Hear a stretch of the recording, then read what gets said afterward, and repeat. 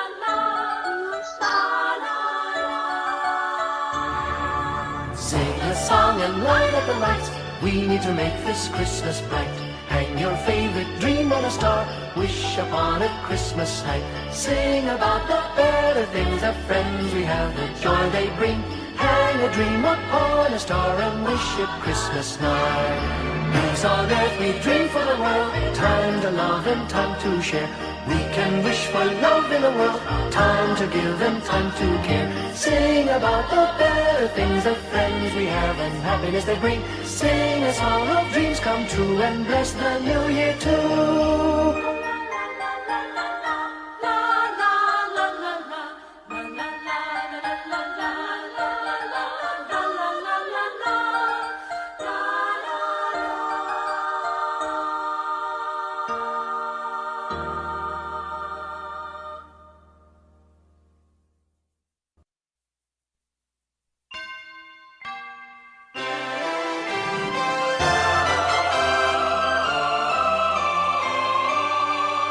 Can you hear the sound of life heard in the laughter of children at play?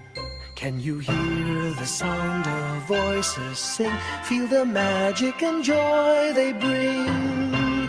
Can you hear the laughter? Can you hear the music? Sing with your heart, it's the song of life. Can you hear it? Can you feel it? It's the magic in your heart. It's the music, the sound of life. Can you hear the Christmas bells ring and the sound of the carolers too? Can you hear the message far and near? Merry Christmas, the Lord is here. Can you hear the laughter? Can you hear the music? Sing with your heart, it's the song of life. Can you hear it? Can you feel it? Sing the message loud and clear. Merry Christmas, the Lord is here. La la la la la la la la la la la la la la la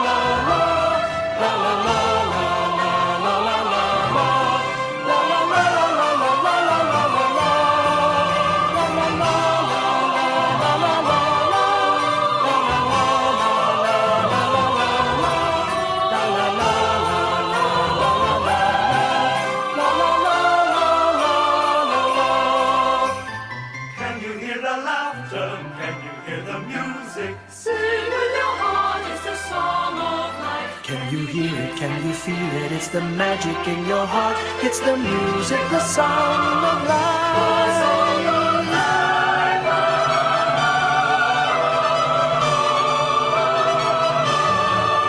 Can you hear the message far and near? Merry Christmas, the Lord is here. Can you hear the laughter? Can you hear the music? Sing with your heart. It's the song of life. Can you hear it? Can you feel it? Sing the message loud and clear. Merry Christmas, the Lord is here.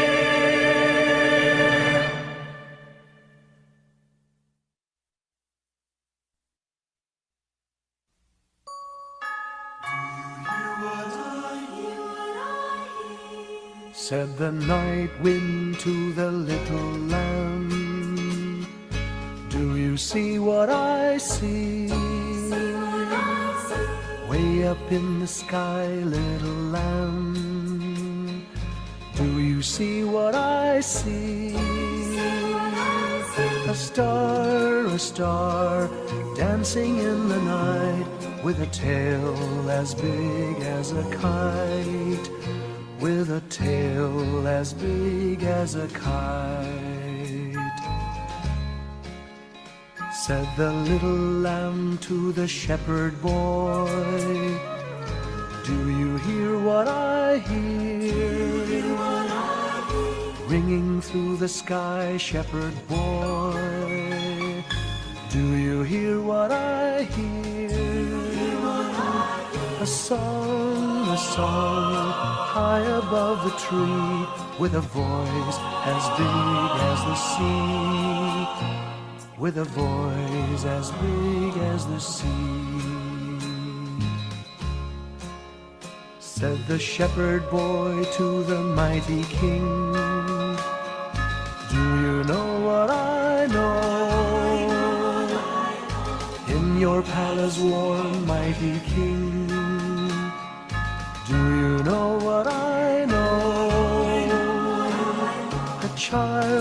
child shivers in the cold, let us bring him silver and gold. Let us bring him silver and gold.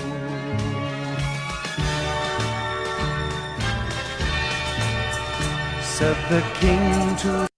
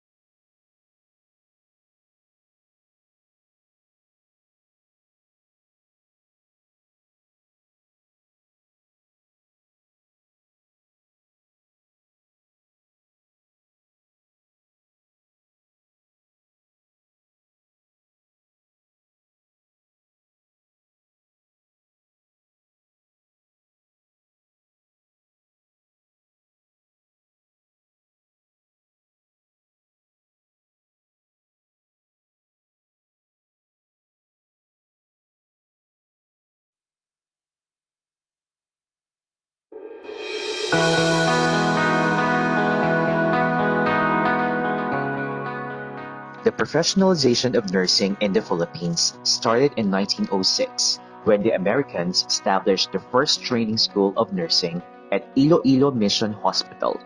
In 1907, the first 3 schools of nursing were established in the Philippine General Hospital, Mary Johnston General Hospital, and St. Luke's Hospital School of Nursing. In 1922, Anastasia Gidon Tupas conceived the idea of organizing the Filipino Nurses Association. On October 22, 1922, the FNA was formally inaugurated with Mrs. Rosario Delgado as its first president. In January 1924, the FNA was incorporated. In 1929, the nursing curriculum was revised, which paved the way for the acceptance of FNA as a member of the International Council of Nurses. 1935 was marked by the publication of the first nurses' hymn. In 1953, FNA sponsored Bill No. 409, which later became RA 877, upon the signature of President Elpidio Quirino on June 19, 1953. RA 877 was thought of as the first true Philippine nursing law. In 1966, the Filipino Nurses Association was changed to the Philippine Nurses Association, or PNA. Other than the Golden Jubilee in 1972, the 70s is remembered with many tangible developments and contributions to nation building by the PNA. 1975 also marked the beginning of the Anastasia Gidon Tupas Award for Outstanding Nurses with the following noted recipients. It was also in the 70s, 1978 specifically, when the House of Delegates was created, which originally was composed of chapter presidents and selected PNA members until in 1980, when the HOD became a yearly activity as a part of the annual PNA convention. Through time, the PNA provided an avenue for nurses to address their concerns in the workplaces and to safeguard the nurses' rights. The PNA has established its caring legacy. After 100 years, PNA continues in her caring legacy for the health and welfare of the Filipino, transformed to lead in the field of education and contributing to the political arena that has social impact to the lives of the Filipino people.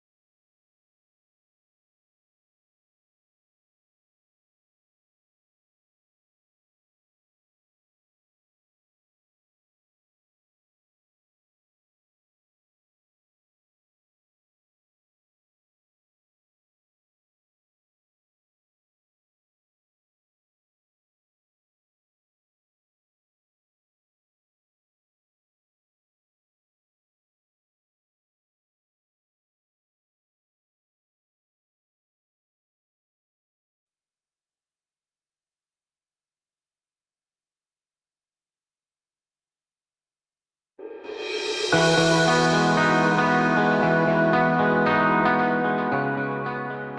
professionalization of nursing in the Philippines started in 1906 when the Americans established the first training school of nursing at Iloilo Mission Hospital. In 1907, the first three schools of nursing were established in the Philippine General Hospital, Mary Johnston General Hospital, and St. Luke's Hospital School of Nursing. In 1922, Anastasia Gidon Tupas conceived the idea of organizing the Filipino Nurses Association. In October 22, 1922, the FNA was formally inaugurated with Mrs. Rosario Delgado as its first president. In January 1924, the FNA was incorporated. In 1929, the nursing curriculum was revised, which paved the way for the acceptance of FNA as a member of the International Council of Nurses. 1935 was marked by the publication of the first nurses' hymn.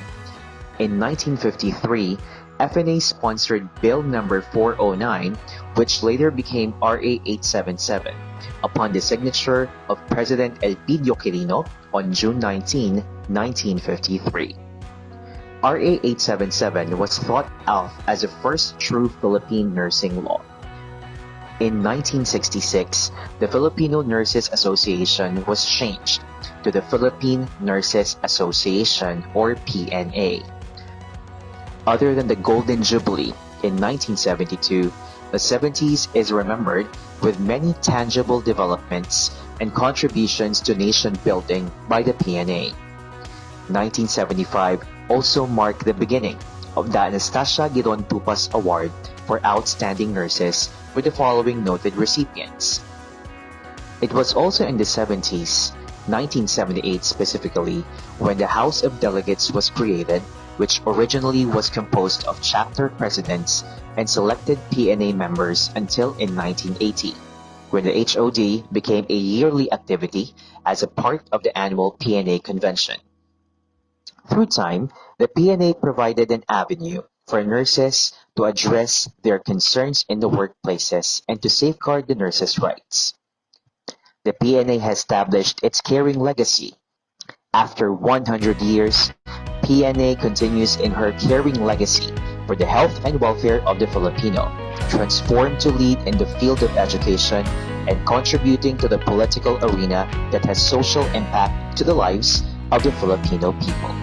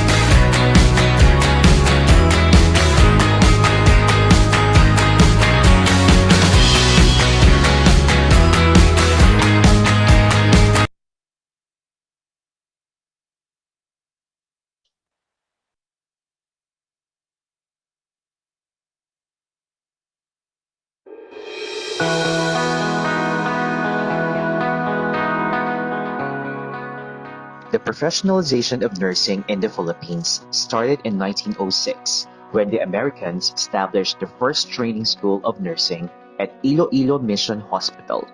In 1907, the first three schools of nursing were established in the Philippine General Hospital, Mary Johnston General Hospital, and St. Luke's Hospital School of Nursing.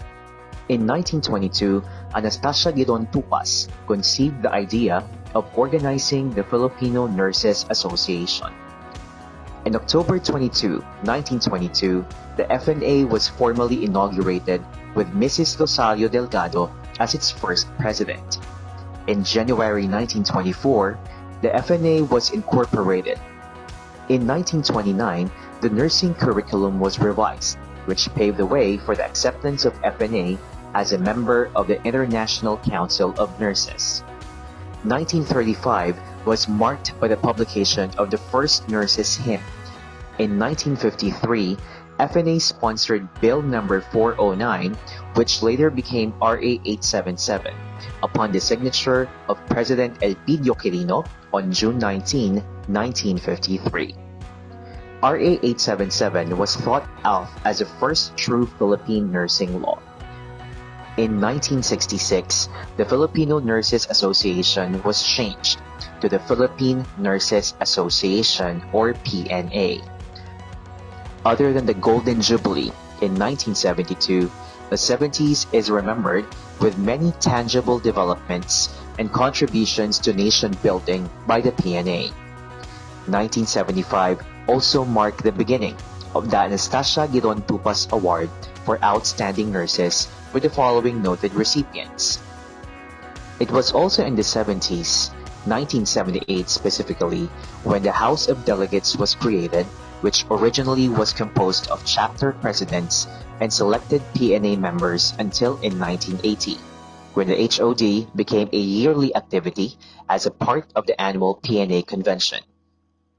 Through time, the PNA provided an avenue for nurses to address their concerns in the workplaces and to safeguard the nurses' rights. The PNA has established its caring legacy. After 100 years, PNA continues in her caring legacy for the health and welfare of the Filipino, transformed to lead in the field of education and contributing to the political arena that has social impact to the lives of the Filipino people.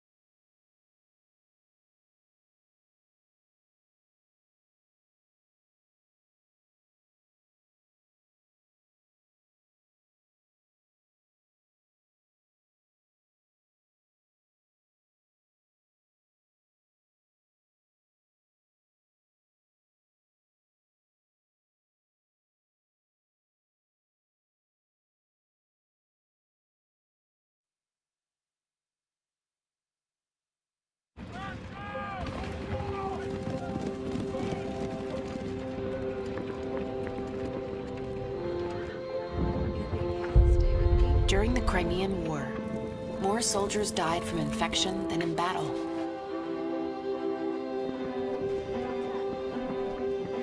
Until a nurse introduced sanitary practices still in use today.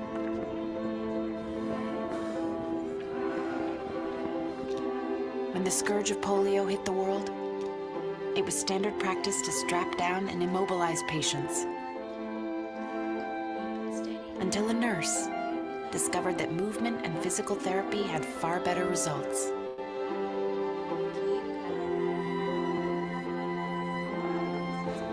In the 1950s, jaundice was a leading cause of infant death, until a nurse found that a few hours of sunlight could actually cure the condition. At the dawn of the AIDS epidemic, no one knew how the disease spread, so patients were kept quarantined and alone, until nurses defied convention and embraced them with compassion.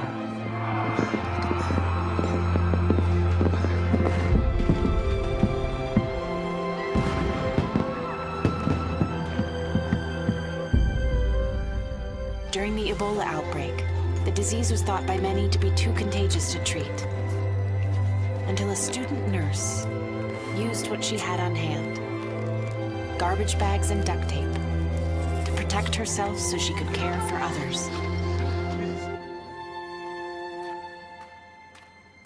And cerebral palsy robbed many patients of their ability to speak, until a nurse gave them back their voices.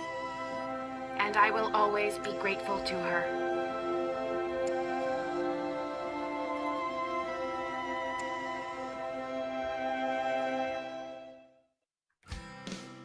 Alam mo na ba?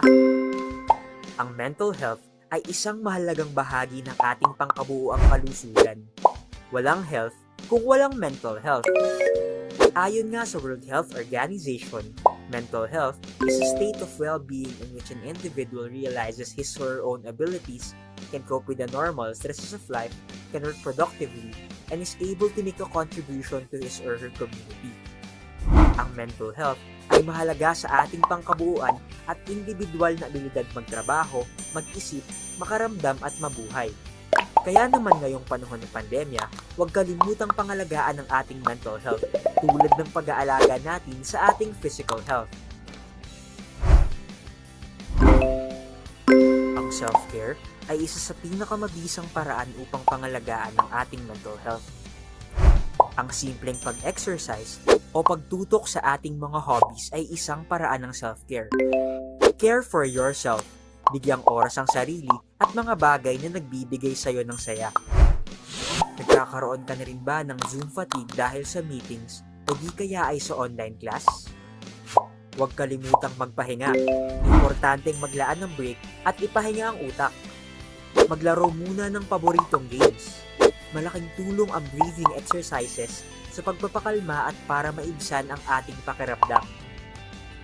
Matuto ring mag-set ng boundaries para sa iyong work-life balance. Matutong irespeto ang work boundaries ng iyong mga katrabaho. Dahil sa pandemya ang ating kinakaharap, hindi mapigilan na tayo ay mapalayo sa ating mga mahal sa buhay. Ngunit hindi dapat maging hadlang ang distansya upang tayo ay mag-hashtag care for others. Nakumusta mo na ba sina lolo at lola this week? How about sina mama at papa? Mga kapatid, kaklase? Kung hindi pa, ang isang simpleng kumusta sa pamamagitan ng video or voice calls o text messages ay tiyak na makatutulong sa kanilang mental well-being. Care for others, ang isang malakas na support system ay nakakatulong rin sa pagpapabuti ng ating mental health. Kung ikaw o sino man sa iyong kakilala ang nangangailangan na makipag-usap sa isang mental health professional, tumawag lamang sa mga numerong ito mula sa National Center for Mental Health. Ito ay libre lamang at kahit sino ay pwedeng tumawag. Ngayong panahon ng pandemya, hindi biro ang pinagdadaanan mo, kaya naman make sure to care for yourself and care for others para sa isang healthy Pilipinas.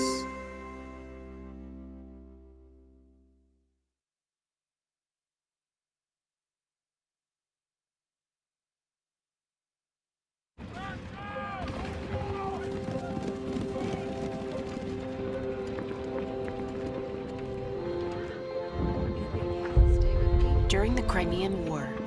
More soldiers died from infection than in battle.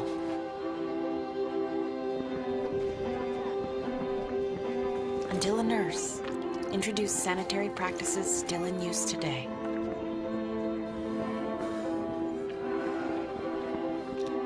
When the scourge of polio hit the world, it was standard practice to strap down and immobilize patients. Until a nurse discovered that movement and physical therapy had far better results.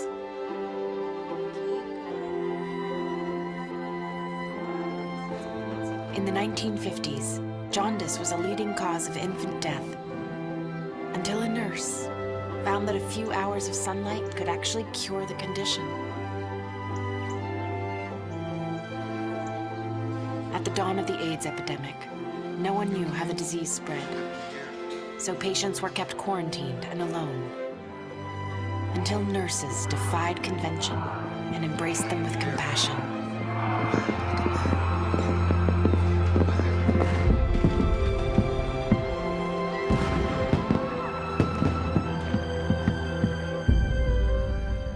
During the Ebola outbreak, the disease was thought by many to be too contagious to treat, until a student nurse used what she had on hand, garbage bags and duct tape, to protect herself so she could care for others. And cerebral palsy robbed many patients of their ability to speak, until a nurse gave them back their voices. And I will always be grateful to her.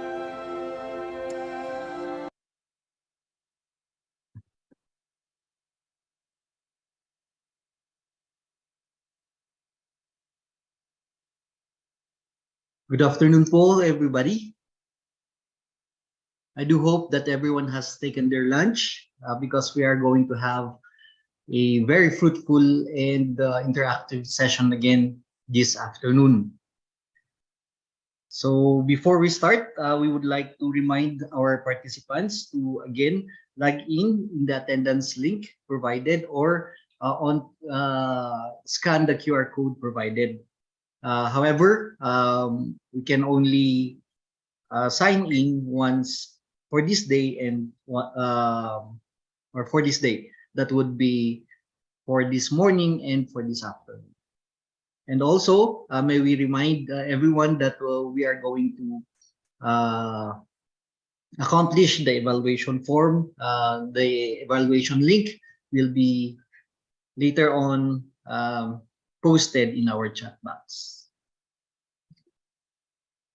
So with that, ladies and gentlemen, we welcome you back to the second or in the afternoon session of our regional convention this year 2022.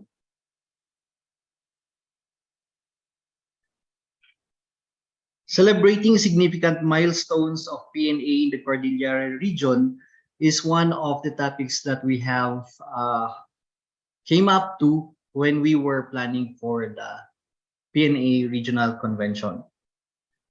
And we were lucky to have two speakers who will be enumerating or discussing to us how we are to celebrate the significant milestones of PNA. Our first speaker is an educator at the Mountain Province Polytechnic College.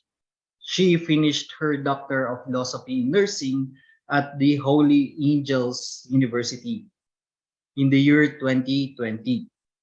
As a researcher, she has published her researches in nursing journals. Ladies and gentlemen, the current Vice President of the PNA Mountain Province Chapter, let us all welcome Dr. Georgina Mascay. Okay, just allow me to share my slides.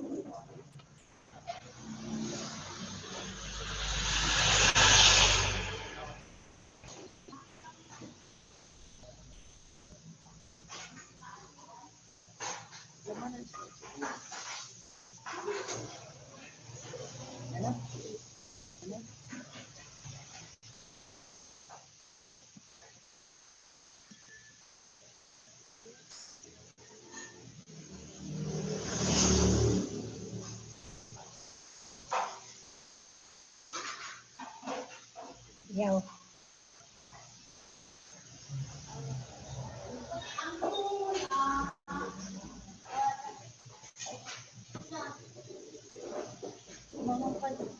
Alala, I have a problem on this.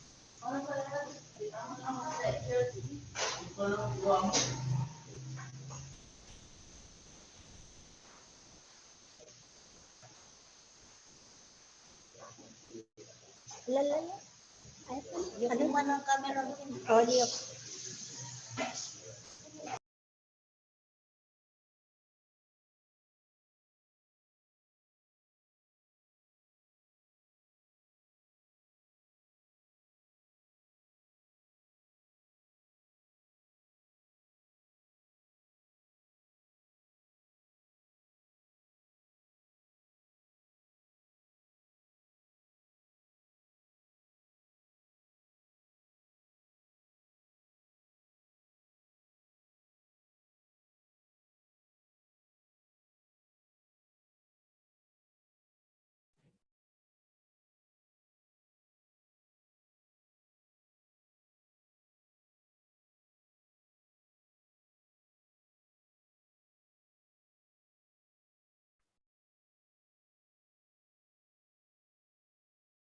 While our speaker is preparing for her PowerPoint presentation, may we also, maybe you can have, or you have some questions that may have not been addressed a while ago or this morning.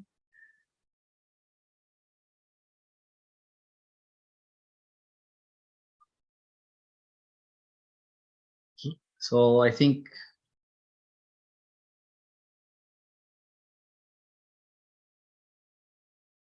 Ma'am Georgina, nakakuan kanina, your slides were presented earlier, pero nawala ngayon.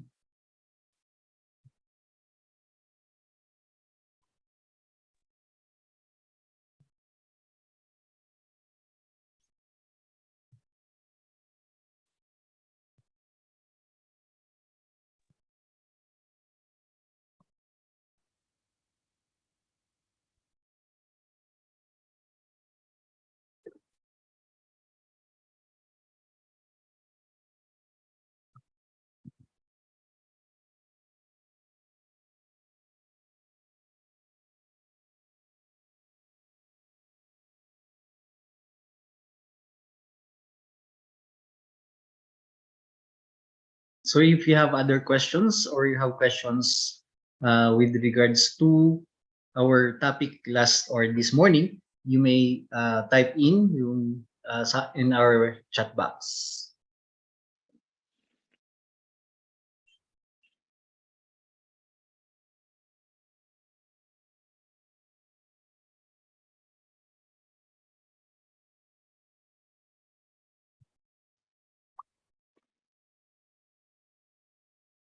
Yan po ma'am, i-presenter view na lang po ninyo po.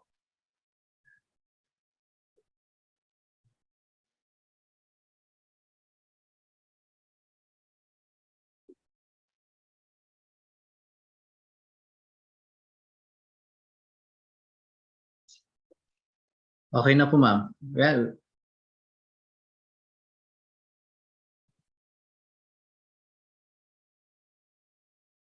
ma'am, nakamute po kayo ma'am, and ang nakikita namin po, hindi po yung presentation niyo ma'am.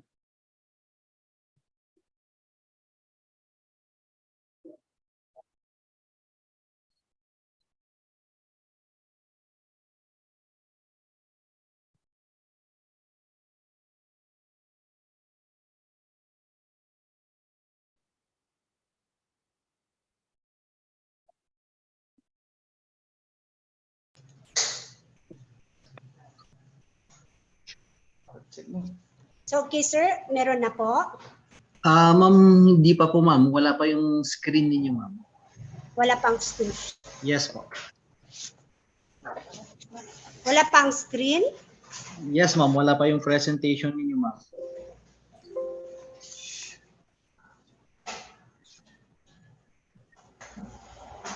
Ma'am Georgina, napindot ko yata yung stop sharing kanina kaya nawala pa yung presentation nyo. Share screen.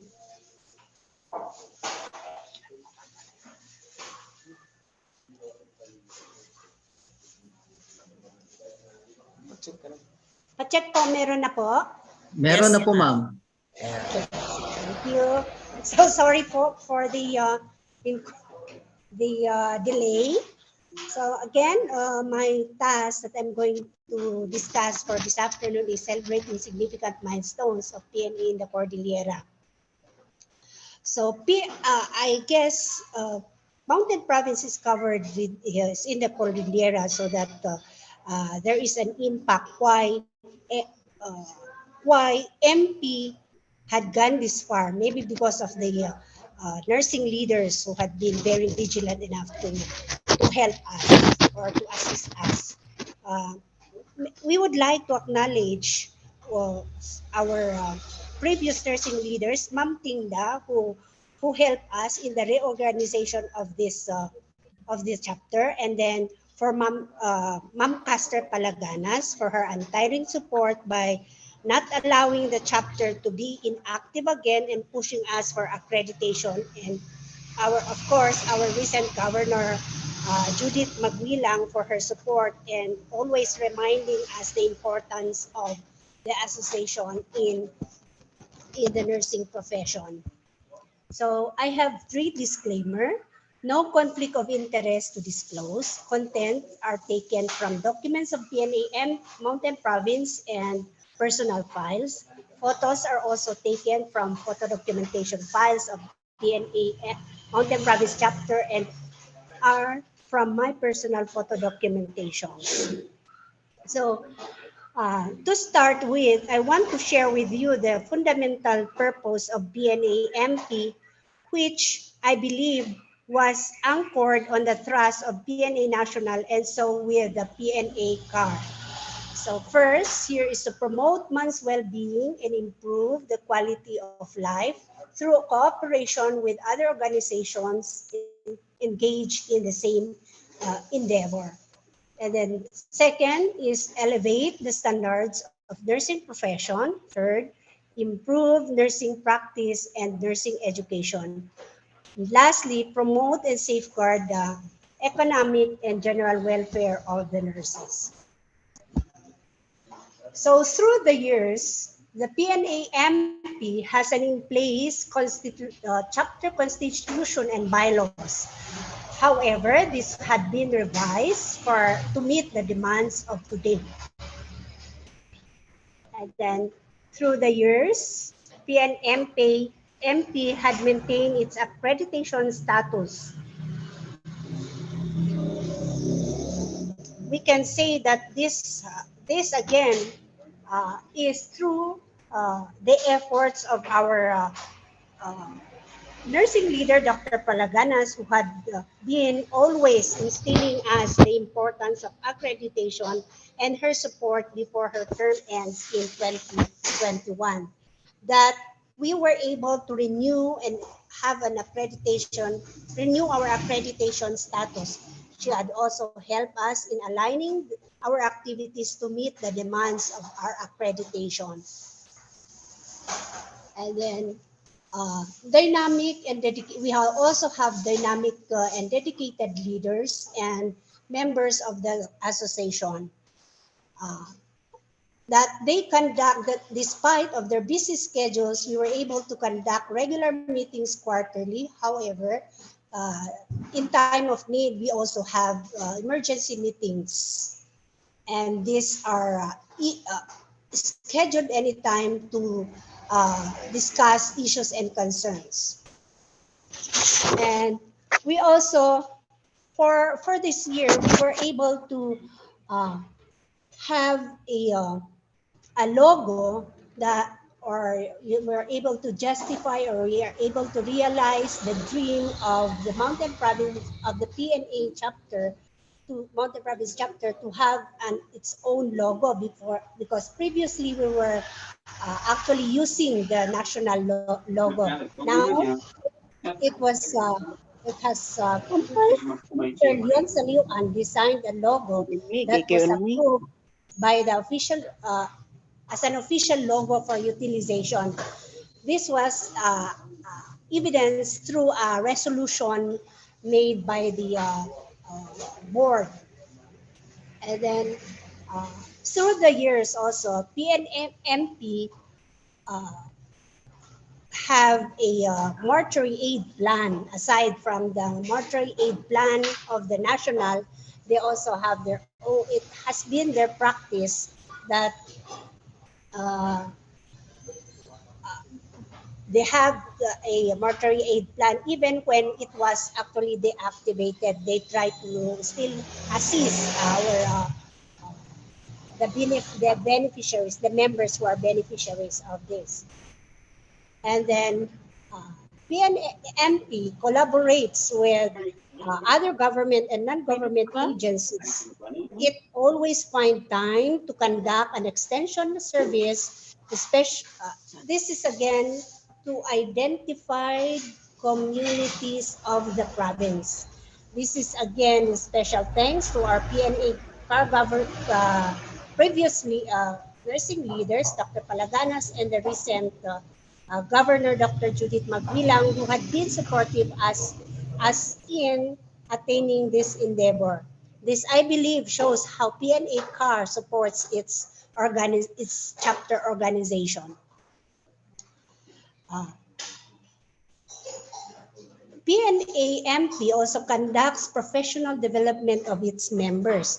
This is a way of elevating the standards of the nursing profession as one of its MP's fundamental purpose.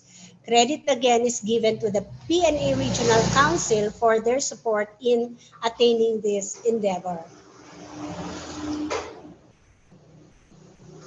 So, financial assistance or loans are also given or also available for the members, especially in support to their professional and personal development. So this chapter had also crafted a policy which is also in place regarding this matter. So we have here as an evidence, we have here the form that the member who is actually applying for this financial assistance is going to accomplish. Now, we also have challenges. We also have challenges, just like in any other professional organizations or just like in any other chapters that PNAMP, we cannot say it's perfect. They also are facing many challenges through the years. However, PNAMP is still optimistic to address the challenges. So we have actually 2, 4, 5 challenges. It had been again a dream of the PNAMP to have an office or headquarters equipped with office paraphernalia to be able to serve, assist its members better. So members will easily access when they need documents like that. The PNAMP leaders started working on this issue. The second challenge that the PNAMP is actually going through is the decrease of membership. So it is very evident that during the face-to-face application, there are lots of members, but now there is a drop of membership. And another is as the journey of PNAMP was revisited this year, the PNA CAR Governor challenged the chapter to come up with a historical sketch of the PNA chapter. However, because of memory gaps of the key people to be interviewed, this has been considered a work in progress, and hence the MP chapter is actually accepting the challenge of the governor.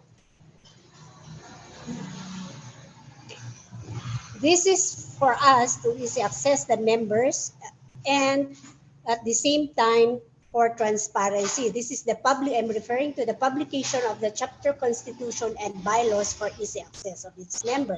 Another challenge that was accepted by the chapter is adapting a barangay. So they actually had already or shall I say, this is again another work in progress of the chapter.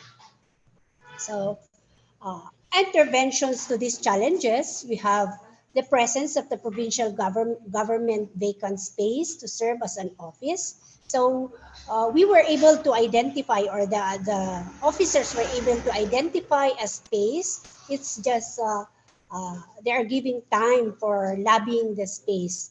And then another is a request for an alternative mode of registration as a member. So if we could, if the PNA MP is actually requesting if we could have an alternative mode of registration, since not all of the or maybe due to internet access of other nurses in the province. And then there is a presence of key people to be interviewed, and creation of website for publication of the chapter constitution and bylaws for easy access of the members and other activities of the association. And there, as I've said a while ago, the presence of a potential barangay to be adopted by the organization, which was already identified by the officers. And then this is the hope of PNA MP. So despite the hectic schedules of the officers to present the need for the office of the provincial governor and the provincial board chair for health, PNA MP still hopes that having an office will still come to a reality. And then second is willingness of the regional council to help resolve the issue on membership, because actually this is a very big issue on us, because there is really a drop of membership. Other members who have knowledge on the history of PNA MP will be able to help, and easy access of members on matters concerning PNA MP. And the last one is able to adopt a barangay. So thank you very much for listening.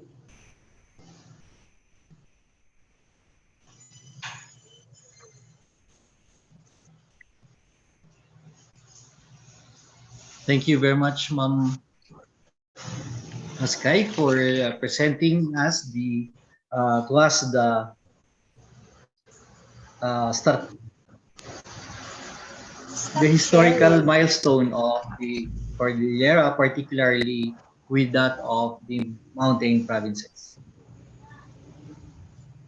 To add with the significant milestones of PNA in the Cordillera Administrative Region, our second speaker is one of the staff nurses currently assigned in the intensive care units of the Pine City Doctors Hospital.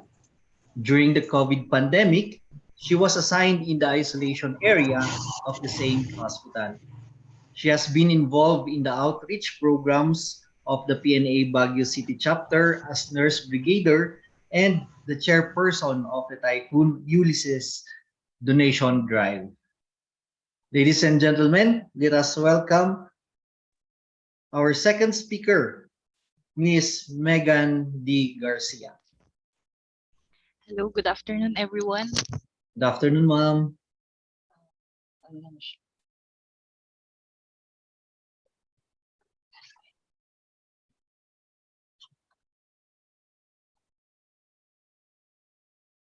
Sir, kita po ba yung screen? Hello? Presenters na. Meron na po. Ay, okay.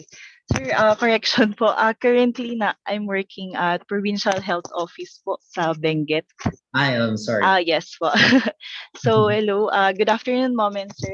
It's an honor to be here to share my experiences with PNA, especially Baguio City chapter. That is worthwhile celebrating, and I just want to greet everyone Merry Christmas and a Blessed New Year. My task for this afternoon to talk about is celebrating significant milestone of PNA in the CAR. So here. So hello to all nurses, nurses leaders, and to each and every one of us in this room. So picture talks about the group and leadership and the beginning of being a professional nurse at the same time. PNA Baguio City chapter. PNA Baguio City has been outstanding chapter, besting all the 1995 to 97 local chapters and 15 to 16 international chapter in the following years, year 2021, 2020, 2019, 2018, 2012, 2010, 2008, and 2002. However, in year 2020, it was not declared as outstanding, but it garnered the highest score among the 5 chapter candidates because it didn't reach the cut-off score. So as you can see, no, ang daming years na naging outstanding din po tayo. So next po, opportunities. It will talk about activities done to help our co-nurses and other people who are in need of our help. Opportunities that will hone us and mold us to become the leader or the nurses that we are at this moment. So first, sharing with you some of my slides more on pictures, and I will be able to describe each of the pictures. So first is the support drive. That was year 2016. First year college pa lang po ako. So naging instructor ko po dito si Ma'am Carmen Bolinto, and she really invited us to support the drive to unite na lahat tayo magkaisa para i-raise ang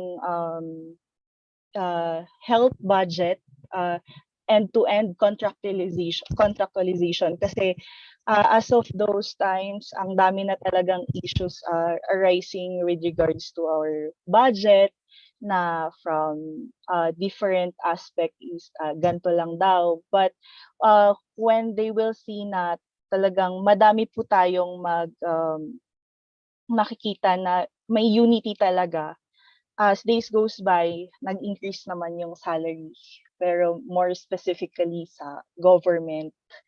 And eventually, as was talk about our other keynotes and guest a while ago, as time goes by, it will also reach to our co-nurses, colleagues in private sectors.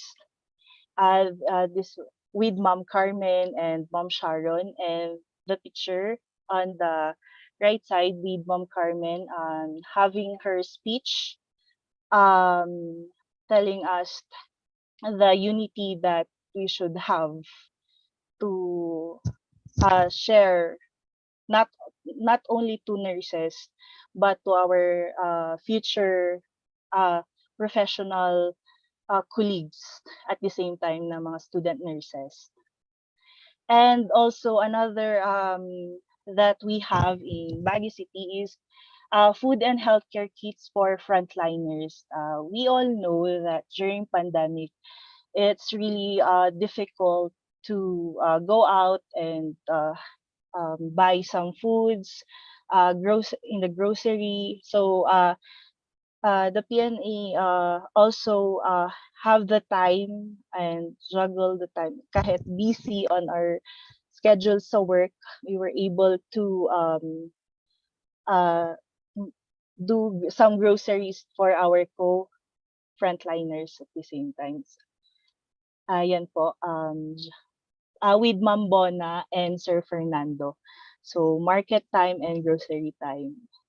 And next is biggest mobilization of PNA Baguio City of many nursing organizations in order to provide personal protective equipment and other need assistance during the COVID-19 pandemic with the following numbers. So before I'm going to share with you the organization, these pictures, posters, and behind those CNBA COVID-19 Angels with Ma'am Cheryl Bandaay, the chairperson, with Ma'am Carmen and Ma'am Dr. Caster Palaganas.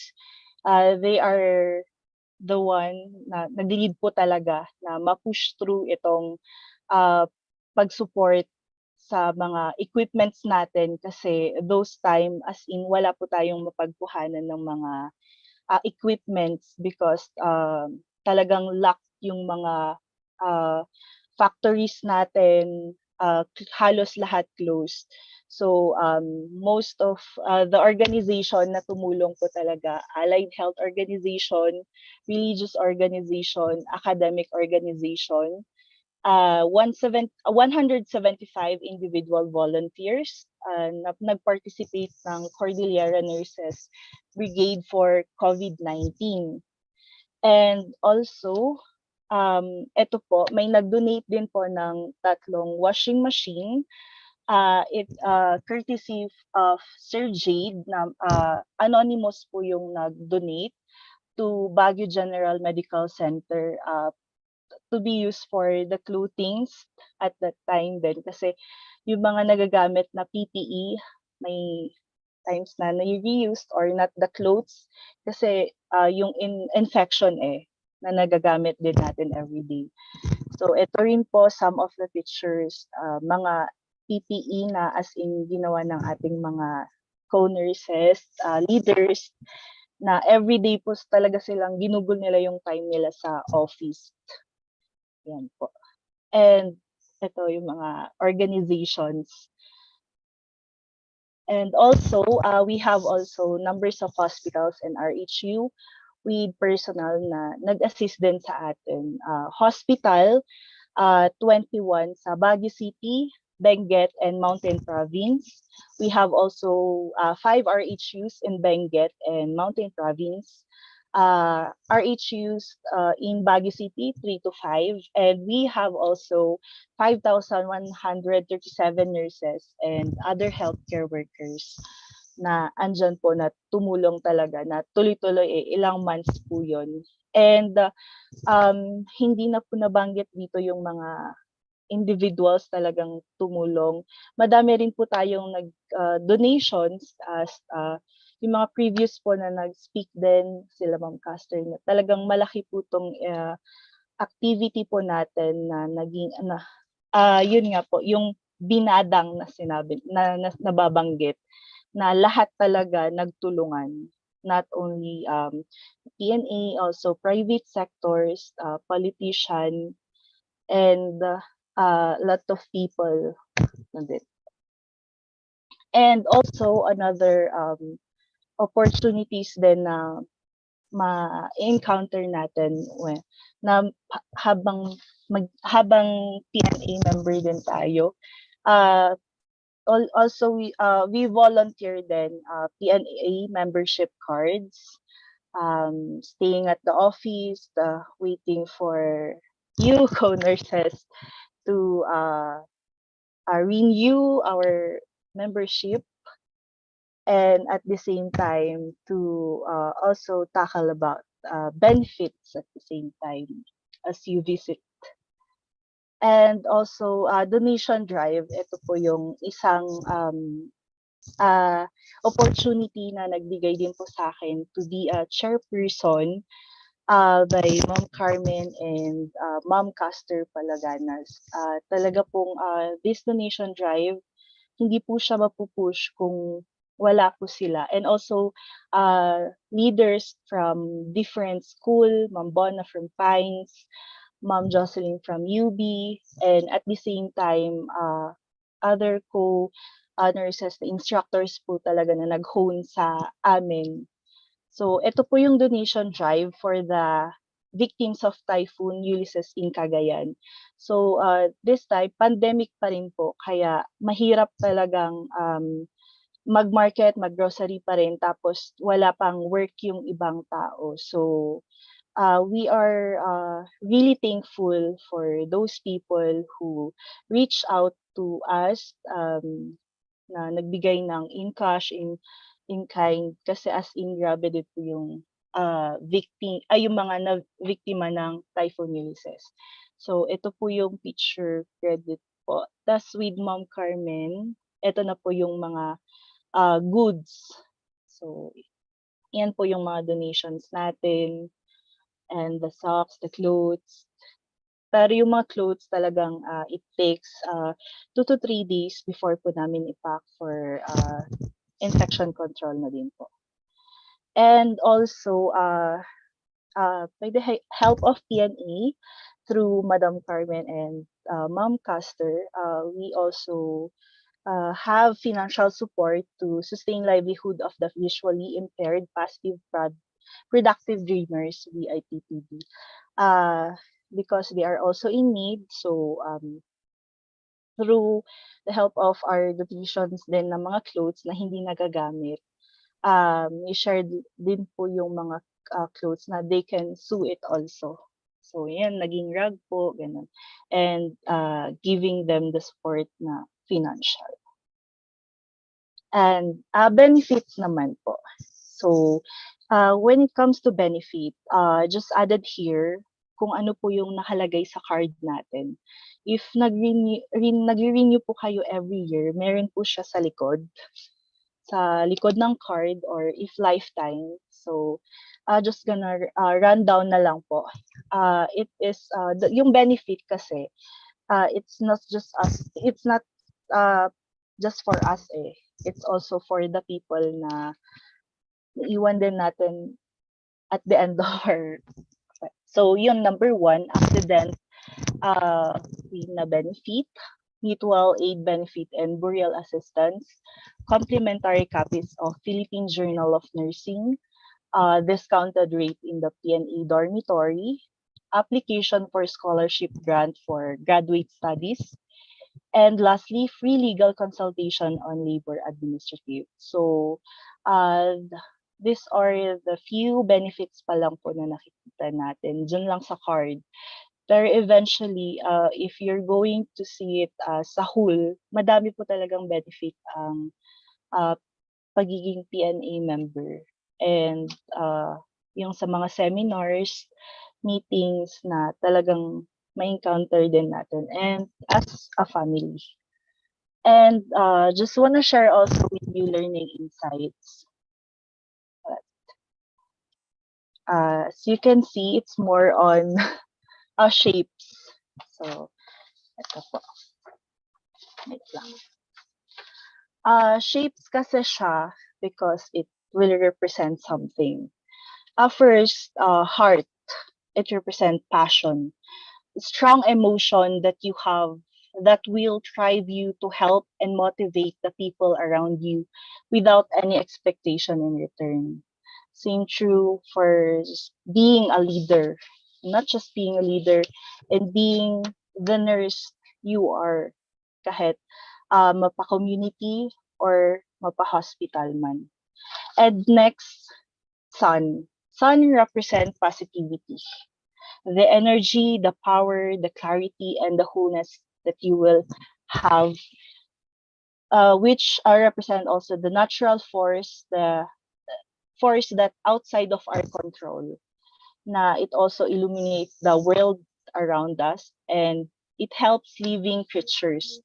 So more on the positivity, kahit anong challenges or circumstances that will arise around us, still positivity will always remain above.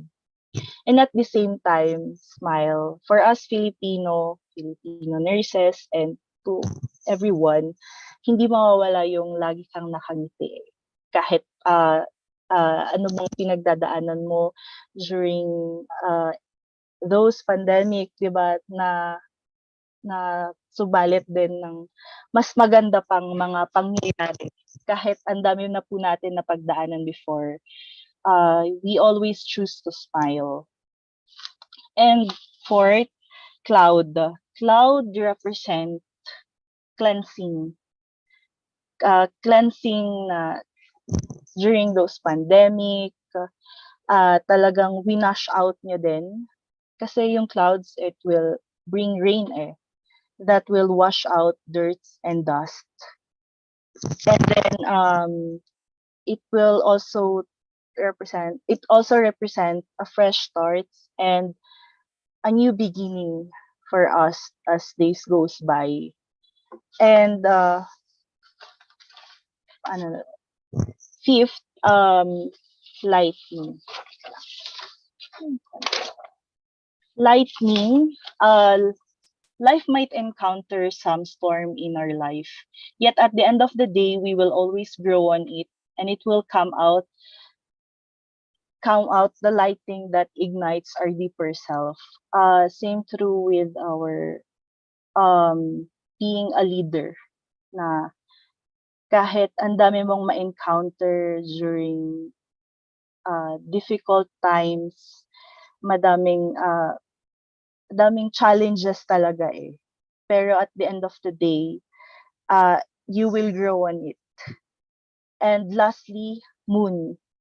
Moon represent rest. Kasi all of us, we need rest, time to rest, and season of the earth.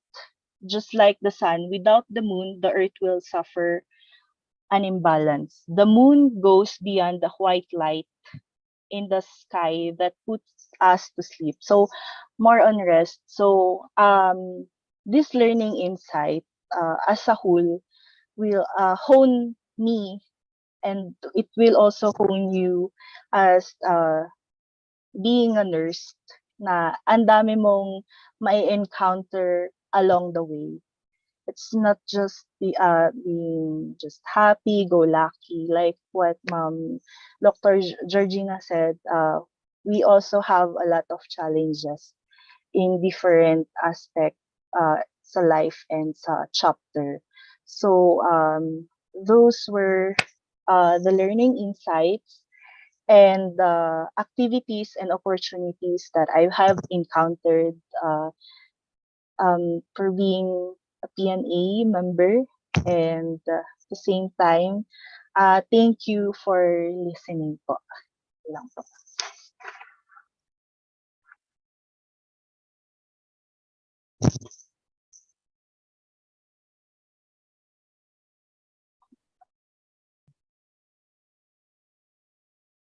Maribel? Yes, sir. Thank you, Ms. Megan Garcia, for sharing the milestone of Baguio chapter, and we are also very fortunate to have you during the pandemic. So, do we have other? Okay, so no other questions po. Also, we maybe call on Ma'am Judith and Ma'am Carmen to award the certificate of appreciation to our guest speakers for the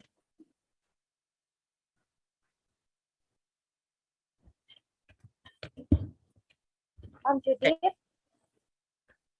Yes, knowledge. Thank you very much, Ma'am Georgina and Ma'am Megan, for your presentations. Now it is time for us to award your certificate of appreciation. I will be reading the same content for both of you. So certificate of appreciation is awarded to Dr. Georgina P. Mascay and Miss Megan Garcia in grateful appreciation of her invaluable contribution as plenary speaker during the PNA CAR Regional Convention 2022. With the theme PNA at 100 and Beyond, inspired by a caring legacy transformed to lead, held on December 27, 2022, given this 27th day of December 2022 through Zoom virtual platform.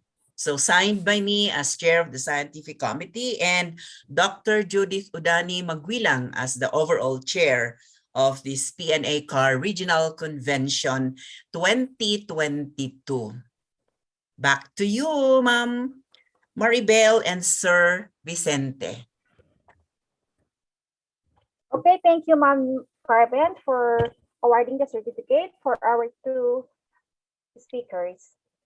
So we now go on to the next part of the afternoon session. Introducing to you our next speaker. She specializes in nursing management and maternal and childhood nursing, and she was awarded the Best Thesis Award at the Lerma Colleges and as a frontliner during the pandemic. She is a BSN graduate of the Pine City Colleges and further pursue her degree as Master's in Education and Master's in Nursing. She finally graduated as Doctor of Education from the St. Paul, Manila. She had been a guest speaker, lecturer in various seminars and trainings. She is the Dean of the College of Nursing of the University of the Cordilleras and the President of the Cordillera Association of Nursing Deans from 2017 until the present. She is also a member of the ADPCN and now the governor of the PNA CAR. Presenting to you our very energetic speaker for this afternoon, Dr. Judith Odani C. Magwilang. Thank you so much, Maribel, for that very kind introduction. Yeah, this is me. My picture there was taken last year. So do not look at my picture, you look at my face.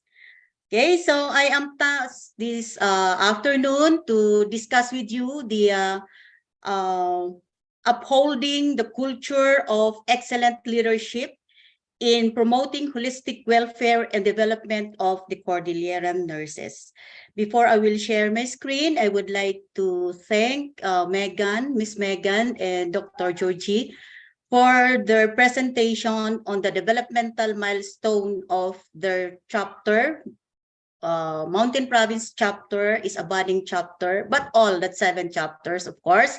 But Baguio City chapter is, of course, have proven themselves, or the chapter have proven its capacity to lead. And because Baguio City chapter was once also a holder of the Hall of Famer as the best chapter, besting all other chapters in the whole Philippines. So as Megan have said. Okay, so thank you and for the sharing, Megan and Dr. Georgie. I hope that we all continue and do our best for and to lead and inspired by the caring legacy that is being worth emulating for by Anastasia Giruntupas. Now let me share my screen.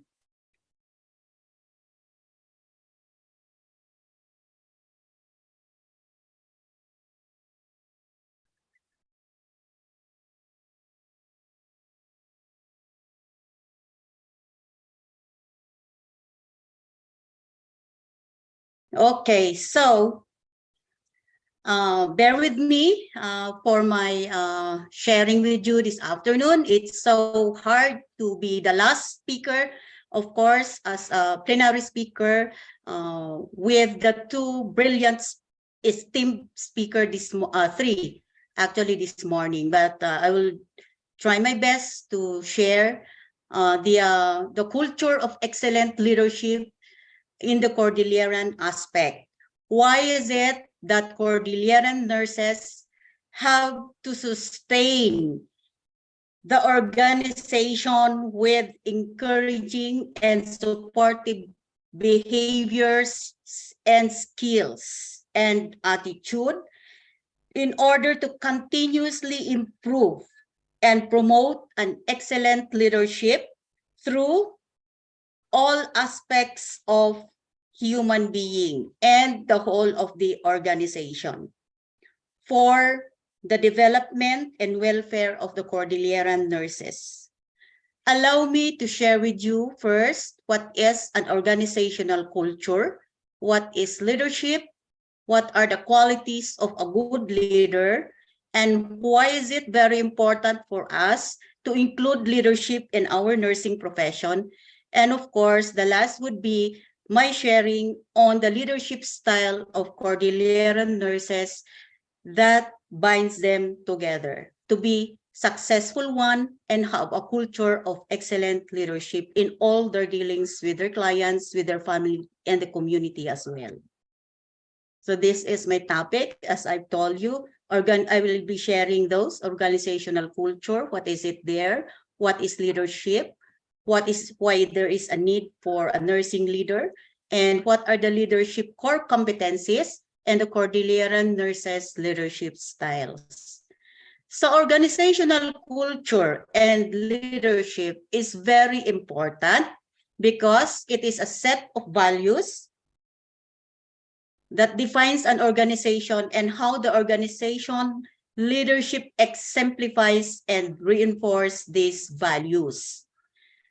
These behaviors are defined and the action of the organization expects employees to take and create a positive environment while helping the organization and the employees succeed.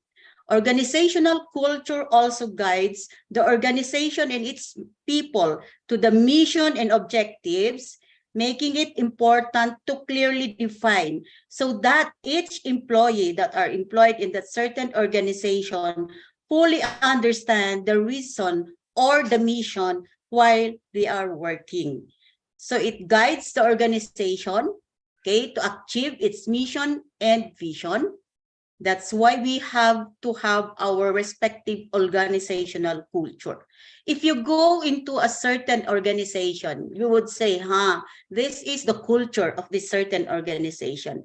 Napaka-bait yung mga nurses natin. Sabi ni Megan kanina, smiling pa rin tayo kahit na ang dami nating problema sa ating organisasyon, sa ating trabaho at sa ating pamilya. Kaya tayo yon mga nurses. Yun ang organizational culture natin that we build not overnight but all throughout the years.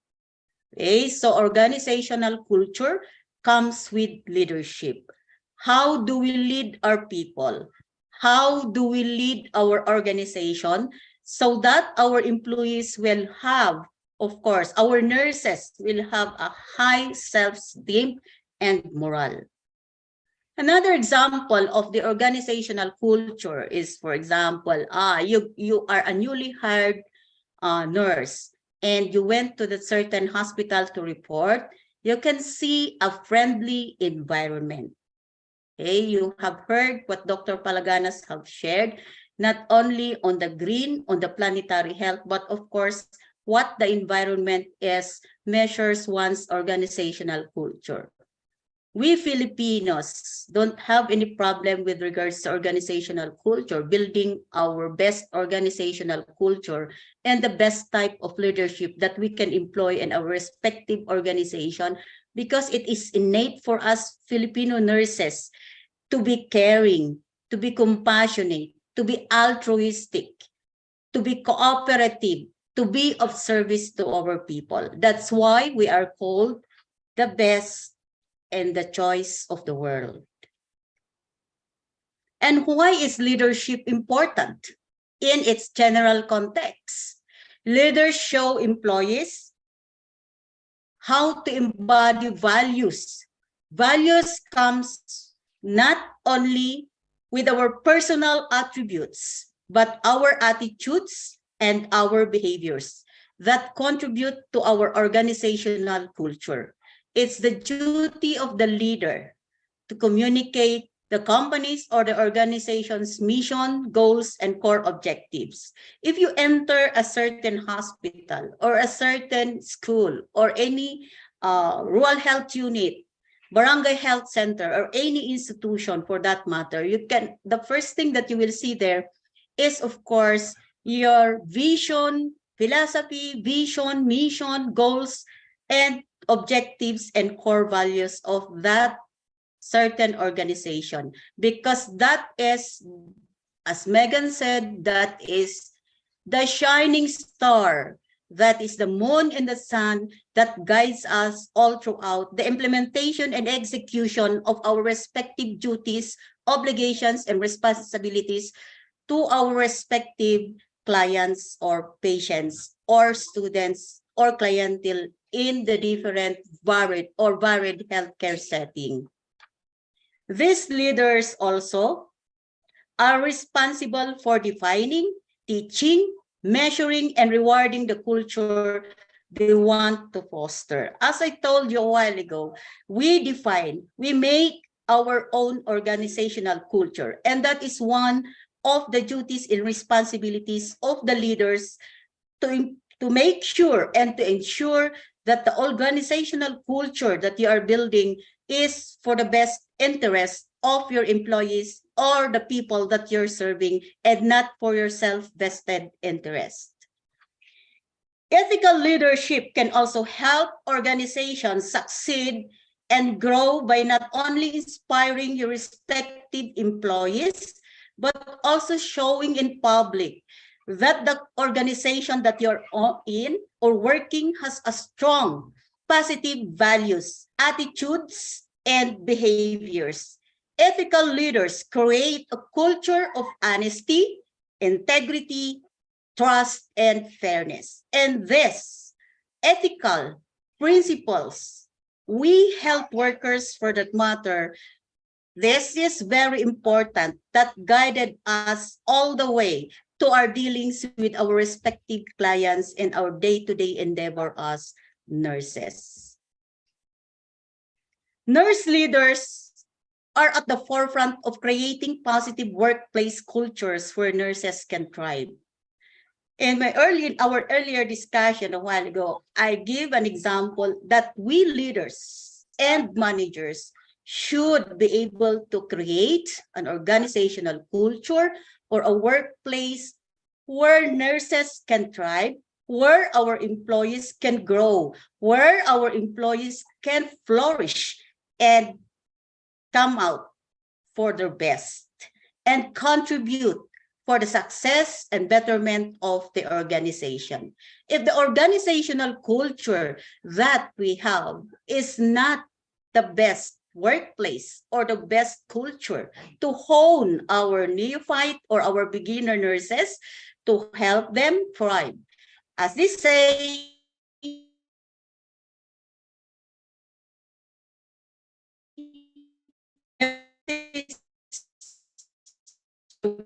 grow because we have to learn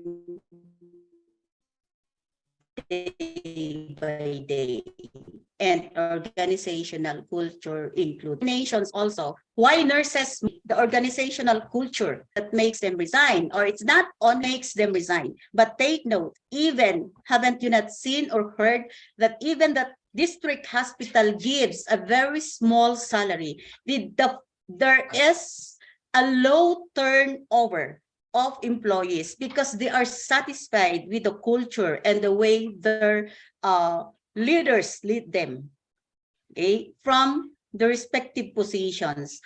There might be some reasons like change employers or leave the profession for a greener pasture. Altogether, nurturing favorable workplace environment is a powerful way to support nurses in experiencing optimal career satisfaction and productivity. So say it goes well with nurses. We nurture, we let them thrive, we let them grow so that they will have career satisfaction and productivity. So what is nursing leadership? Okay, the nursing leadership is the ability to inspire, to influence and motivate nursing staff and our employees and other healthcare workers to work together to achieve their highest potential and collective organizational goals. Remember that we should be guided with our philosophy, vision, mission, objective or goals and core values of the organization that we are working, because that is our day-to-day guide. And of course, we do not forget that as we lead, we should not forget the ethical principles that we have to maintain at its highest standard and practice. Why is nursing leadership very important to us nurses? Even if you are not a leader now, or even if you are not occupying a position, we lead in a different way. It does not matter what our position is, we lead. Still, we lead because according to Dr. Bell, the COVID-19 pandemic highlighted more than ever how important strong leadership is for the nursing profession. The pandemic forced the nursing profession to respond to a rapidly changing and increasingly complex healthcare environment. So going back again to the organizational culture in the environment that we have. All of these changes does not have a silver lining. According to Dr. Bell, the pandemic serves as a catalyst for change and innovation as nurse leaders from all levels of the nursing profession that responded to the new challenges presented by the COVID-19. We heard Megan told us a while ago how the PNA Baguio City chapter have contributed to during the pandemic brought about by the COVID-19, and that gives a global health crisis. How the Cordillera nurses work together in order for us to fight the COVID-19 pandemic. And here it is. We are all here again, attending webinars. We are healthy, we are awake, alert, alive, and enthusiastic. Now that the pandemic appeared to be a turning corner, the innovations created by our respective nursing leaders across the healthcare setting will endure, helping to advance the profession as we move into the future. As the theme of our regional convention today, PNA at 100 years and beyond, inspired by the caring legacy and transformed to lead.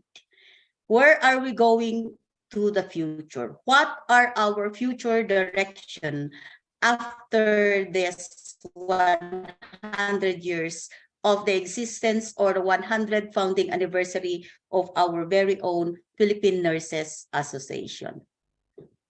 The importance of leadership in nursing cannot be understated. We all know that it is a very important aspect of our nursing profession. Nurse leaders are responsible for making decisions and affecting positive changes in the healthcare world, and as such should be properly equipped to take on this role. Ganon po dapat, ganon ang ating pamamahala sa ating propesyon sa nursing. Kailangan nating maging matibay, tibay ng loob at lakas ng dibdib. Kailangan natin yun para suungin natin ang mas maraming problema patungo sa kinabukasan ng ating propesyon sa nursing. At dapat yon ang role ng ating mga nurse leaders para gabayan tayo sa ating pang-araw-araw na gawain para sa ikakabuti ng ating mga kliyente. Kung saan man yan, maka-community man yan, at maka-hospital man yan, o sa ating sarili at sa ating mga pamilya. Now, we recognize the importance of leadership and nursing. What is then our role as nurse leader? Since we said that it is the primary role of nurses to serve as a role model to the healthcare and team members. Being a role model, we should be able to effectively communicate. Kailangan nating masabi the goals and expectations of each team member is the key to success. Essentially, everyone needs to know the role and the roles of the other team members to be able to work together in attaining common organizational goals. So we are not only working for ourselves, we are not only working for our promotion, we are not only leading ourselves so that we will be recognized, but remember our role as nurses is something that is worth emulating for, going back to what we have learned, that nursing is a calling and a very noble profession that is to serve our co-employees and of service to people across the lifespan on varied health care setting. Leadership, if we remember, begins at the bedside then. By developing and honing the fundamental leadership skills, bedside nurses can positively impact patient outcomes, correct? If we nurses are not there at the bedside, the patient will be left behind. With due respect to the other allied health professionals of maybe our family members or members of the other, it's not other health allied medical professionals. It's not that I am nurse, I am a nurse. And it's not that I am, yung Tagalog na, binubuhat ang sariling bangko. No. We really nurses is needed at the bedside, and our leadership skills, our decision making is very badly needed. And we impact and we make a difference in the lives of the clients, of our clients that we take care every day for a better impact that is safe and quality patient care at all times, regardless of the type of client that we have, the social status, the standing, the religious belief, and the educational attainment as embodied in the professional Nightingale's Pledge for Nurses. Soon, we will be reading that, and so that we will renew our vows later, maybe at the end of our convention. Clinical and bedside nurses uses leadership skills to coordinate, direct, and support patient care and other healthcare team members. They also possess effective communication skills and serve as patient advocate. So we all know that because we've been learning that for 4 years, maybe during our BS nursing. And then when we have our graduate school or fellowship in nursing or whatever, they always emphasize that to us. And so what are the qualities of a good leader in nursing? I would like also to share this. To be effective in influencing and engaging others towards operationalizing the goals, the emotionally intelligent, nurse leaders must be well-versed in both hard and soft skills. Most often than not, we forgot the soft skills. We focus more on the hard skills and the knowledge that we have. Now, we should not forget. So the hard skills refers for the nurse leaders, okay, include advanced clinical knowledge, that is our hard skills, and technical skills that we nurse leaders needs to perform in our respective job. How about soft skills? So soft skills are social skills that need to be consciously developed over time as leadership qualities and organizational culture. Over time, it is not built or it is not taken overnight, and help the nurses leader effectively communicate with peers and subordinates alike. So what are these soft skills? I'd like to emphasize that these are your excellent interpersonal skills.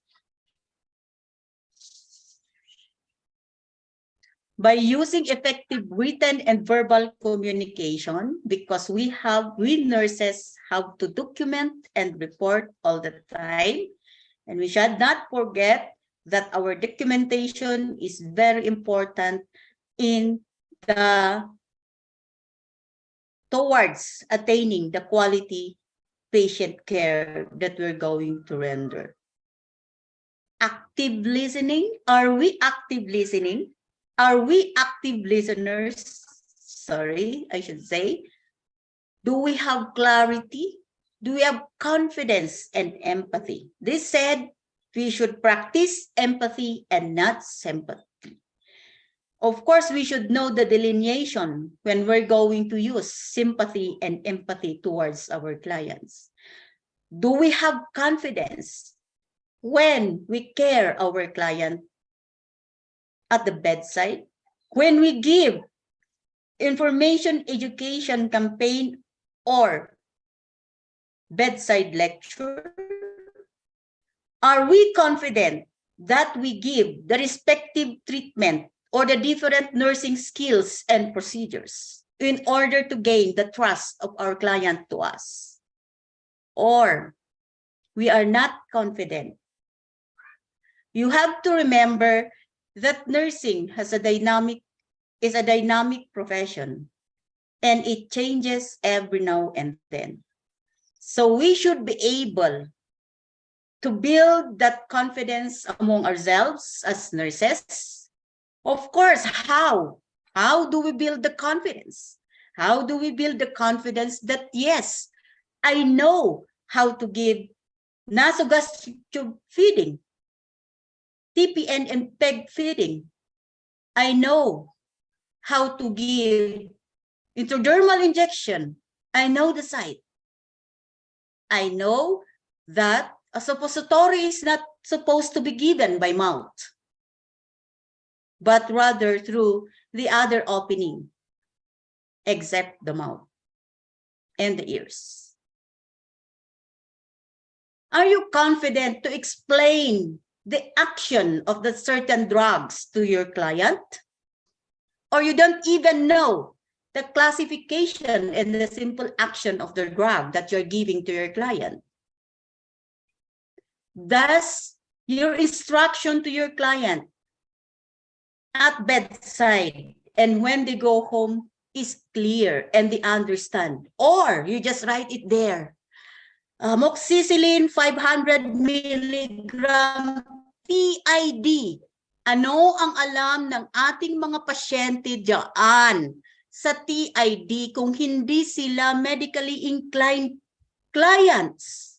So, instead that they're going to take their drugs because your instruction in taking their drugs is not clear, they read amoxicillin 500 milligram TID. TID ang nilagay mo. You should remember that you should give a clear instruction to your client. Do not just write on that envelope when they are discharged.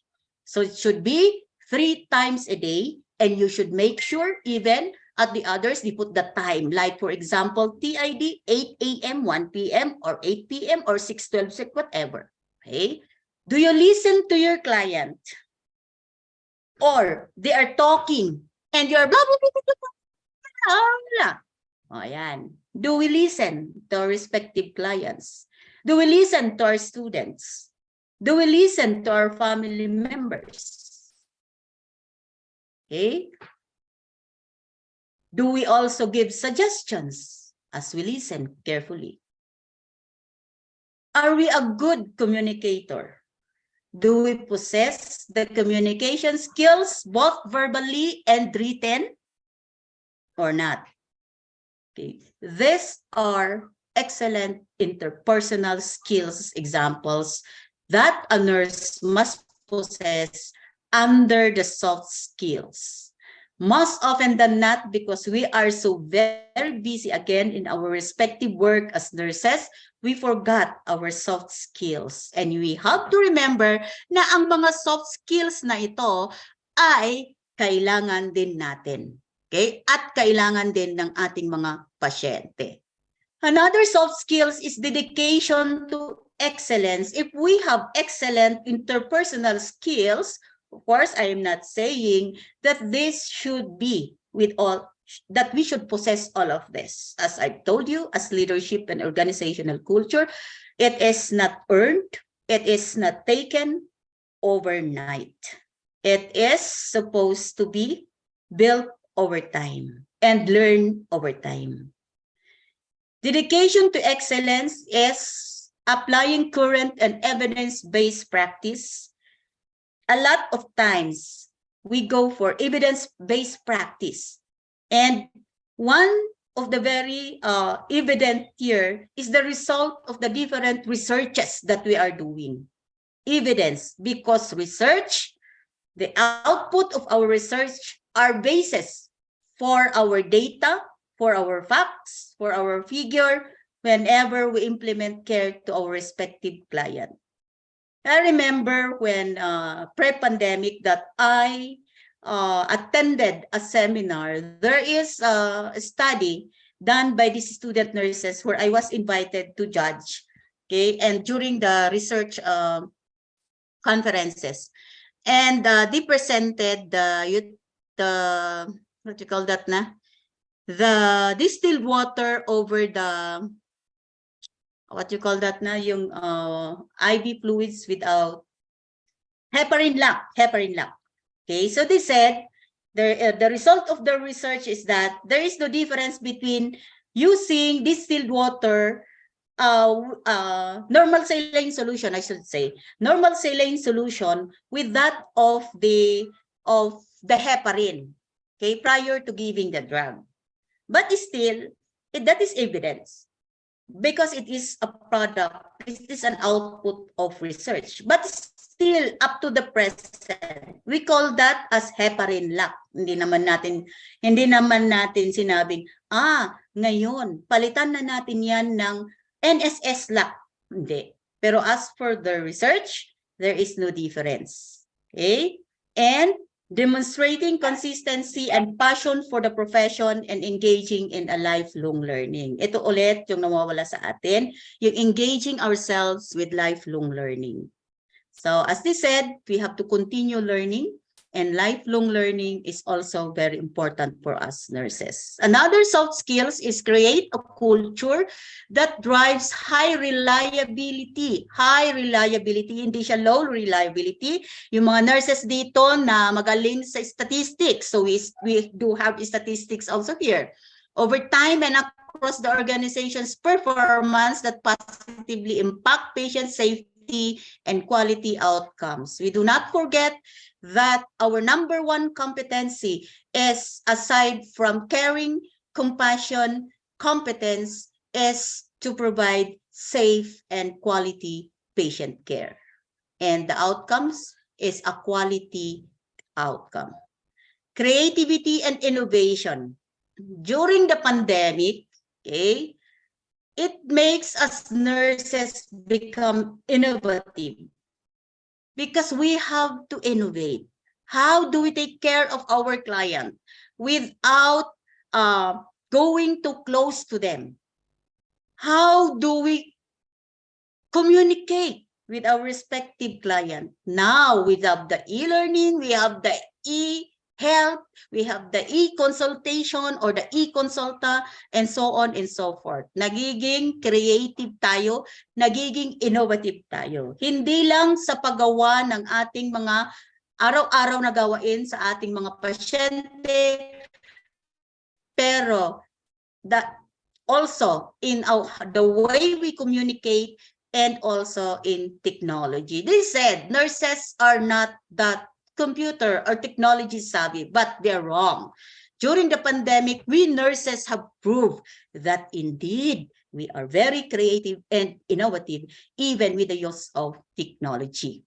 And then there is a sense of teamwork and collaboration also as one of the soft skills. This is very important as a soft skills. Sino ba ang maggagaba? Sino ba ang tutulong sa atin kung hindi yung mga iba natin, kapwa nating nurses at kapwa nating manggagawa sa isa nating mga sa ospital or sa kung saan man tayo nagtatrabaho. Okay, it clearly defines roles and expectations, working towards, again, a common goal, a common direction, iisang goal, iisang direction, and being accountable as well as coaching and mentoring a culture. Okay, so those are the hard and the soft skills. Additionally, a successful nurse leader must have knowledge, must be knowledgeable to the healthcare system, advocacy and policy, conflict management and negotiation. Ang hirap po nito. Ang conflict management and negotiation is one of the challenges that nurse leaders face. And this may destroy relationships. This may make to low morale of your staff or employee, and low self-esteem, low credibility, and low reliability if we do not know how to handle conflict management and negotiation properly. Although there are lawyers in our respective organization, but we nurses, leaders, should be knowledgeable on conflict management and negotiation. That's why, again, we never cease to grow. We must learn. Finances, business, and human resource management. We have to manage our respective finances. Hindi pwedeng malulugi yung ating departamento. Gastos ka ng gastos. Gastos ka ng gastos ng pagkain. Kunwari, meron kang training ng training, pagkain ng pagkain. Nakita mo na lang ang budget mo for your development program or skills development program or trainings or in-service, naubos na dahil sa pagkain.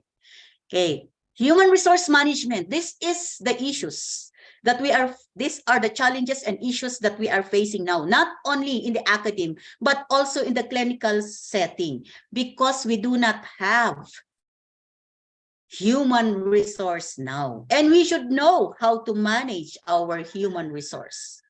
We should give, or we should have, a good organizational culture, a good leadership styles that nurture, that flourishes and thrive our nurses. You will see, I firmly believe that it's not only how high or how low your salary is that makes you stay in that certain organization. So we need to manage our human resources. We need to keep our human resources in a way we can. But of course, again, there are many reasons why our human resources or our employees or staff have to leave us or have to resign. Nevertheless, again, the very most important ingredients of our organization, sorry for the term, is the human resource. Any unit or department will not function without a human resource. President Maribel told us this morning that they also need, in their hospital, they need a lot of nurses in relation to the question of the retiree OFW nurse a while ago. So we need human resource. Okay, you can apply now. Again, my favorite, the job for nurses now are chasing them, and it's not the nurses chasing them. You should have a very good strategic management. Okay, Dr. Palaganas mentioned a while ago that one of the strategic management or operation that I need to employ is the planetary health. We should have strategic management. We should know how to strategize. We should know how to cascade our operation planning into strategic management. Professional development. As per RA 109172, the CPD Act, we should be able to at least have 12 continuing professional development units in order for us to renew our license. So we are lucky that that is the only units as compared before 45, and as compared to other professionals that are 200, accountancy I think is 200 CEUs. Okay, we need to keep ourselves be abreast. We should make ourselves be updated so that, again, we build our confidence over time. Self-care, such as practicing mindfulness and developing resiliency. This pandemic have tested us nurses on mindfulness and developing resiliency. Here, I would like also to share the 6 effective leadership skills in nursing that we should bear in mind. As developing effective nurse leadership skills is crucial for all nurses looking to advance in their careers, growing as a leader often means focusing on a key set of skills that lend themselves to nursing leadership. So one is decision making. As nurse leaders are constantly faced with decisions, both large and small, from setting policies for the both nursing team to record maintenance. We should be able to have a sound and perfect, because we are dealing with human beings. Decision making. However, beginner nurses and other junior nurses look up to nurse leaders for day-to-day decision-making and advice. Efficient, clear, and effective decision-making skills will make for a more organized and direct-driven health sector. Yes, so we need decision-making. Another one is guidance, because nurse leaders must use interpersonal and motivational strategies, as we discussed on the excellent interpersonal skills as one of our soft skills. And another is conflict resolution. We discussed also a while ago, I shared you something about conflict management and negotiation management.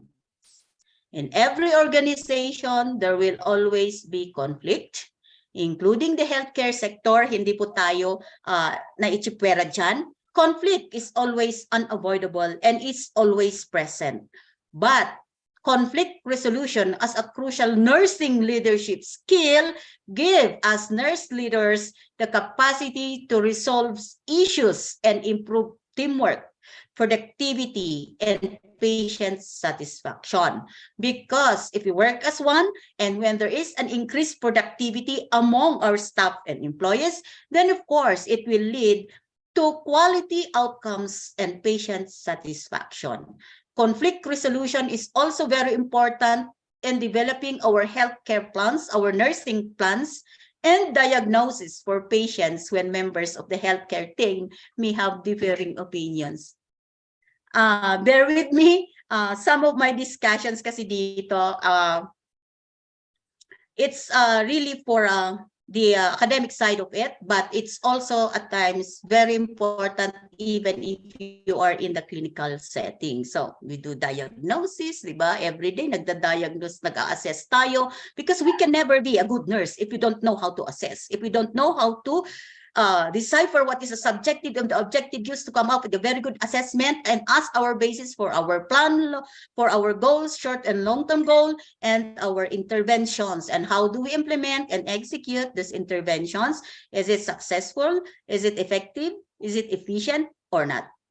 So that we'll know where to go back again in our planning and our intervention. Effective communication, we discussed this also a while ago. We need soft skills. We really need to communicate properly, verbally, and written. Okay, we should be confident when we speak, and there should be trust. Effective communication can encourage collaboration among members of all levels and positions in the healthcare system. Great communication is very effective, precise. Remember our example on clarity, okay, and involves active listening, feedback, especially when dealing with nurses.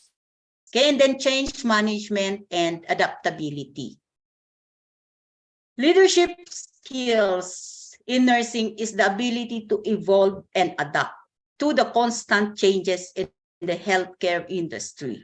We know that our profession is a dynamic one. It changes every now and then. It does not spare us in the nursing academy because our curriculum changes every 9 to 10 years. So we have to adapt to that. Our students have to adapt. We nurses have to adapt also to the changes, especially now because of the effect of the pandemic. There are a lot of changes that happens, but we need to adapt. We need to ensure that our mind, our heart would accept the changes day to day and the rapidly changing landscape of medicine. Plus, leaders must effectively communicate these changes to their subordinates, not only for you, but of course to your subordinates. And of course, professional and educational development, CPD, continuing professional development. We need to maintain throughout our careers. We need to read, we need to train, we need to learn, we have to attend conference and seminars and webinars to allow us to maintain an up-to-date skills, set and anticipate any changes or challenges. Professional development for us nurses. Of course, we discussed this in passing again a while ago on your postgraduate. Dr. Tita told us that the University of the Philippines, Open University, is accepting nurses to go for their postgraduate degree. And it's a blended. You are very lucky now because my blended. Unlike us before that we have to go face to face. Okay, so pupunta kami sa sariling school, mag-attend ka doon every Saturday, Sunday, then work. Okay, so there are a lot of master's degree if you would like to upgrade yourself professionally through advancement in your education, and of course a lot of doctorate degrees and fellowship in nursing. So maybe anong oras na ba?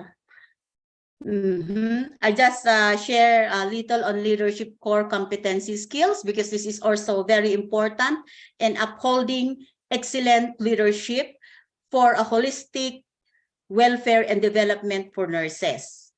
We encourage culture of excellence in our organization through empowered delegation, tatlo ito, delegation, coaching, and rewarding. Okay, so delegation and empowerment.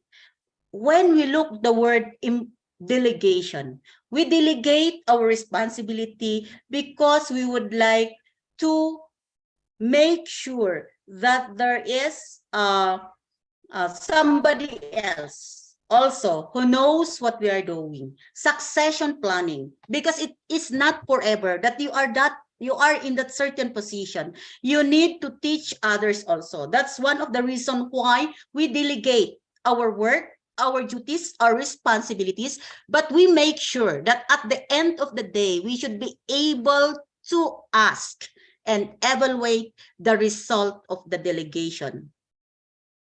Is it being implemented or executed successfully, efficiently, or effectively, or not? Empowering is letting your staff, your employees, work on their own, think and decide on their own. That is transformational leadership. We empower them to decide. We empower them to make actions. However, again, it is your responsibility as you delegate and as you empower your nurses, your employees, and your staff. As a nursing leader and a manager, you should be able to know what happens at the end of the day. That is delegation and empowerment. Coaching and encouraging. Part of the succession planning when you are a manager is to train others, to coach others, to supervise others, to share your knowledge and your skills, so that when you will not be at that position, if you are a manager, or when you become old and you retire, somebody else knows what you're doing, what you've been doing over the years. Encourage them to bring out the best in them, to be the best, and to work hard. At the end of the day, they're going to realize that, hey, my leaders, my managers are giving their best to me. They are teaching me, they are molding me, they are honing me, they are coaching me, and they are encouraging me to bring out the best in me. In my previous experiences, I am so humbled and I am so happy to have nursing leaders who hone me. And they are here in the virtual floor with us. So I thank them for believing in me and trusting in us, in our capabilities as young leaders. That is an example of succession planning, coaching, encouraging, and of course, empowering. Because we should always aim for excellence, effectiveness, and efficiency. Effectiveness is on the quality of our outputs, and efficiency is the turnaround time that we will do such job. And of course, when there is effectiveness and efficiency, then excellence comes in as the ultimate outcome. Develops others by providing clear rewards and recognition, of course. When you do something, okay, when you work together beyond the expectations, okay, to achieve a great result, okay, we have to remember that rewards is not only monetary.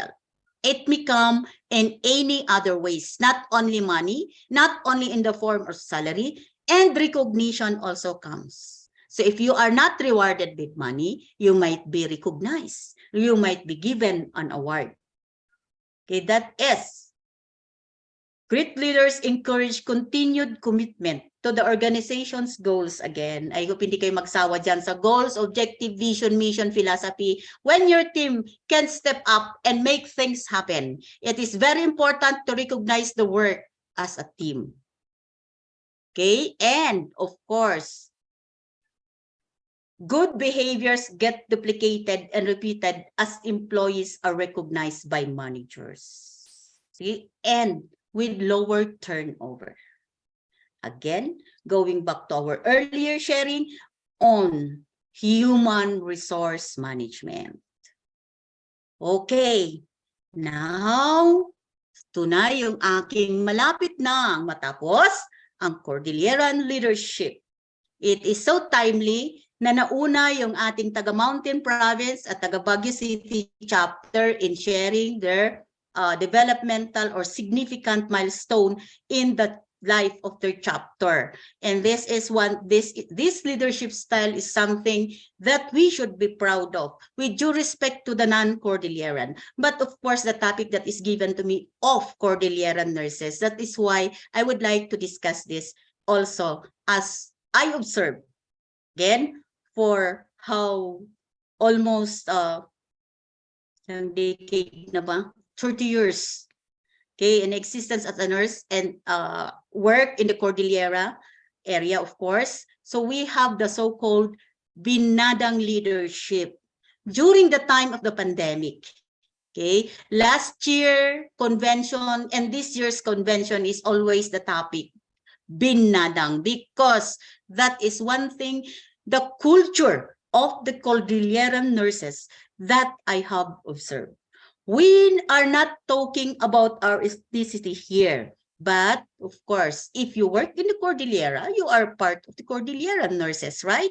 It's not the ethnic background, because there are a lot of non-Cordilleran that are with us in the Cordillera and great nursing leaders and are working in the Cordillera Administrative Region. Binadang, in our dialect, in English, it means, of course, helping one another. It is the same as cooperative.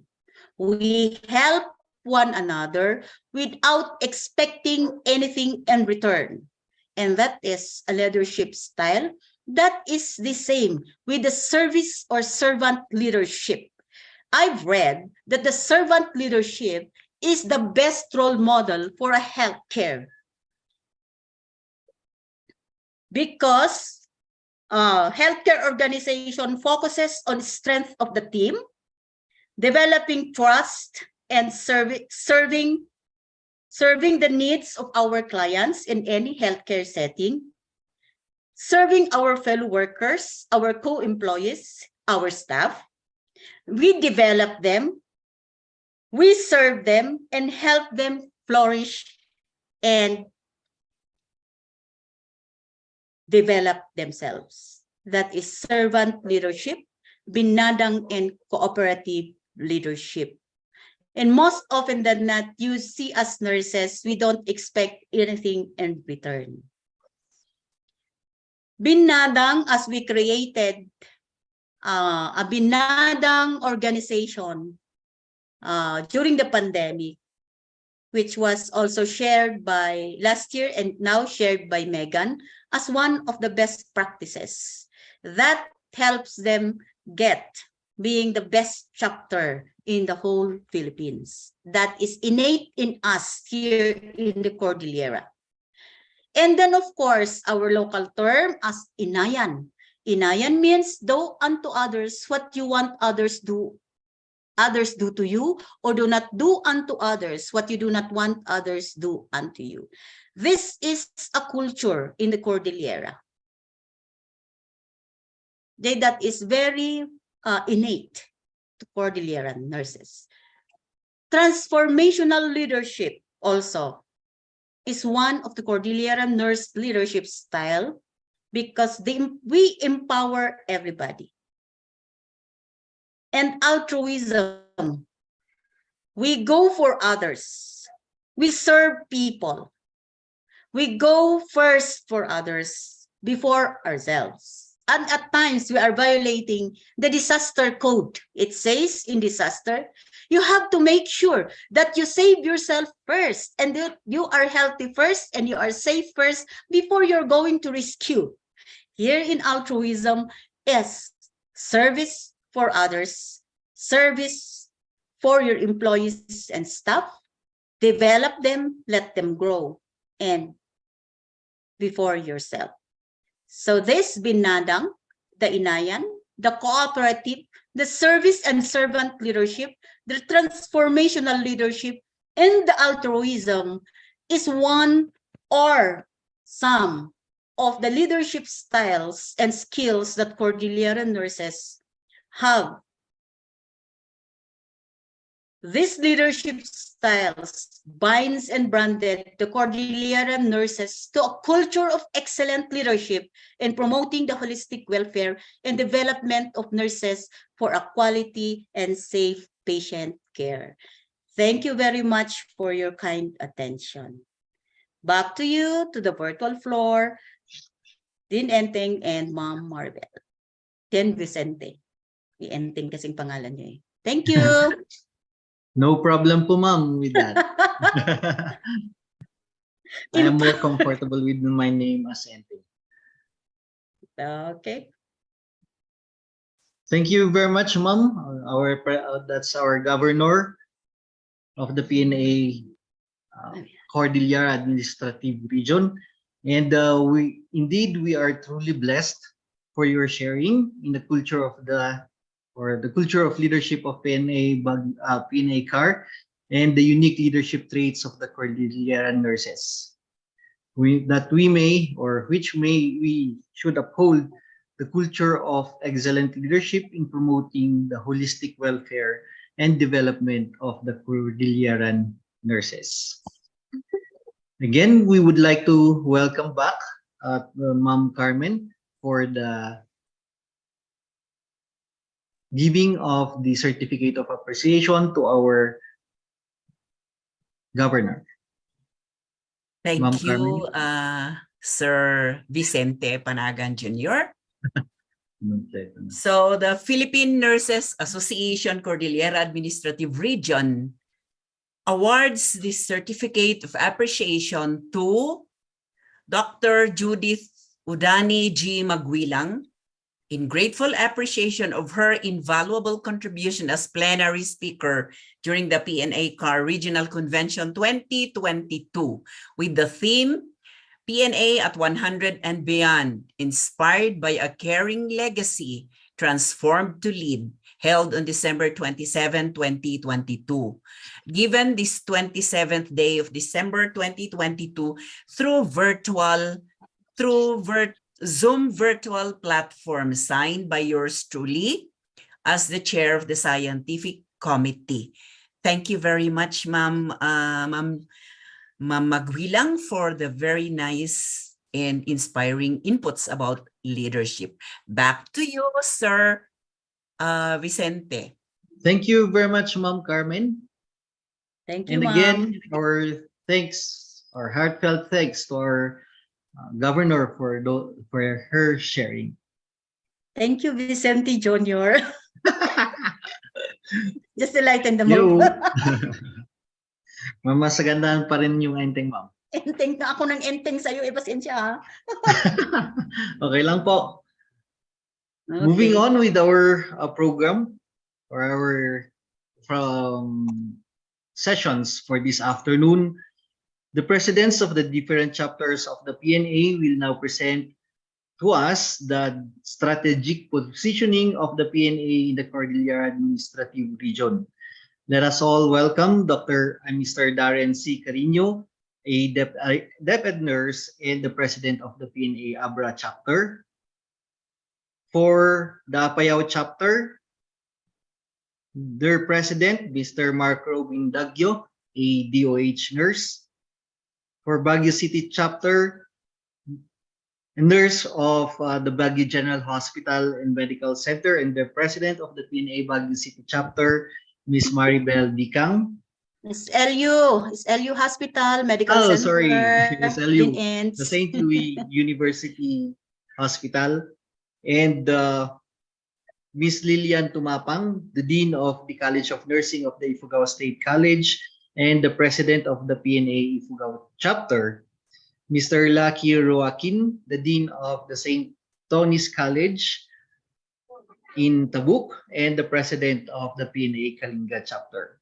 And Ms. Jane Layagan, nurse at the Luis Hora Regional Hospital and the President of the Mountain Province Chapter. And yours truly, Mr. Vicente Panagan Jr. or Enteng po, Dean of the College of Nursing of the Benguet State University and currently the President of the Benguet Chapter. So let us all welcome on our virtual floor our presidents of the different chapters in the Cordillera Administrative Region. Okay.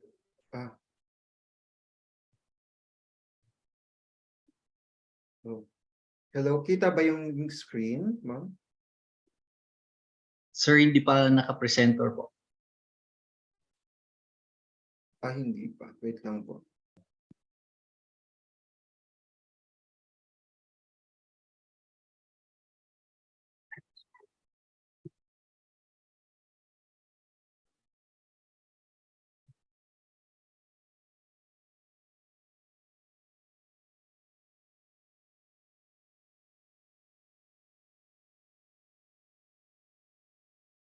Okay na ba, sir? Yes, sir. Kita na po. Okay, thank you. Good afternoon to everyone. I am Darren, the president of Abra chapter. And greetings to the Regional Convention 2022 from the Abra chapter executive committee and board of directors. And as of November 2022, we have existing 60 lifetime members and 69 regular members, and they are an accredited chapter until 2023. We were able to release certificate of good standing to 10 members as a requirement for their birthing facilities. PNA is 100 years old this year. And Abra's first hospital, the Banged Mission Hospital, was founded in 1948 by the Mennonite Central Committee, a U.S. Protestant Relief Society. That is after World War II. Were the first Abrenian nurse served. From then, the compassion, resolve, and positive impact of nurses over the past years cannot be overstated in Abra. Our strategic direction guides the board and governance of our chapter. It focuses on strategic decision-making and ongoing operational work. Our core ideology is our reason for being, and essential and enduring principles that guide our behavior and actions. To be the unifying voice of nursing in the province of Abra. We are doing this by defending the rights and welfare of and advocating for nurses who care for the health of the Abreños. And to fulfill our ideology, we pursue and adhere to these three values. We have the strength and unity. We are determined, and together we harness our collective power and achieve our shared goals. In the wake of the devastating pandemic and even beyond, we must collectively be ready for the challenges and opportunities these next years will bring. The more organized we are, the more we can achieve together. The second is integrity and professionalism. We are committed to doing what is right, advancing the interests of our members, and advocating for patients. The third is diverse equity and inclusion. We embrace our differences and seek to create an org, a healthcare system, and a society where all people are valued, included, and respected. The years ahead will be full of promise and challenge for our members and for Abra's healthcare system. That's why our priorities will be, number one, members informed, empowering you, our Abreñan nurses, with the information you value. Our FB page and our FB group of PNA Abra chapter is one venue for you to learn more of the information you needed, including professional development seminars with CPD units. Next year, we will organize conference that meet the needs of Abreñan nurses. Number two, we have members supported, supporting you to achieve better work conditions. Constant communication with the PNA, DOLE, and DOH to report issues and concerns and support you to achieve better work conditions, including salaries of job order, casual, and in private hospitals. Please do not hesitate to contact us. And as we see, the Board of Nursing already monitored our hospitals online last month. And we will strengthen our collaboration with the provincial government of Abra as we are a member of the Abra Provincial Health Board and increase engagement toward grassroots advocacy. The third is telling the truth and sharing what you know about Abra's healthcare system. We have hospitals in Abra that are PhilHealth accredited and are not, unfortunately. We are saddened during the pandemic when the DOH said, I am sorry for the people of Abra.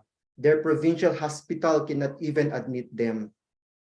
And the DOH regional director said that after Abra Provincial Hospital refused COVID-19 patients, citing lack of PPEs and health workers. And we are glad now that APH is working hard to meet the required standards and hard number of nursing personnel with Mrs. Estrella Leviste, our chapter auditor, now as the new chief nursing officer. And number four, everyone included, creating a more diverse, equitable, and inclusive association. With the online membership, parang bumaba yung membership natin. And our plan is to increase our regular membership goal by 45%. And we will remain remind those lapsed members through Facebook and Messenger. We will also reorganize the board of directors of the chapter, and we will maintain financial integrity and ensure transparency accounting practices. And the last one, our work for you. Excellence for you from chapter's board and officers.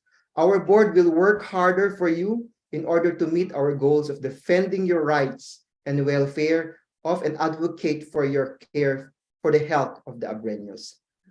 This year, as we are recuperating from the pandemic, the chapter were able to highlight the centennial anniversary of the PNA by the 100 Hands and 100 Smiles with our organizational partners in service delivery. So yeah. So also with the great earthquake in July that badly hit Abra, and while there are a lot of financial and material assistance from around the world, our nurses felt that there is a need to address the mental condition of Abreños. Thus, we volunteered in providing psychological first aid with our many organizational partners to the most affected communities. We are partnered in many health caravans that address the physical health also because of this catastrophe. We also released a statement condemning the killing of a nurse on September 2022, calling for swift justice. And the case was immediately resolved, but the suspect is still at large. Inspired by our Nurses Week celebration, our provincial government made a tribute to nurses. And while these strategic directions guided us, it does not restrict us when anticipated circumstances demand that we act in bold new ways. You know, 2020, 2021 has shown how different the future can be than anticipated. And we will remain nimble and always seek to keep the best interests of our members at heart.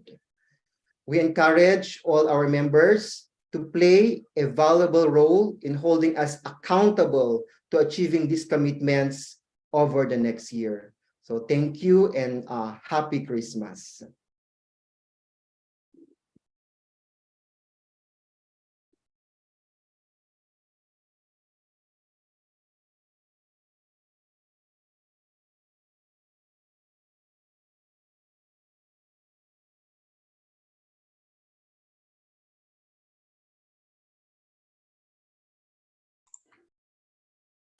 Good afternoon, everyone. Is my audio clear at your end? Yes, Robin, clear. Okay, thank you, ma'am.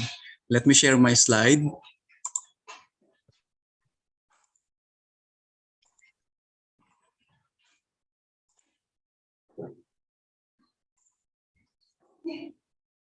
So, good afternoon once again. And manipod iti probinsya iti Apayao nga medyo nalami ismut lang tata. And it's really wonderful to see all of you, even virtually. I will be presenting to you PNA Apayao, the strategic positioning of PNA, especially in Apayao and in the Cordillera Administrative Region. Just a correction, I'm not a DOH nurse, but I am a nurse at the PHO, Sir Enteng, just to be clear. Noted, sir. Thank you, sir. The objectives of this presentation are, first of all, to identify possible strategies in supporting nurses and the nursing profession, especially in the light of the universal healthcare, as mentioned by Dr. Tita a while ago. Parang yun, na-trigger dun sa ano ba ang ginagawa ng PNA, especially during the pandemic. And of course, also to share experiences on the ground on advancing nurses' welfare. And thirdly, to share ways forward to make a more responsive system. First of all, ang isa sa mga pinakaunang dapat gawin, especially we observe a decline in the membership of PNA Apayao chapter, especially during the pandemic. When we shifted to, tama yung sabi ni Sir Darren, when we shifted to the online registration, I don't know if it has something to do with the technology-related registration or membership. But we used to have 100 plus, pero sa ngayon, hindi natin medyo matrack because of the online membership. So first is we would like to reactivate yung pag-gather ng numbers that this was actually taken during the awakening period, reawakening period of Apayao chapter, wherein Dr. Palaganas, one of our mentors, visited the province together with the rest of the regional council for us to conduct our second assembly and as a CPD seminar for our membership, and we would like to reawaken that again, especially this first quarter, as we have been really discussing with the board of directors. Dahil yun yung nakikita natin na pag-decline nga, especially during the pandemic. And one also to make PNA Apayao chapter visible is we also had our share of the fundraising activity, especially for the Typhoon Ulysses, when PNA Baguio and Benguet had been initiating on their side.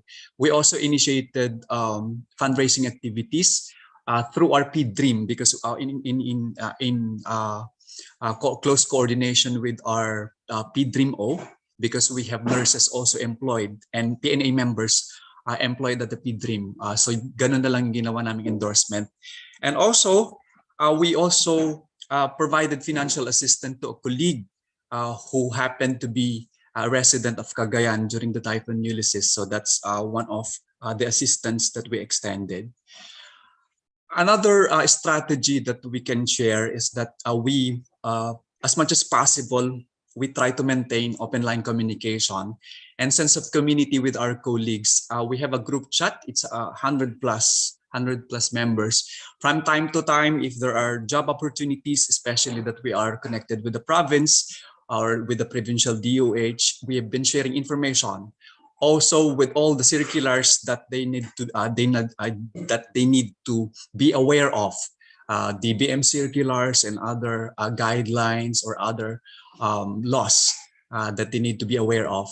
So we share that through the group chat, and hopefully that we will be able to maintain that. We also recently attended a retirement of a colleague and a pioneer, chapter pioneer of PNA Apayao, Ma'am Nelly Baklig, the nurse for of one of our district hospitals. So those are our nurses. That's me giving a tribute to our retiree, and those are our nurses offering some rendition for our honoree. Number 3 is to maximize the available resources, especially human resources. Kung mapapansin, in Apayao, majority of our PNA members are employed in the government and they hold key government positions. So dahil busy din talaga yung ating karamihan ng ating mga PNA board of directors, we maximize their preposition, their position and preposition in different government agencies. So we do this. We advocate for nurses' welfare, especially during routine supervisory visits. Nira-ride on natin yan sa mga supervisory visits natin to different hospitals and RHUs. And also during municipal program implementation review. Kasi nandun yung mga LCEs, especially in the light of the devolution transition plan and the universal healthcare. So kailangan talagang kausapin natin on the ground yung ating mga mayors, ang ating mga sangguniang bayan, for them to be responsive in creating opportunities, especially plantilla positions for our nurses on the ground. And also maximizing the prepositioning or leverage in policymaking in light of the universal healthcare. We are very fortunate at the PNA Apayao chapter because majority of our board of directors hold key positions. I, for one, had been elected as a member of the Provincial Promotion and Selection Board. So I think magandang edge yun at i-maximize yung prepositioning na yun because we have a say as a member of the board doon sa ano dapat yung mga in terms of filling up the positions of the 5 district hospitals and the provincial health office. and also being a member of the UHC provincial leaders. So recently, nagkaroon tayo ng training with the Sulig Family Foundation and the DOH in terms of pushing yung ating dapat na steps for the attainment of the universal healthcare. And as a result, we are glad to inform you that there had been certain positions, a number of positions that have been proposed and for creation for 2023. And I think this is kahit na maliit siyang bagay, kumbaga, pero maliit na bagay, pero it's a good step for us to really have a say doon sa mga policy or direction ng ating healthcare delivery system, especially that a majority, or if not all, the provinces in Apayao are all now UHC integration site. Apayao, for one, had been recently universal healthcare integration site. So, eto yung mga indicators na kailangan unti-untiin. And since we are a member of the UHC provincial leaders, meron tayong mga konting say doon sa kung anong dapat direksyon, ano dapat yung mga ipa-prioritize for creation. And we are glad that through the leadership of our provincial governor and our provincial Congress, our congresswoman, at na-push ito at unti-unti na nakikita natin nagkakaroon ng direction in terms of these indicators. And of course, isang responsibility din dapat ng ating chapter is to respond to issues that affect our nurses, since meron tayong coordination with especially during the pandemic nung one of the LGUs released an executive order na sinisingle out yung ating mga nurses, and we coursed through the provincial director of the DILG. At yun nga, ni-retrieve yung executive order na yon that affects especially our nurses. If you try to look at the provision, yun yung isang na-retract dahil doon sa pag-coordinate natin as per directive of the DILG provincial director. Number 4 is to foster mutualistic relationship with policymakers. Napaka-importante yon, especially those who have the say on the financial side of nurses' welfare. Ang kadalasang may say dito is si local finance committee. So dapat kinakaibigan natin yon, yung ating mga especially yung nasa LFC natin. And we are very glad that nung nagkaroon ng distortion brought about by the DBM Circular 2020-4 for the incumbent Nurse 2, di ba, na-demote siya into the Nurse 1, and then we lobbied for to correct the distortion. We lobbied for the creation of a Nurse 2 SG17 para hindi ma-demoralize yung ating mga LG nurses na Nurse 2 na naging Nurse 1. Because of that, it created really a distortion, especially kapag kapantay yung dating Nurse 1 ay nasa mataas ng step increment, mas mataas pa yung sweldo nila at that time compared sa na dating Nurse 2. So we are very thankful to the former governor and now Congresswoman Eleanor Sibulot Begtang for being responsive to the creation of the Nurse to SG17 at that time. And then recently, we've been lobbying for the longest time for the implementation when we received the DBM Circular 2021-2 for the modification of nurse positions. Hindi pa kasi, tama yung sabi ni Ma'am Tita na ang hirap implement pagdating sa baba. And we have been lobbying with the provincial government again, through the HR. Now with this, we provided them with this circular na ibalik sana yung nomenclature, yung position titles para dito. And we are thankful because recently merong directive from our HR for us to sign again another appointment papers for returning the modification of the position attributes. And in the picture is our retiree. We are very glad kasi magre-retire siya na babalik sa Nurse 4 yung kanyang position title that created by the distortion ng ating DBM circular. So yun yung mga konting mga lobbying na ginagawa natin with the HR. And then for the remaining nurse positions na naging nurse 1 na kailangan i-fill up for this year, naka-hold siya because they have to correct it on the mother budget para maging nurse 2 na SG16. So I think that's all that's welcome development bilang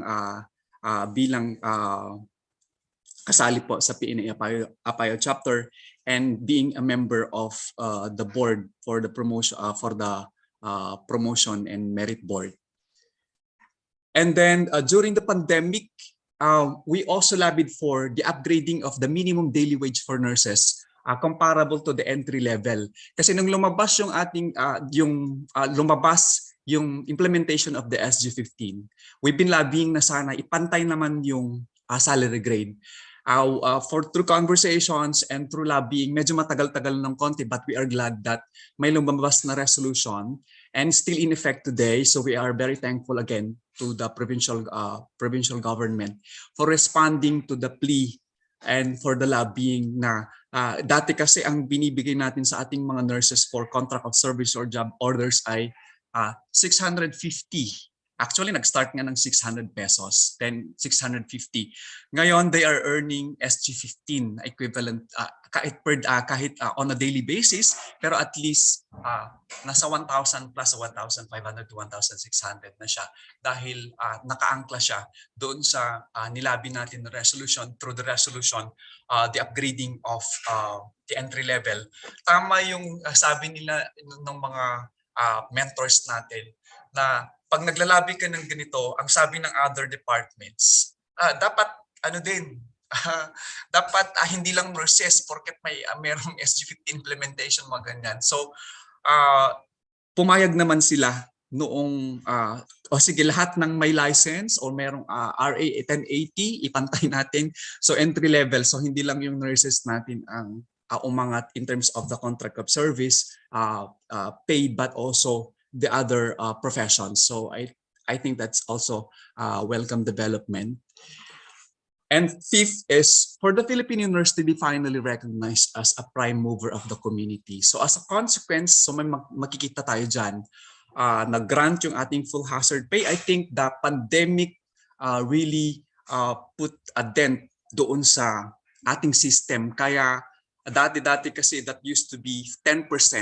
Then nila nakita na mapaparalyze pala yung ating yung system natin sa probinsya kung wala palang health workers, especially at the onset of the pandemic. So ngayon, we are very glad that they provided now the full hazard pay ng 25%. And of course, implementation of the modification of position attributes. They elected yours truly to be the second level representative dun sa ating provincial promotion and selection board. And of course, yung ating we look forward into 2023 is creation positions for nurses. And we continue to lobby since dahil ang inyong lingkod po ay inatasan din UHC focal person. So at least meron tayong, kahit hindi po siguro ako ang magiging president in the coming years, but at least we have a say. Meron kasi tayong naka-preposition na kasamahang nurse doon. So at least meron siyang say doon sa maging policy direction in the future. And we look forward to that. So what do we look forward to as a chapter? Yun, renewed commitment from chapter members, and we hope to expand membership registration. Kailangan gisingin talaga yon kasi medyo natulog siya. Unfortunately, we were not able to renew our chapter accreditation, but hopefully that the next leadership will be able. We will support them kahit hindi po siguro tayo na ang magiging presidente. And then we encourage, dahil medyo open na tayo ngayon, we encourage face-to-face visitation and more participation from members and non-members in the affairs and advocacy of nurses' welfare. And then we strengthen, kahit hindi tayo nakaposition doon sa ating provincial health board, but we hope in the future that we will be recognized and be accredited. Ipupush natin na maging membro ang PNA. We will have a seat in the provincial health boards because it's continuing to be expanded. in the healthcare delivery system and in governance as a whole. And multiplication of nurse leaders. That's why we have been encouraging our nurse leaders, especially from our hospitals, to be active doon sa mga activities ng local chapter natin para hindi lang yung nasa public health yung dapat na nagpupush. Alam nating busy tayong lahat pero we need to be active, and that would continually advance the welfare of nurses and the nursing profession. And of course, we hope to see again yung kung ano pa yung mga additional legislations, local legislations, napaka-importante that will safeguard the Filipino nurse. So let me end my presentation with this one. Let us be united and let our voices be heard in the hope that the Filipino nurse will soon be recognized as a prime mover in nation building. With that, Diyos ti Agkina, kinaimbaga Paskwa, kinaragsak aborotawen tayo amin. With love all the way from PNA Apayao chapter. Magandang hapon po sa ating lahat.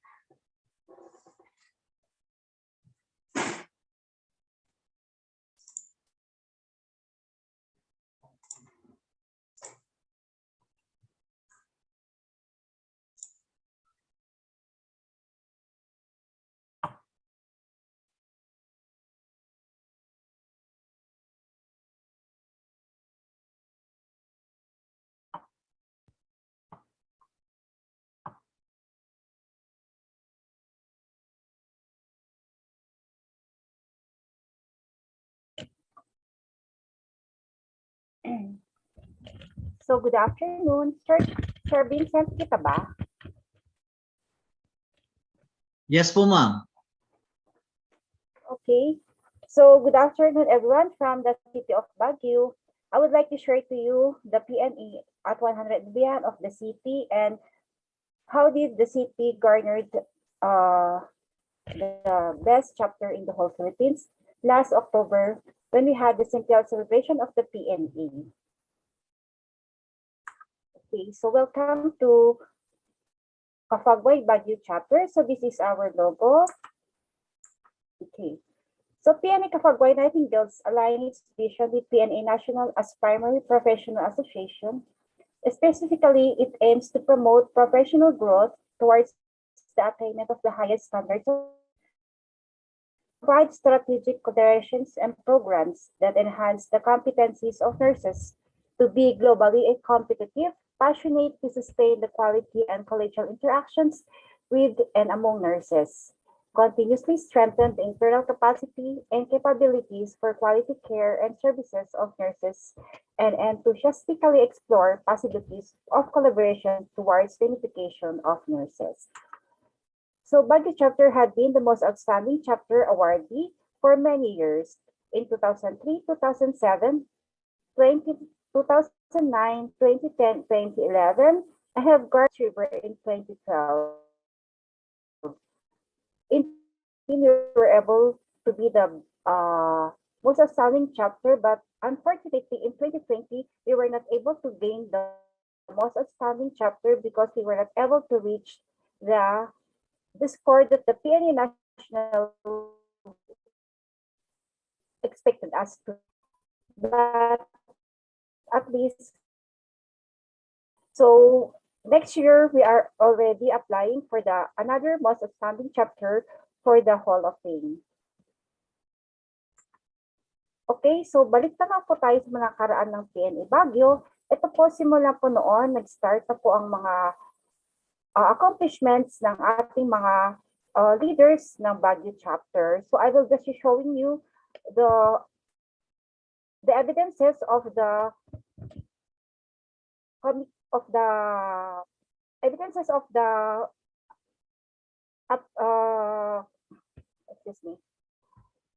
awards of the chapter for the whole centennial.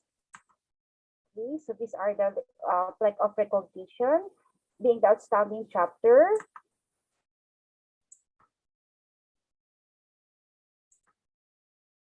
And PNA Baguio nurses have been unified in the celebration of the Nurses' Day. So this is one way wherein we unified nurses during the celebration of the Nurses' Day. So we have the Kapagway nurses portray oneness among themselves from the different nursing institutions, wearing the green ribbon and wearing the banner in their hands, especially during the pandemic. So this symbolizes, the green ribbon symbolizes the unification of nurses in the academe and in the clinical area, even during the pandemic. This is also the one of after the walk, after the unification walk, we have the lighting of the candle to signify the oneness of our nurses. And this is taken during the Nurses Day protest, during the lobbying of the PNA in the increase of the salary of nurses to salary grade 15. So we were be part of this endeavor for the approval of the SG 15 for our nurses, especially in the government institution. So these are just the pictures taken from the walk and in the fight for the comprehensive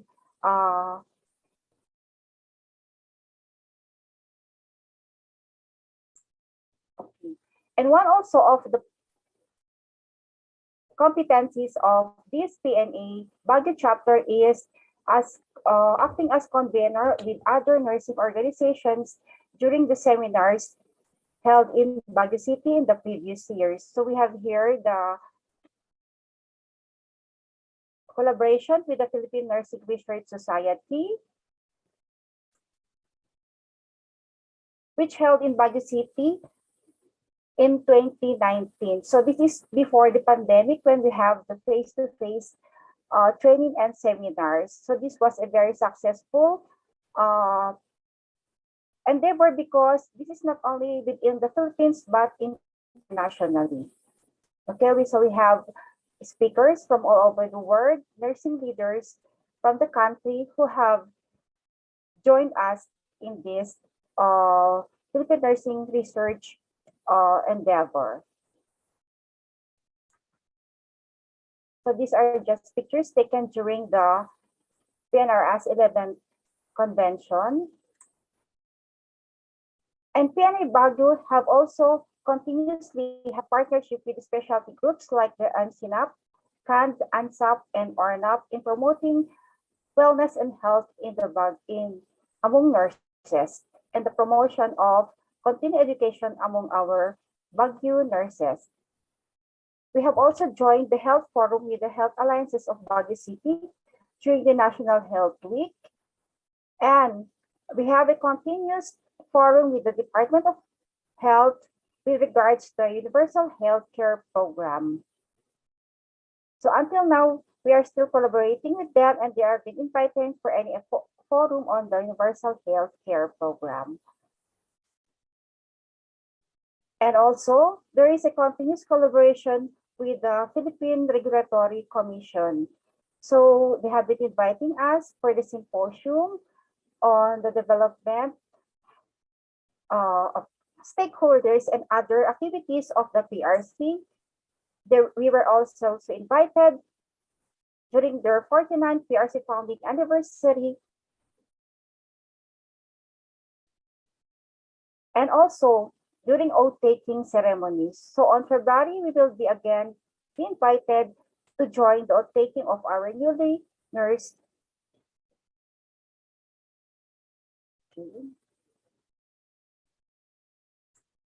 Okay, so pre-pandemic, there are a series of face-to-face seminars we have been given to our fellow nurses to continually upgrade their knowledge and skills with their knowledge in nursing. And we have invited speakers who have expertise in different fields of nursing. But during the pandemic, of course, we do not have again the face-to-face training, but we have to update and to continue the learning activity of our nurses. So we have, last year we have the chapter convention, wherein a lot of us have joined this, and we have expert speakers who have joined us with this seminar.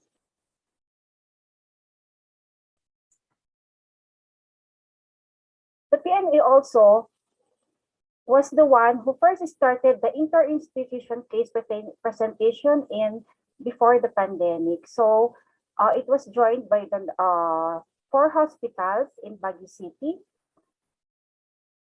wherein they have been competing for their case presentations. And we had the Baguio General Hospital who were able to gain the first prize.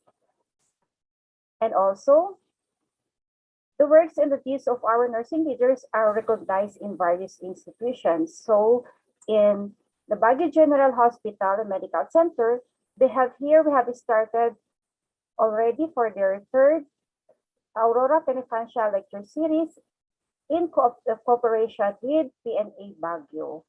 So we have here the first Penefancial, which was Dr. Tong An was the speaker. And we have their second Aurora Penefancial, which one wherein Mampalaganas was one of the speakers of this for Aurora Penefancial Lecture Series of the Baguio General Hospital. And this is a continuing education for our nurses, which is a combined effort of the PNA and PNA CAR, PNA Baguio Chapter, and of course, Baguio General Hospital. And with the St. Louis University School of Nursing, we have also the Jesus B. Lara Lecture Series, which is done yearly to a lot of speakers and collaboration with other institutions and alumni of the Nursing College of Nursing have been invited to share their expertise and to upgrade the skills and knowledge of our nurses. So in here, we have also alumni coming from the other countries who have been invited to share their expertise and experiences in other countries. So this is the 10th Jesus Aguilara series, last 2019 before the pandemic. So also in one of the hospital at St. Louis University, already the medical center, we have already started also in 2019, the first Julia and Visaya nursing case report competition, wherein the board of directors of PNA have been invited as judges for the case presentation of this institution. So the second year was Dr. Palaganas was one of the judges, and last year it was Ma'am Judith Magwilang as one of the judges of the Julia Bisaya annual nursing case report. So in the service of PNA, nurses also extend their services in the community. So PNA had been attending or joining surgical missions in the different communities with other organizational groups like the MCNAP. And in time of the pandemic, we have also shared as volunteer in vaccinators in different institutions. We have from the HSO, they have joined the bloodletting, contact tracing, vaccination to house. The PMA nurses have already been the vaccinators in their own institution. And other nurses who joined the vaccination centers in the different areas of Baguio City to be able to attain an increase in the vaccination rate of Baguio City. So aside from the volunteer work of our nurses, we have already extended community service during disasters. So earlier, Ms. Megan Garcia have already discussed about the donation drive we've been done during the pandemic, and it was Ms. Megan who were one of our nurse leaders who were being present here during the donation drive, especially with the donation drive with Typhoon Ulysses. We have also a continued partnership with the Cali Student Association through the City Councilor Arturo, and it is initially coordinated by Ma'am Carmen Balinto, who was the president for the previous years. Other PNA members also have been acting medics in different organizations here in Baguio City, and also we have been joining other community services of the city, like the tree planting activities of the city. Okay, so here we are.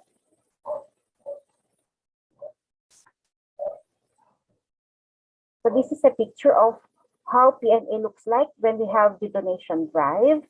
So we have volunteer nurses from other institutions and other non-nurses who are able to volunteer during the donation drive.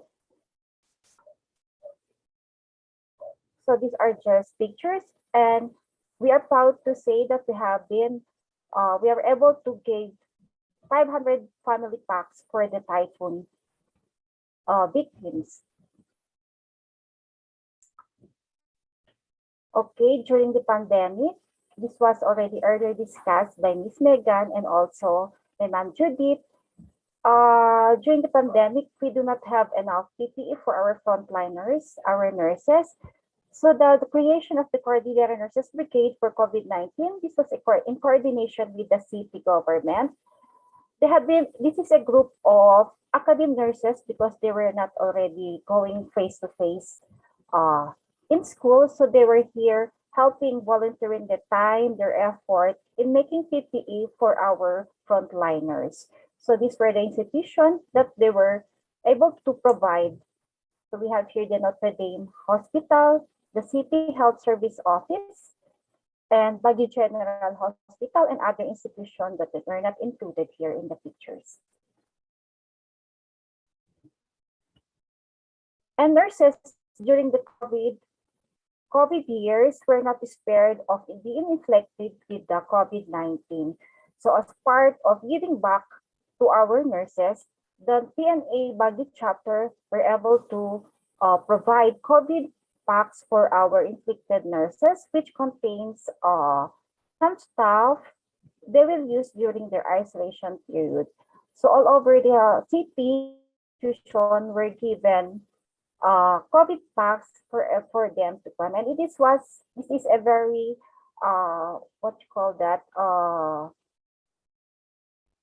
fulfilling activity of the PNA Baguio chapter, because even if we just gave packs, which is not so much, I think that is amounting to 1,000 pesos, it gave a smile on our nurses, because in this way, it is a way of showing how we love our nurses and how we show our concern for our fellow nurses here in Baguio City.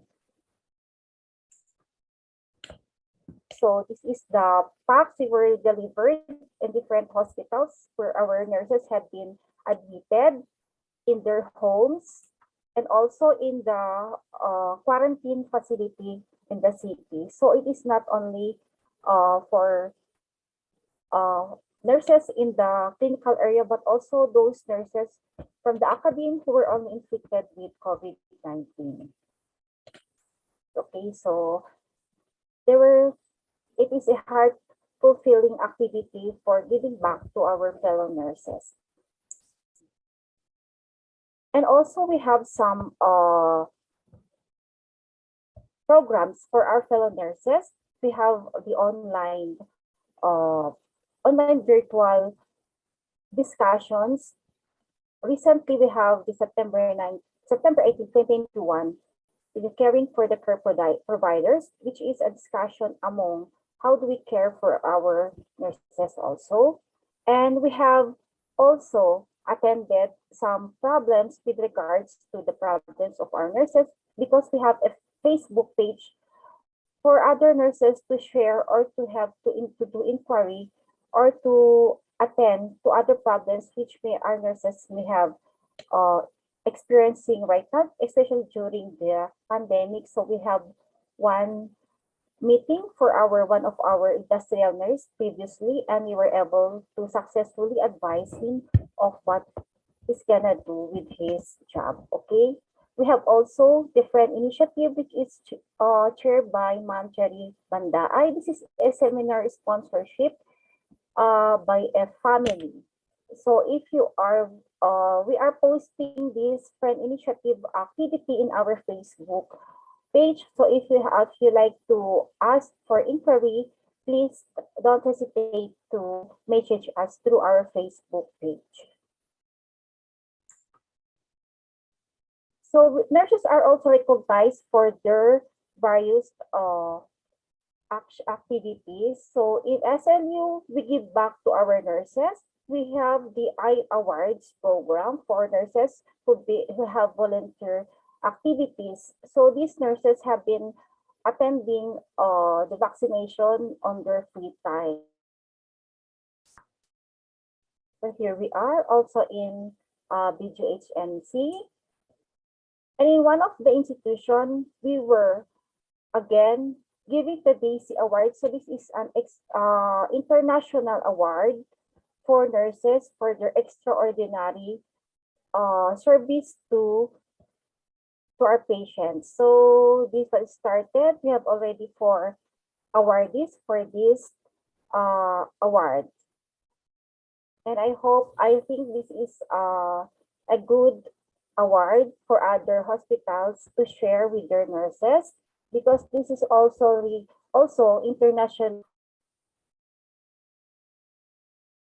internationally, this is an international award for nurses, for extraordinary nurses. Okay, so these are the pictures of nurses who were awarded with this Daisy Award. Okay, so these nurses are also PNA members, and we continuously encourage them to be members yearly. So with PNA, we have again 3 previous PNA national presidents, and we are very proud to have them come from the chapter. We have Dr. Roger Tong-An, previously the president and now still the undersecretary of DOH, and he was also the national president in 2017. We have also Ma'am Ruth Pinda, who is the national president in 2018 and who was also able to do nursing advocacies during her time. And we have, of course, our very own Dr. Erlinda Palaganas, who was our national president in 2019 and also awarded as faculty of the American Academy of Nurses in 2021, and the first ever Filipina who was recently conferred as the 2021 Princess Srinagarindra Awardee in India. So I think that is one of the accomplishments of our chapter. And of course, because they are our leaders, our mentors, we continue with their legacy.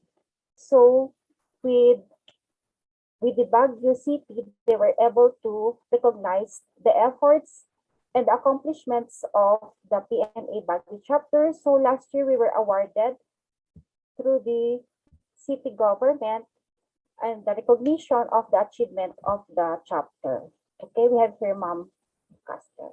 The pictures of also Ma'am Erlinda Palaganas being the Princess Parindati Award. Okay. And also other BODs have been invited as speakers for special nursing activities of the different School of Nursing here in Baguio City. Okay, so as Baguio City had been one of the most outstanding chapters, we continually do whatever we have started and as most outstanding chapter for many years. And it has been an honor to be recognized, but what matters most is the result of our actions that would benefit our nurses, stakeholders, and the organization. Volunteerism and passion for the nursing profession had molded each and every one to what we are today, but everything shall continue. Thus, the PNA Baguio City Chapter Board of Directors manifests our acceptance of the challenges of the coming years to continue serving our external and internal clients through meaningful activism by anchoring what we have done and what we have missed to do in the previous years, and to go beyond and to be inspired and be transformed and to be ever to live. and to be the best. Of course, this is the awards we have received from being the outstanding chapter, the whole Philippines.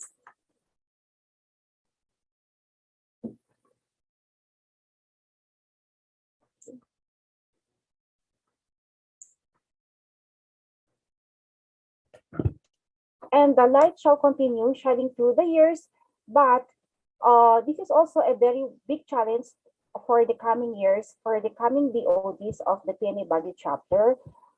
One thing is first is to intensify our financial aid for our severely sick members if we have the fundraising activity in the coming future, and also to have more engagement activities with the city. We are proud to say that we are part of the Baguio City Mental Health Council, specifically in the Committee on Community Services for Mental Health. And we have one challenge for this, one of the big challenges for the coming years with regards to the membership of PNA.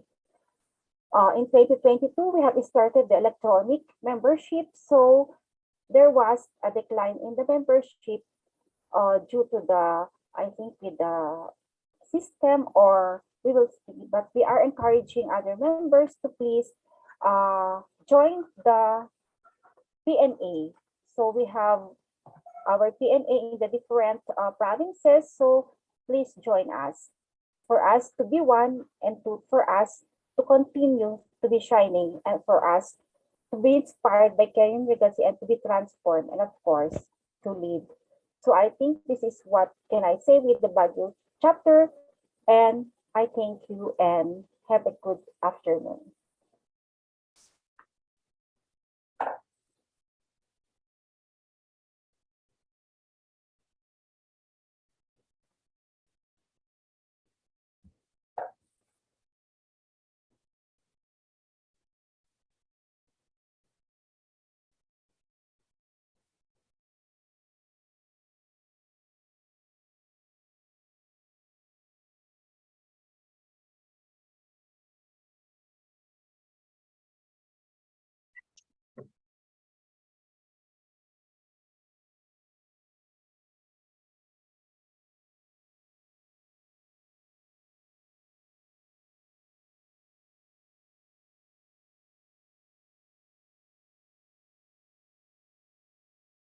Good afternoon, everyone.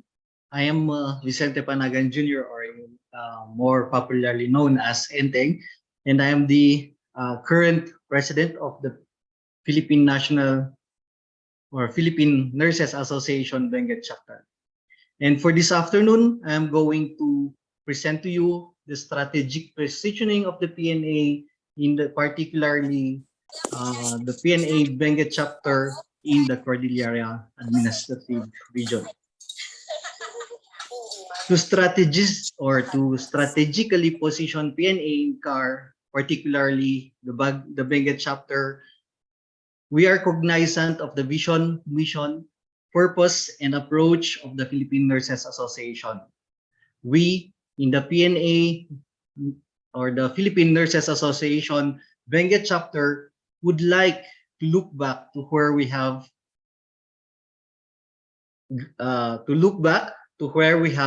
come from, and so we know the strategic position we may take to achieve the vision, mission of the Philippine Nurses Association.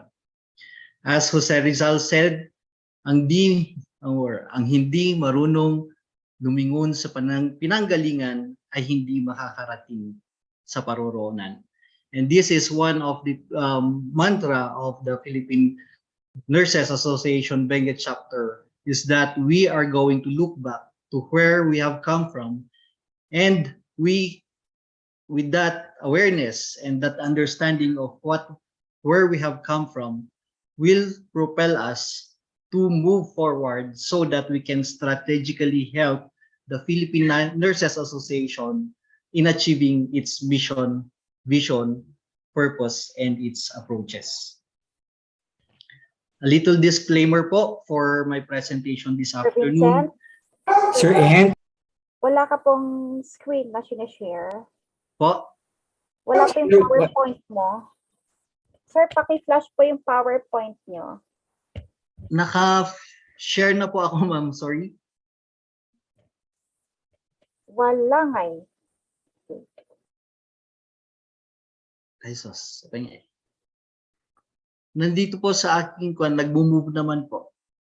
Sa amin hindi, Enteng. Hindi, sir. Ay. Ano mo kaya? Pero I-close yung mga mo muna. files mo lang meron.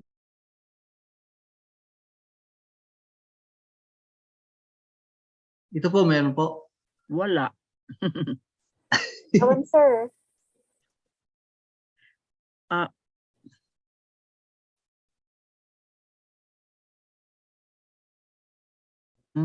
Ito po. Enteng, Sir Dean. Yes po. Ano mo na lang. Unshare ka, you stop share screen and then i-reopen mo. Stop mo muna and then reopen. Tignan natin. Mukhang naghang.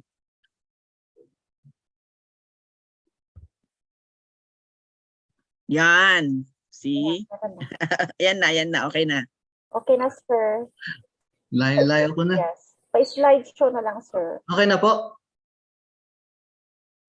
Slideshow na lang, sir. Pa-slideshow na lang, sir.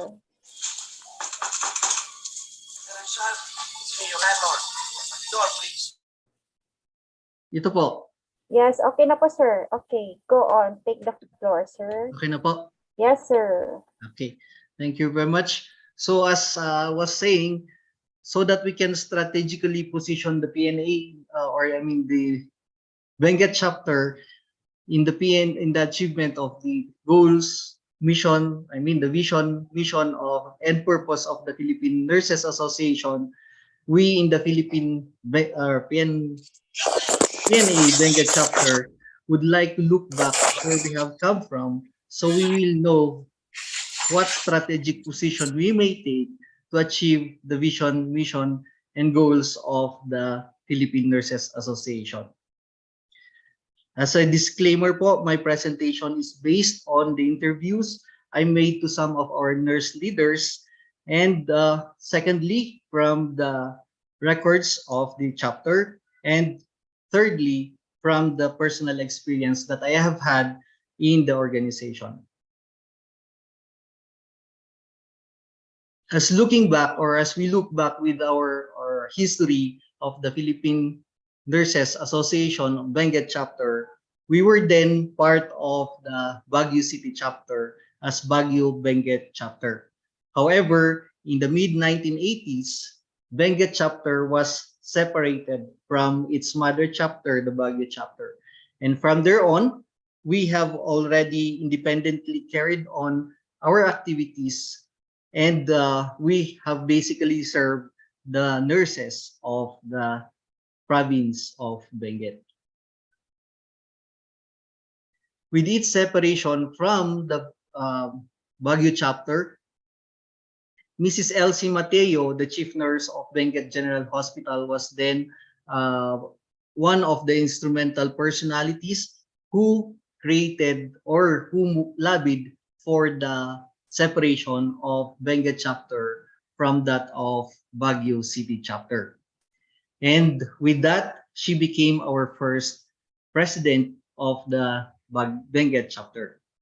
Dr. Marian Grace A. Gascon was then followed suit, and she took the reins of leadership for the Benguet chapter. And she was also our former dean of the College of Nursing here in Benguet State University. And later on, when she was not, or when she resigned, or she retired from the government service, she applied as a board member of the Board of Nursing, and then luckily she was elected as one of the chairman, or as a chairman of the Board of Nursing.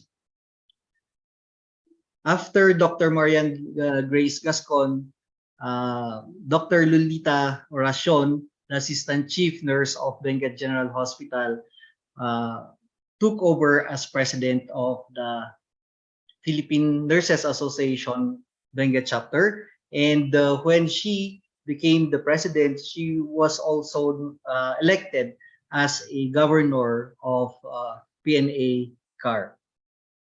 After Ma'am Lolita Oracion, Mr. Yusho P. Labi, the Municipal Disaster Risk Reduction Management Officer of La Trinidad Local Government Unit, became the president from 2015 to 2018. So he graduated as per bylaws. We are only allowed to have 2 consecutive terms as president.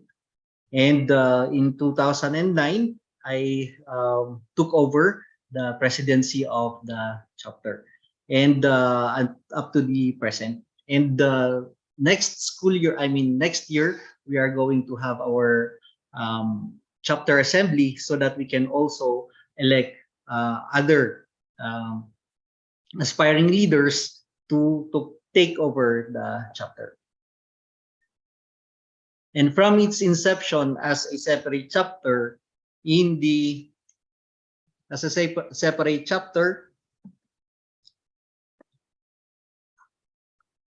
sorry, is my slide moving? Nag-move po ba ang aking slide? It's moving po. Nag-move po? Nasa separate chapter na po tayo, sir. Sa akin hindi po kasi.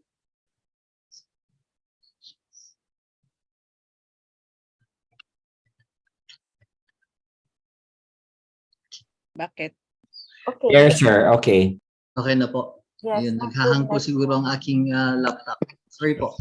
So, since the mid-1980s, as a separate chapter, we had this program trusts of 4 programs trusts of the Benguet chapter. One is for the environmental preservation, of which during the time of Sir Yosho, we have adopted a forest of which it is located at the Pugis communal forest. So we had conducted during his time the tree planting and also the monitored the plants that we have planted during his time. And then also we have also our civic responsibilities, of which since the time of Ma'am Elsie Mateo, the Philippine Nurses Association has been part of different medical missions all over the Benguet province. We, with these medical missions, we were able to reach out to clients way as far as the most remote sitio and barangay of Benguet. And these are usually a GIDA area, and then during those times we can is only reached by hiking. And also we had donation drives also for especially when Typhoon Pepeng hit the province of Benguet. And also during the pandemic, we had conducted the health human resource augmentation, of which during the pandemic, the Benguet General Hospital has called for the augmentation of their health human resource because most of the staff nurses were isolated because of COVID. And then therefore, the PNA the PNA was one of the organizations that who first called responded to the call of the Benguet General Hospital.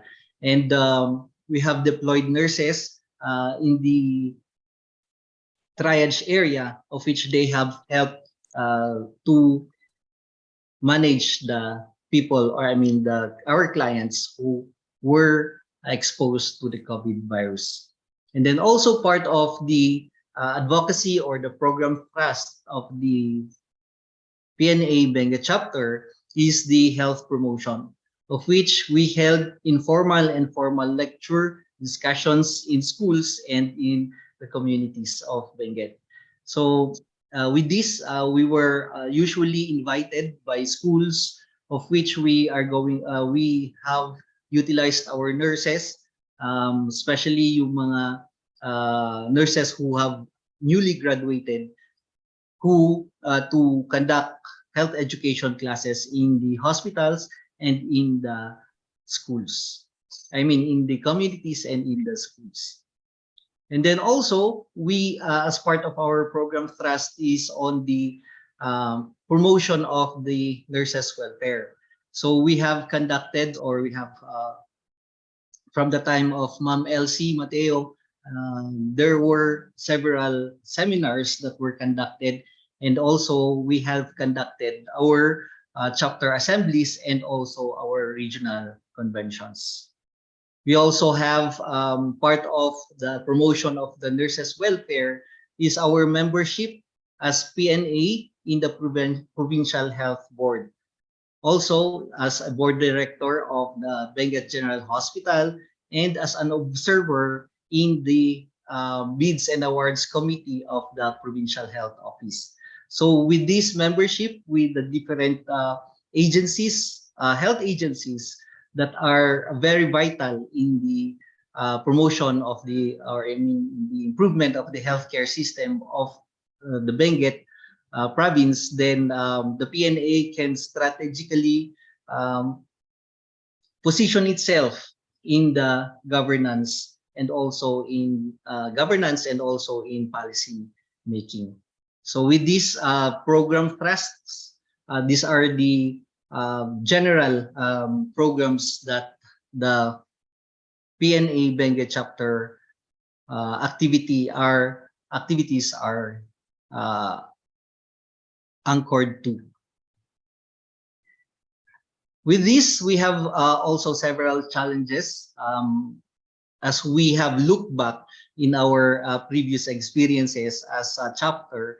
First one is we have some challenges on our membership campaigns as also experienced by the different chapters. We have also met problems with regards to membership campaign, of which it is observed that the membership of our chapter has declined because of maybe because of the shift from the card or yung card natin and to the online membership. And then also another challenge for us is our geographical location, of which we know that we need to visit our nurses. However, with the geographical location that we have here in Benguet, our nurses are separated with in the different municipalities, and then we have a hard time of gathering our nurses. And then the third is the sustainability of members, because of during the pandemic we have not conducted some activities, and then therefore it is a challenge for us to sustain the membership or the number of our members. And also another challenge is the job versus the duties as officers of the PNA Benguet chapter.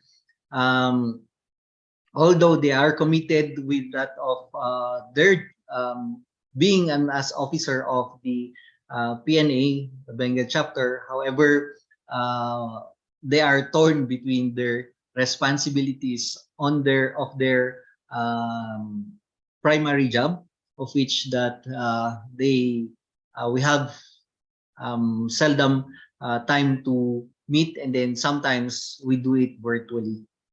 So yun po ang mga challenges that we have for Benguet chapter. However, even if with these challenges, we, and also looking back as to where we have come from or we came from, we need to move on and then strategically position ourselves to help the PNA and also the PNA Cordillera Administrative Region. And one vital factor that we have seen as one of the hindrances, or that to cater our members, is the we do not have an official office for the Benguet chapter. Ang ginagawa po natin, kung nasa ng president, dandun na ang office. However, with the permanent office for the PNA Benguet chapter, this will also address our concerns with regards to the membership, and then also the sustainability of our members. And also, with the presence of an office, our officers can carry out their functions as PNA officer in that office. So as plan, or as plan of moving forward of establishing in an office, we are scouting for offices or different buildings here in Benguet, in La Trinidad, so that maybe we can find a place for the PNA Benguet chapter. And hopefully next year that will be a reality. And that also the office or the officers in each, we are going to, as part to address the geographical location, or the challenge of the geographical nature of Benguet chapter. We are planning to establish an office or officers in each district, so that they can cater to the concerns of the different or the concerns of our nurses from the different districts will be immediately addressed. And then also they can also easily access to the services of the PNA. And also, we are going to sustain activities and our partnerships with the different agencies of the Provincial Health Office, with that of the Benguet General Hospital as Board of Directors, and then also as a member of the Provincial Health Board. So we are going to sustain our activities.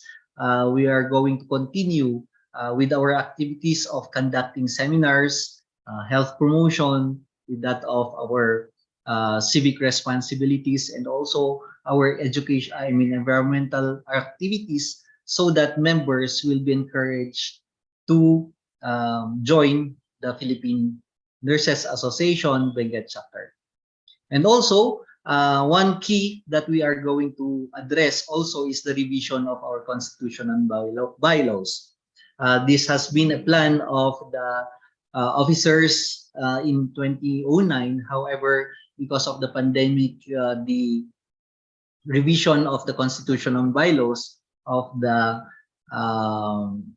PNA Benguet chapter has been laid into the table. However, as we are seeing improvements in the cases of COVID, we are going to continue and then implement the revision of our constitution and bylaws.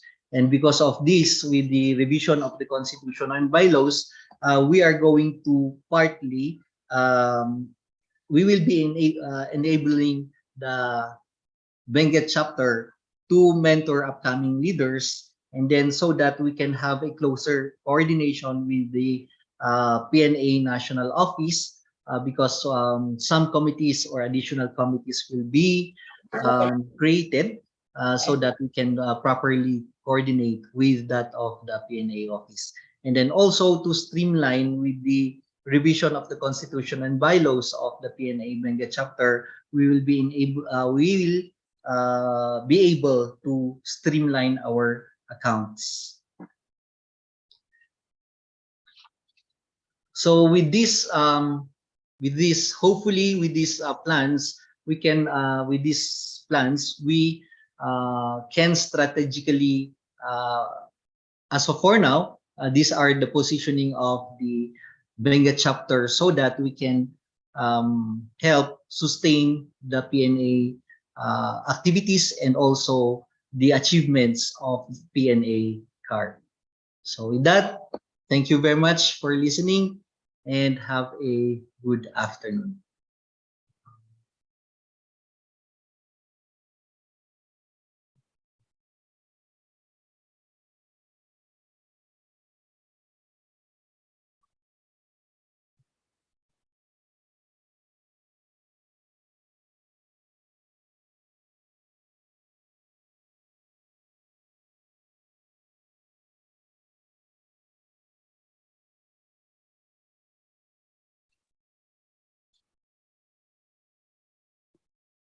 everyone.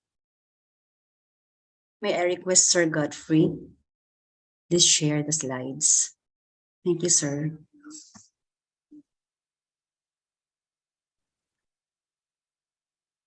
So we still have 191 plus colleagues who are with us. Thank you for staying.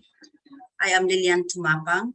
May I present the programs and the direction of PNA chapter.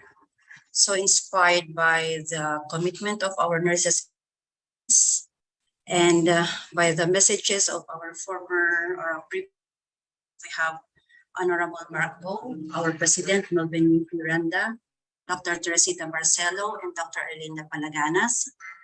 PNA Ifugao chapter lines its 2023 specific activities and future directions to the 2030. So for our regular activities for year 2023, slide, these are as follows.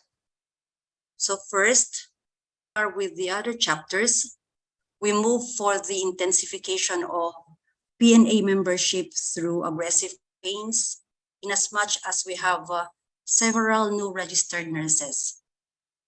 Nice that we have colleagues who were unable to access the online membership portal due to concern on internet connectivity. Performance indicator for this one would be at least a 20 to 30 increase in membership. Another initiative we thought of advocate for membership is to establish a physical office for the chapter.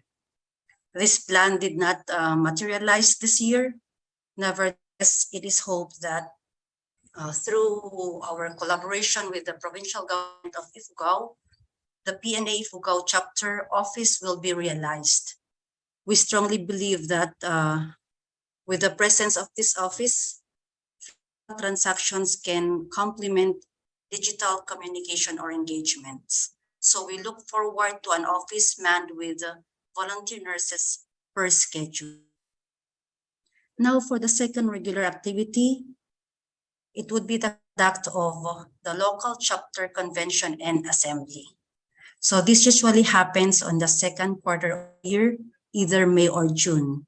But for next year, it would be conducted on the first quarter so that the election for the next set of officers shall be facilitated during the local convention.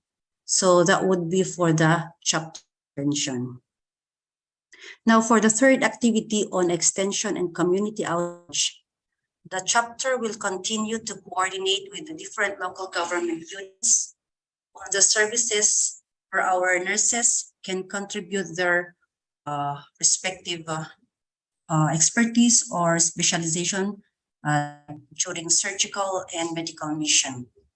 So on top of the chapter's initiative for its own extension activity, we partner or we link organizations or associations such as the Philippine Medical Association or the Dentist Association to maximize our resources and also to prevent duplication of services or activities. And lastly, for the regular activity, the chapter will sustain its of the MHOs or the municipal health offices. This would include, but not limited to, the accreditation home or lying in clinics. So as mentioned by Sir Darren a while ago, the association shall vouch for the integrity of the public health nurses in the lying in clinics. So this is a requirement for their accreditation. And now for the major program would be presented in the third slide. So as to the major program, we will be revisiting the chapter's constitution bylaws to integrate or to incorporate needed changes to current issues. We recognize that there's a need for us to update our CBL or constitution and bylaws to promote, shall we say, responsive, also relevant and strategic policies or provisions. The offshoot of this revised CBL will be the renewal of our chapter's accreditation. So we failed to renew our accreditation of our chapter for this year. So we look forward to it next year. So that is actually one of the challenges. The second program would be the support to welfare of nurses in terms of development, because we believe this is a means to empower, or this is to empower our colleagues. So we would be enjoining our nurses to graduate studies, as we have a state university in the province that offers graduate program in nursing, the Ifugao State University. The entry salary grade of our clinical instructors in this university proposed for the SG15 as entry compensation. And some of the documents we attached as supporting papers are from our PNA, the stand of our association on SG15. So thankfully, the administration approved the proposal, which would January 2023. So our chapter would be monitoring implementation of such, the implementation of the SG15 in our academy. And the third program is on strengthening engagement and involvement of our nurses. So we believe that collaboration among nurses in the clinical, in the academic, and administrative and other fields of nursing should be facilitated. So rise to the call for publication, as stated a while ago in this publication in our PJN, or the Philippine Journal of Nursing. So in line with this, we need to encourage our nurses who conducted the research or studies to publish their papers. So the chapter can extend its assistance. We also would want to benchmark from other chapters on measures to enhance the participation of nurses. So one of which is the recognition of exemplary performance in the community and clinical areas. For the planetary health and climate change, which was this morning, this is a challenge for us. We would look into activities or initiatives to support the planetary health and to address climate changes. Now, are the planned programs and activities of PNA Ifugao chapter for 2023, which shall be endorsed to the next officers of the chapter next year. So I end my presentation with these words. All that we are is the result of what we have thought. The mind is everything. What we think, we become. Thank you. A blessed Christmas and joyous 2023 to all.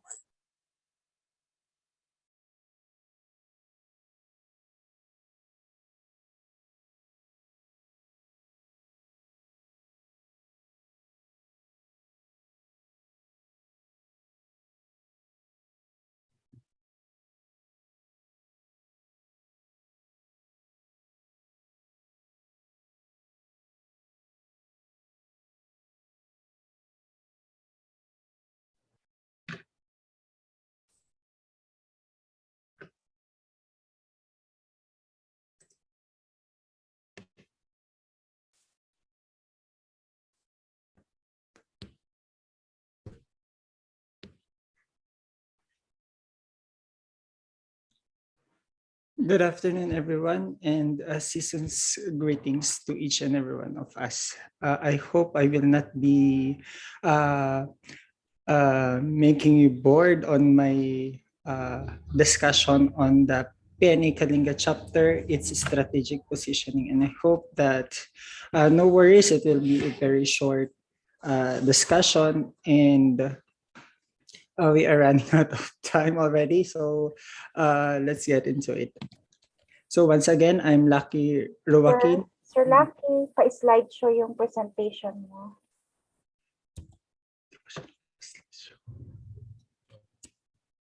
Okay, thank you. Okay, balik.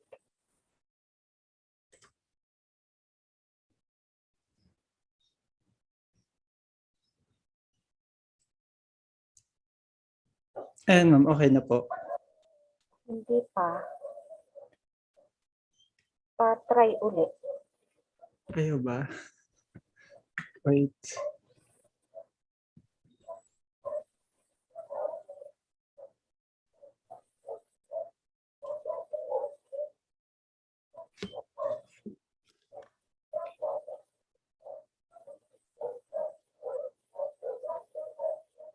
Try nyo po sir na stop share ulit and then share ulit po. Baka same problem yung sa akin kanina.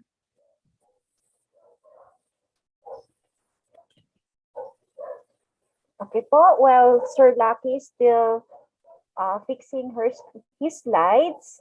May we invite everyone for tomorrow's convention of the Baguio chapter. Please see the link in the chat box. They will be posting later on. Thank you.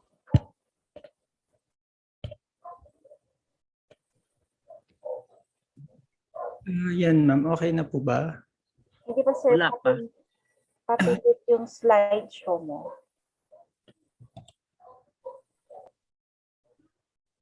Hindi, okay na. Ayun. Yan. Okay na. Ay, Nawala na naman.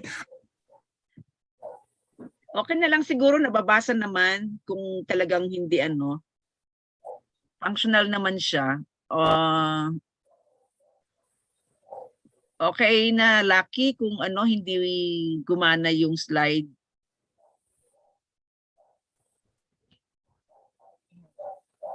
Ayan. So again, good afternoon po at malapit na po atang good evening. So I will not be discussing a lot of what we have done since all of us, the different presidents from the different chapters of the Cordillera Administrative Region, we already had the same activities as well as challenges and positionings.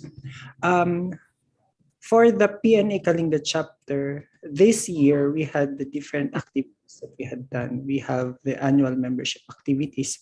As the previous presidents had mentioned a while ago, we also encountered decline in membership since there is already the implementation of the online membership of PNA. So we had a decline in membership and we are trying to increase it, and through reaching out the different members previously, then we can increase such membership.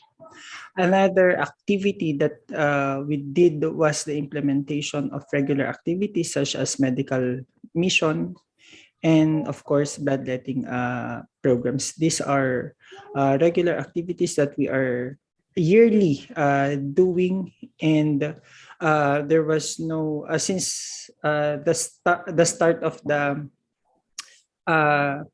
what do you call this, the localizing of the what do you call this, the quarantine period, medyo umokay naman na. So we had this kind of activities that were done in our chapter. We also had recently we had gift giving activities to the members of the PNA Kalinga chapter, and of course to our adopted community. So we gave hygienic products to the members. We also have provision of mortuary benefits to members. We had 2 beneficiaries. Nakakalungkot lang at nakatanggap sila ng ganitong benefits. So may 2 po kaming members who had mortuary, we gave mortuary aid. Another one is the accreditation of the PNA Kalinga chapter as one of the civil society organization in the province of Kalinga and the city of Tabuk. So at least we are being acknowledged by the different local government units as an organization, especially in terms of health. We also had membership to few local organizations, particularly in the city of Tabuk. We are member of the City Development Council, City Council, City Child Welfare Council, the City Nutrition Committee, and of course, we are member of the City and Provincial Health Board. What transpired here is that we are one of the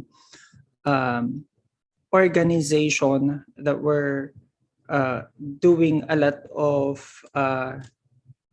lawmaking policies in terms of health. So we were asked on how we can be able to help in the implementation and planning and implementation of healthcare services in the city of Tabuk and as well as in the province of Kalinga. So for our 2023 future directions and beyond our strategic positions, so hopefully that with the aid of the members of the PNA Kalinga chapter, we'll be able to attain these directions. Encourage application. First one is the encourage of application to regular and lifetime membership, since as we all know, that is one of the many problems that we encountered since there is already the implementation of the online membership in the Philippine Nurses Association. One problem that we encountered is that we do not have internet capability in most of the different areas, particularly in Kalinga. In Tabuk, we do not have problem in Tabuk since we have moderate to strong internet connection, but in other municipalities, we are experiencing difficulty internet connection. Another one is the continuous dialogue with the local executives on the involvement of Kalinga nurses in health policy making. So we are starting to make a mark on health policy making, the involvement of nurse leaders here in Kalinga, so that we'll be able to have voice, particularly in the welfare of Kalinga nurses, not just in Kalinga, but all throughout the different areas of Kalinga. We will also be, by next year, we'll start to conduct an annual local convention that will be face-to-face, so that we'll be able to also increase the membership. This is one of the strategy in order for us to increase the membership of our chapter, the conduct of annual local convention. And we'll try to ask local nurses here in Kalinga to be our resource speaker to lessen the budgetary requirements in creating such convention. Another one is the conduct of activities on uplifting health of the adopted community. As we all know that one of the trend now is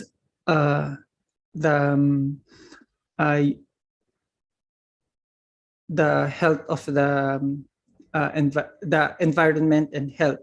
So we are trying to ensure that the health of the community, of our adopted community, are at par on how they would be able to strengthen and uplift their health through preventive and promote. Another direction is to strengthen the position. As we all know, this is still a challenge among all the nurses in the Philippines.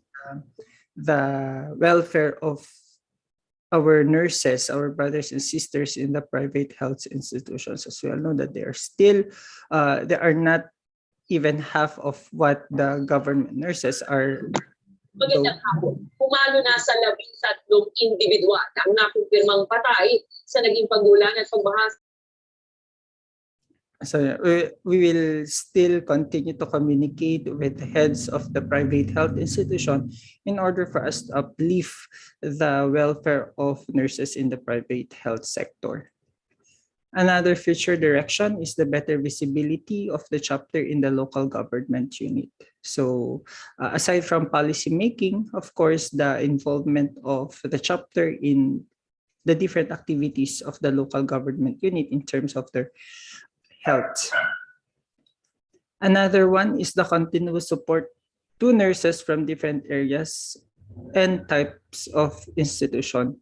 One of the, as Sir Vicente had mentioned a while ago, that one of their challenges is the area, their area or the different municipalities in Benguet. It's really hard to reach out to those far-flung areas in the province.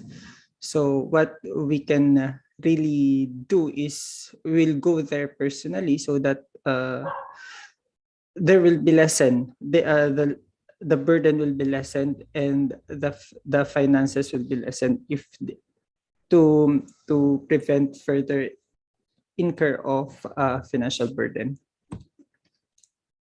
Another one, of course, the accreditation and the recognition of the chapters. We all know we are still a budding chapter. We are still in the process. So hopefully that we'd be able to be at par, if not to surpass what the PNA BCC had already achieved. So hopefully that we'll be able to have a recognition in our chapter soon enough. If not next year, hopefully by the coming next years. And of course, since we have one and lone nursing school in the province, the PNA will keep on supporting the academe in producing future nurses of Kalinga.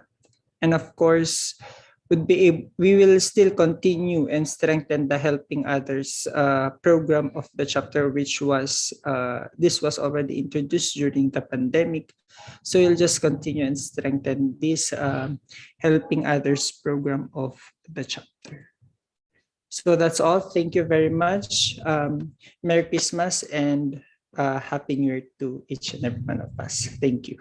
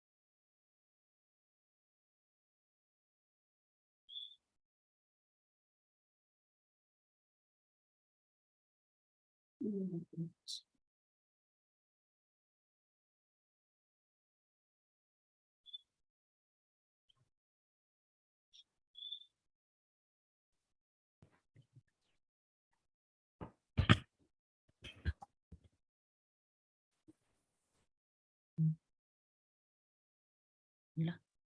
77. Okay, so good afternoon. Can you hear me? Yes, Ma'am Jane. Okay, so good afternoon to everyone.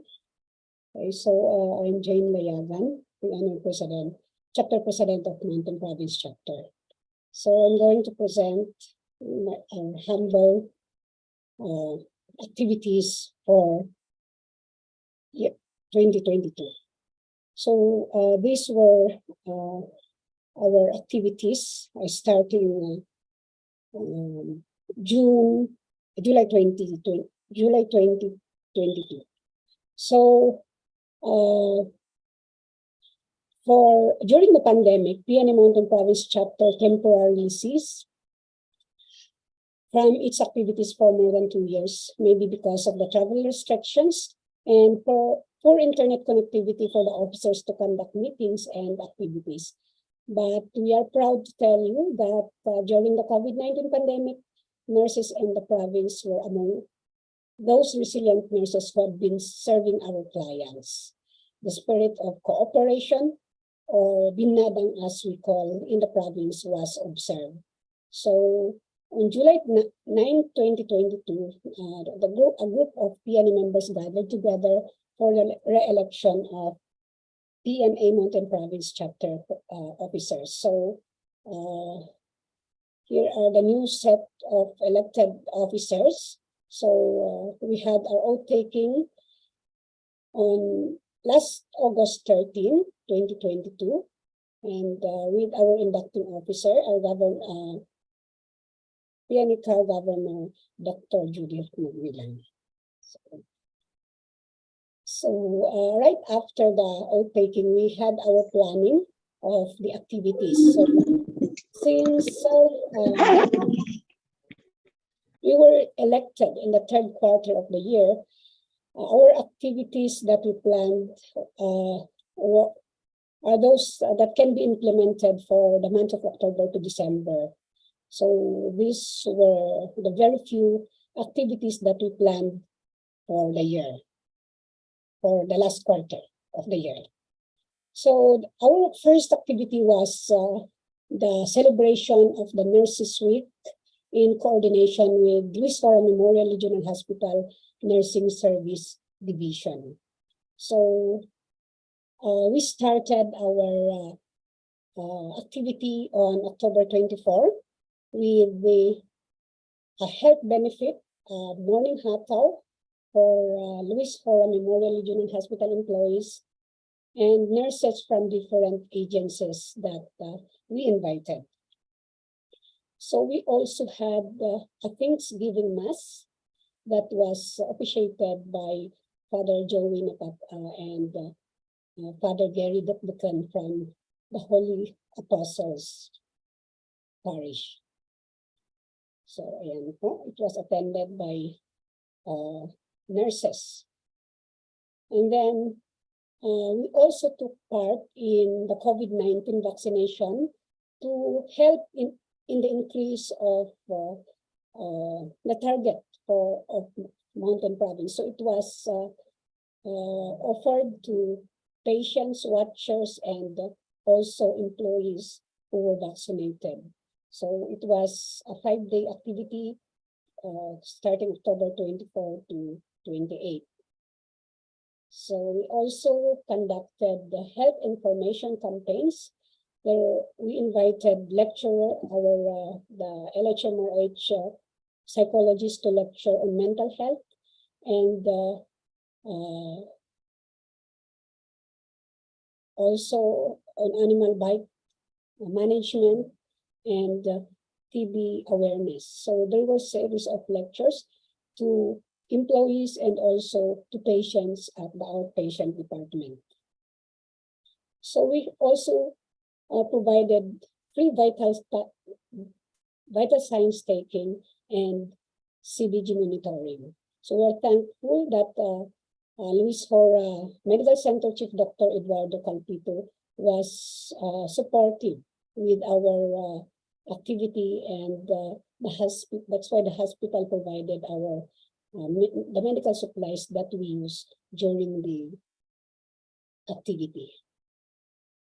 So during the last day, which was conducted on October 28, we also had a fun run, and it was attended by employees of Luis Fora and nurses from different agencies of Bauku, and there are those who come from MPSPC. So yan, we have nurses from the Bureau of Fire. That's why we also help as medics, and we provided water during the fun run activity. So yeah, so for those top 3 finishers, PNA provided a lei and a certificate of recognition for their being top finishers in the fun run activity. Okay. So we also we also sold the T-shirts at a minimum cost, and our proceeds we used to give us cash assistance of 5,000 each to 1 PNA member and 1 PNA member beneficiary who were currently admitted at that time at Luis Fora Memorial Regional Hospital. So during the culminating activity, we had a program wherein all the nurses participated, those from the different wards also participated in rendering a song, dance. Yeah. Okay, and also we invited the nursing students to join in the celebration of the Nurses Week. Okay. So after that, we had our community extension activity at Mainit Elementary School, which is located at Mainit, Bontoc Mountain Province, in collaboration with NPSPC College of Nursing. So we conducted health information campaign to the pupils, and we also distributed toothpaste and hand soap to 180 pupils. And this came from this was sent by the PNA National, and the chapter purchased toothbrush also to complete as additional for us to distribute to the pupils. Okay, so ayan po community extension activity that was held in Mainit. Okay. So we also decided during our planning of activities, we decided that the chapter to have its logo. So initially, we planned of having a logo making contest, but in consideration to the time constraint and the possible financial aspect, the officers decided to assign Mr. Yun Saliuan to prepare, and thankfully he was able to develop our logo.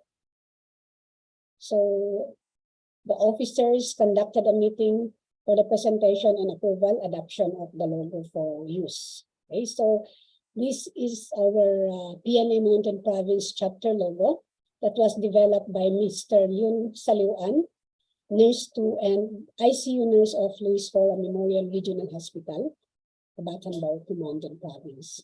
Okay, so our logo, the sun rays, we have the 10 sun rays that represents the 10 municipalities of Mountain Province where our nurses comes from. So the sun can't shine that bright with only just one ray. So it needs, we need the participation of all the nurses from the different 10 municipalities of Mountain Province. So as nurses, we are committed to use our lamp to illuminate the energy to people in need of our care with utmost compassion and competence. No mountain that high can hinder us to deliver our services. No barriers will ever hold us to carry on our passion to aid the sick and serve those who are in need. The topography of our province may be difficult to reach into the most far-flung places, but with the spirit of being imontañosa, we can conquer all obstacles. We may, in a little way different, but with the same passion, we can carry our mission. So let's keep our fire burning with one cause we will be victorious. Yun po yung short and concise na description ng ating logo. Okay. So, on December 10, 2022, we also had our chapter convention, and we are very thankful to the support of Dr. Judith Maguilang, our governor, PNA CAR governor, and Ma'am Bolinto, Ma'am Carmen Bolinto, and also other officers of PNA Baguio chapter. So we had more than 200 participants during our chapter convention.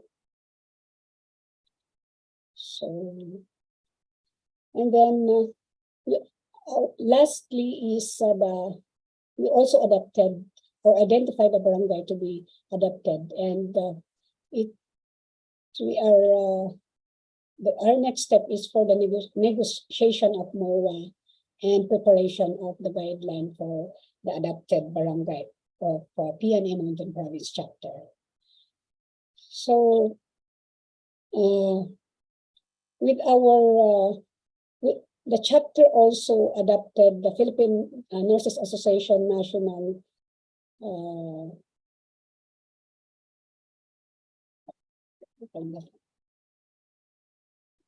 roadmap for 2030.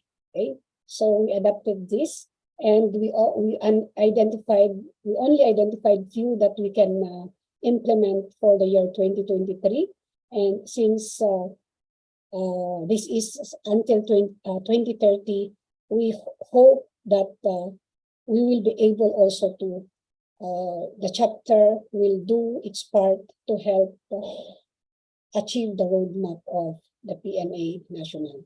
So for, this is our PNA MP Ways Forward for the organization to ensure efficient management of important PNA documents. So our ways forward is to request for a space for PNA MP chapter office from the provincial government for us to have an office to secure our documents, and for us to at least have a schedule of volunteer officers or nurses to serve for the PNA MP chapter. So we also wanted to implement the proper endorsement to outgoing and incoming officers, because these were the previous problems. That's why we cannot find some of the records of PNA Mountain Province chapter, because there were no proper endorsement that have undergone during the previous officers. And to sustain pool of volunteers to augment program needs, we are encouraging our MP nurses to be part and to be engaged in any PNA activities. So to increase and sustain membership and availment of services, we are also encouraging nurses from different sectors from the 10 municipalities of Mountain Province to be members of the association. And we are requesting for PNA National the possibility of providing PNA membership cards, since we encountered problem with the poor internet connections in the province, that many nurses were not able to register online, and there are only few who are using GCash, since with the electronic registration we need to pay our registration via GCash. So this is one of the challenge for us to increase the membership of nurses.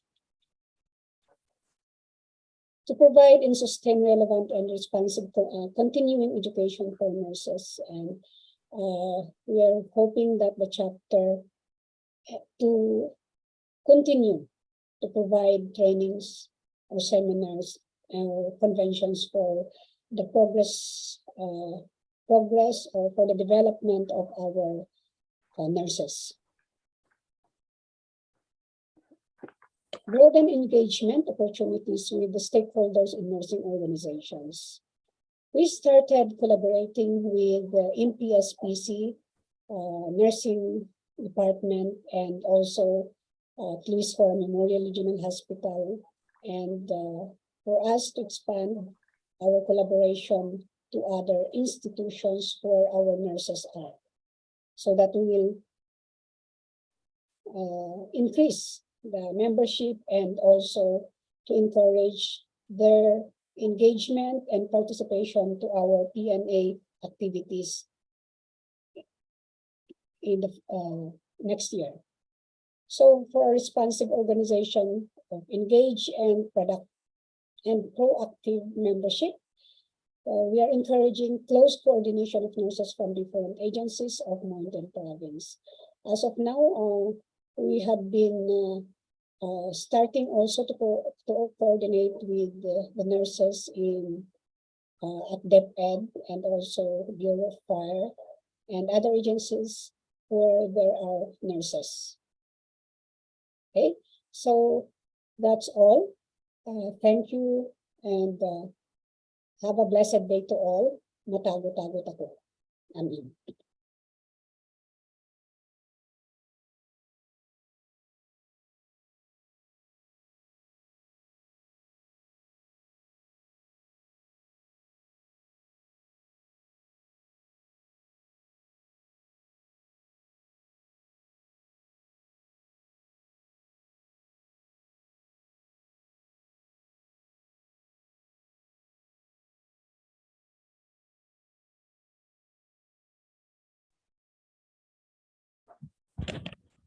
Are you done na po?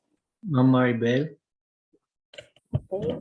So, Ma'am Jane, okay. So thank you, Presidents, for presenting all your accomplishments and your future direction of your chapter. Maybe we may not be the most outstanding chapters, but it is important is that we have one advocacy, one heart for the welfare of all nurses. So we go now to the next part of our convention. May I introduce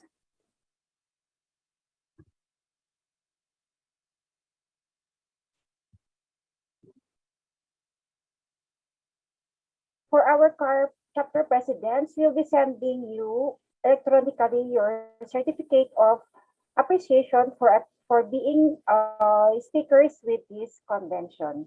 Thank you very much. And introducing to you one of our members of PNA and also the present HOD of Baguio chapter and the previous president of Baguio chapter. May we call on Ma'am Carmen Balinto to give the special awards for our nurses. Okay. Thank you, Ma'am Maribel Dicang. I would like to express my utmost thanks to the PNA CAR Council for giving me this opportunity to proudly represent and speak on the Council's behalf for our unanimous and undivided decision regarding the issuance of these 3 awards to a deserving officer and a member. Under the governorship of Dr. Judith Odani Magwilang, the PNA CAR Council wishes to exemplify a leadership model that does not entertain divisive strategies when deciding about nurses to be recognized within the region, especially at a time when such recognition is called for or are called for. We have celebrated 100 years of PNA existence at the national level in September and October 2022, and today at the regional level. We believe that at 100 years, there would have been hundreds and thousands of nurses who deserve recognition for their achievements and innovative contributions to the nursing profession. The Anastasia Giron Tupas Award is the highest national award given by the Philippine Nurses Association to perpetuate Anastasia Giron Tupas' legacy as the founder of the Filipino Nurses Association. Her invaluable contribution likewise is exemplified in the field of nursing in particular and in health services and community in general. For a nurse to be deserving of this award, the three major criteria and requirements, which include the following, should be met. With proven leadership qualities, that's the first one. The second one is with proven personal traits and exemplary professional competence and values. And third, with exemplary contributions in the field of nursing. For the requirement, this nurse should have been nominated by the PNA Regional Council and the PNA local chapter where the nominee is a member. Our Anastasia Giron Tupas Award recipient garnered the highest score as evaluated by the National Awards Committee based on her outstanding performance on all three major criteria that I have just enumerated. The result of the committee's evaluation is our legal basis for issuing this Anastasia Giron Tupas Award of the Cordilleras. A pillar and a prime mover of transformational leadership in nursing in the PNA Baguio City chapter and the PNA Cordillera Administrative Region, I am extremely pleased and honored to present on behalf of the PNA Cordillera Administrative Regional Council the Anastasia Giron Tupas of the Cordilleras to Dr. Erlinda Castro Palaganas. May I request our esteemed awardee, Dr. Palaganas, and our current PNA CAR Governor, who is going to issue the plaque, to open your cameras, okay? May we kindly open your cameras at the same time? Kindly post the content of the plaque. It's not yet a plaque. We will be delivering the plaques at your doorstep, Dr. Palaganas. No problem. Sir Godfrey, wala pang nakapost? Naghang ata yung laptop. Okay. Just Okay, starting then. screen share. Napagod ng laptop ni sir. Ay, napagod. Just go ahead. Ano? Then, sige, while I will continue to read para isapuso natin yung content ng Philippine Nurses Association, mauulit na ipopost ni Sir Godfrey. Okay, let me read the content of this plaque of recognition. The Philippine Nurses Association Cordillera Administrative Region presents this plaque of recognition to Erlinda C. Palaganas, PhD, RN, Fellow of the American Academy of Nursing, that's the FAAN, as the Anastasio Giron Tupas or AGT of the Cordilleras for her proven leadership, personal traits, exemplary professional competence and values, and contributions in the field of nursing. Given this 27th of December 2022 during the virtual PNA CAR Regional Convention in Baguio City, signed by Dr. Judith Udani G. Magwilang, our PNA CAR Governor. Congratulations, Dr. Palaganas. Thank you. Maraming salamat sa pagkilala. Congratulations po, ma'am. Pupugay. Please Salamat maintain your camera. Congratulations po, Ma'am Castor. Thank you, Governor Judith. Thank you. Okay. Please maintain your cameras open as we present your next award. This certificate of recognition, a plaque of recognition, is presented to Erlinda C. Palaganas, PhD, RN, FAAN, in recognition of her exceptional leadership as Governor of the Philippine Nurses Association, Cordillera Administrative Region from 2018 to 2021. signed by Dr. Judith Udani Magwilang, Governor, PNA Cordillera Administrative Region. Again, congratulations to Dr. Palaganas. Maraming Congratulations! Ano ba yan? Congratulations, ma'am. As I have mentioned, this will be delivered to you in person at your doorstep. Congratulations, ma'am. Thank you sa inyong lahat. Salamat. Let's give a round of applause to our awardee for the two awards. Thank you. Okay, at this point in time, we would like to give a couple of minutes to Dr. Palaganas to give her own response. Diyos ko. Panstok pala. Anyway, yes, maraming salamat sa PNA CAR, the Regional Council, for this recognition, for this award. It warms my heart that you continue to recognize and give value to the things that I have done and I am doing in the region for our nurses, and not only in the region but in the entire country.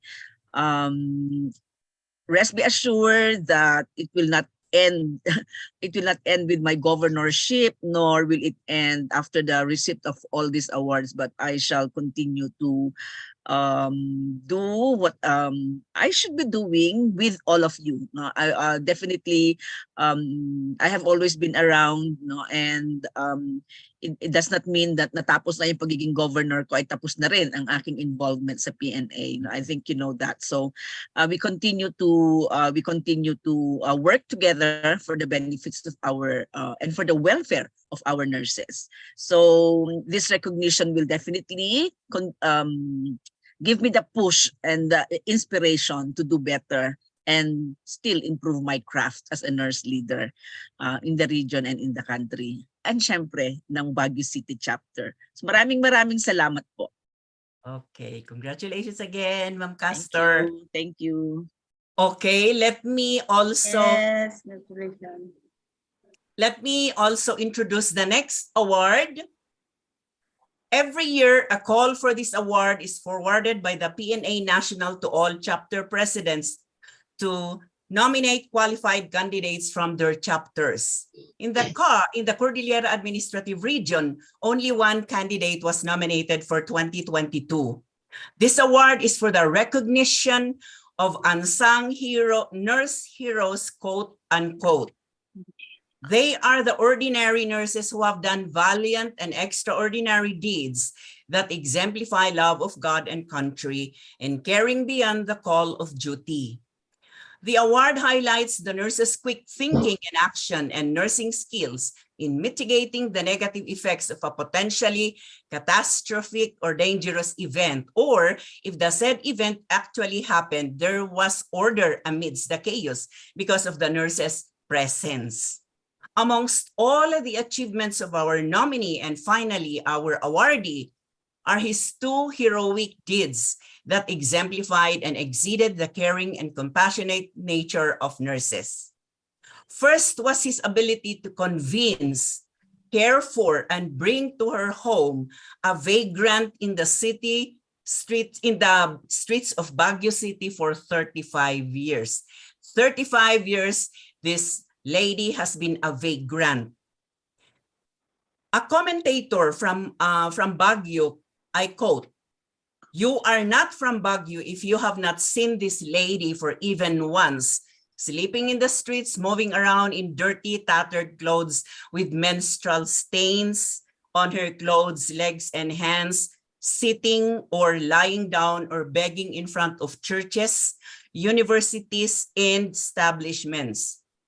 No other agency has ever succeeded in bringing her to a place she would call her home, let alone her relatives.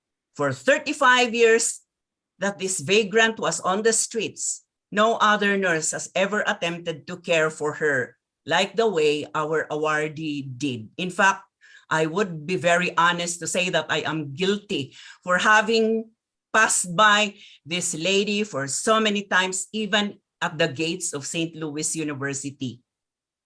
The second one is the founding or creation of the Anxiety and Depression Support Group Baguio, the first of its kind in Baguio City, which had many ripple effects in the love and service to individuals, families, groups, and communities in Baguio City, and were extended to other provinces of the Cordillera Administrative Region. A total number of 508 calls were attended and documented by this original group within the whole duration of the pandemic. In 2021 alone, a total of 363 clients were prevented from committing suicide through the preventive actions done by the group. We are all aware of how multiple and alarming the mental health issues that occurred during the pandemic. May I now call on Dr. Ricky Ducas Jr., our award recipient, and also Dr. Judith Udani G. Magwilang, our PNA CAR Governor, to open your cameras. Sir Ricky, are you in? Yes, ma'am. Hello po, Okay. sorry. Thank you so much po. Okay, so let me read to you the content of the plaque. The 2022 PNA CAR Regional Convention Bayaning Nurse Award of the Cordilleras is presented to Ricky B. Ducas Jr., PhD, RN, in recognition of his selfless and heroic deed in caring for a vagrant of 35 years in Baguio City during the height of the COVID-19 pandemic. He exemplified bravery, professionalism, caring, and integrity beyond his call of duty. His extraordinary deed is truly an epitome of pride and inspiration to the nursing profession. Signed by Dr. Judith Udani G. Magwilang, PNA CAR Governor. Congratulations, Dr. Ricky Ducas Jr. Congratulations, sir. Congratulations, Sir Ricky. Thank you. Congratulations po. Maraming salamat po. Congratulations. Pagkilala. Thank you, Ma'am Carmen. Okay. So we will also give you a couple of minutes to say a few responses before I turn over the floor back to our moderators.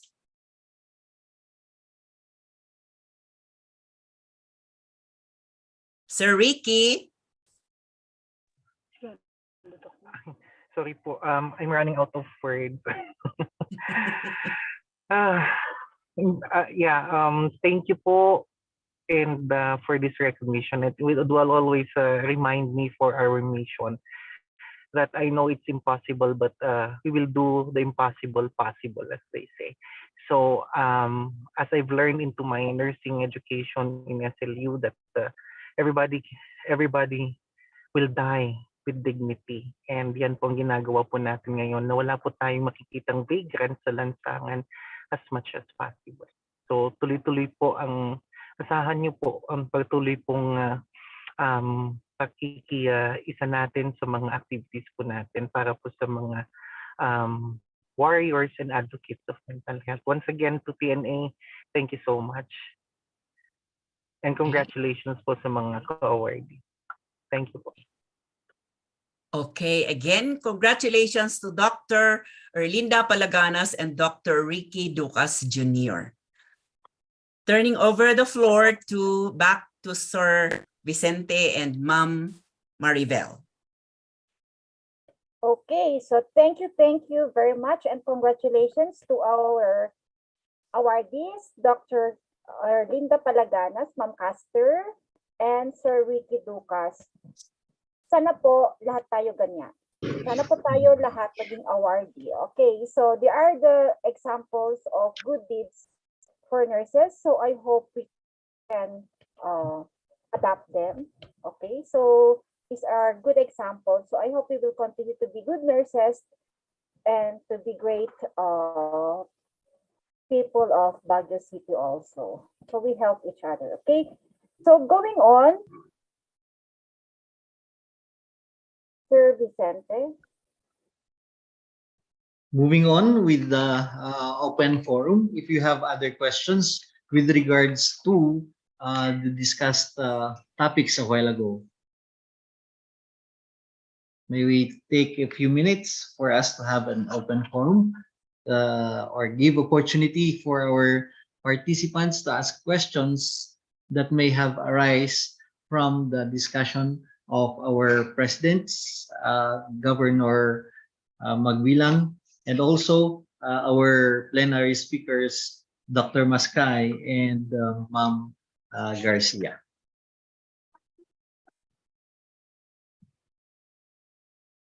Parang gusto nang umuwi kasi. Mga kasama natin. So while waiting for others to prepare their inquiries or comments, may I just read one comment from Ma'am Rachel in the chat box? Okay, this is for all presidents of the CAR, PNA CAR. Please here, I have noticed that one of the challenges experienced by the different chapters of PNA CAR is on membership. Common to all, if not most, is there is a decline in the membership. That is true, ma'am. One of the things they have done is to establish physical offices. This is a good thing, but I think that one of the most important key for nurses to be encouraged to become members is for them to be informed of the benefits of being a member of PNA. I think Dr. Barcelo have already mentioned this morning the benefits of being a PNA member. So I hope those who have not been enlightened will be enlightened with the lecture of Ma'am Barcelo. And it says here, the most common question I encountered when I invite nurses to join PNA is, what's in it for us? Although meron po sa page ng PNA yung mga benefits, hindi lahat tumitingin kasi sa page. Siguro, information dissemination will help also. Noted po, Ma'am Rachel, we will be disseminating to all presidents. So I think all members of the PNA of all chapters should have the responsibility to disseminate and to encourage nurses to join the PNA by explaining the benefits of being a PNA member. Tama po ba, ma'am?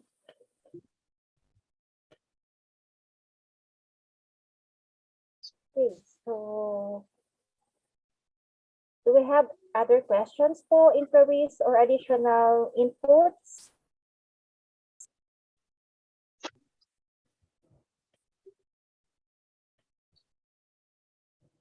I think there are no questions, and also raise our hands raised in our virtual hands. So we may as well proceed to the next part of our program, of which we are going to remind our participants that the certificate of attendance will be given to you after you have logged in or log in the attendance link, and also after you have accomplished the evaluation form, and of which the evaluation form will be posted in a little while. Okay.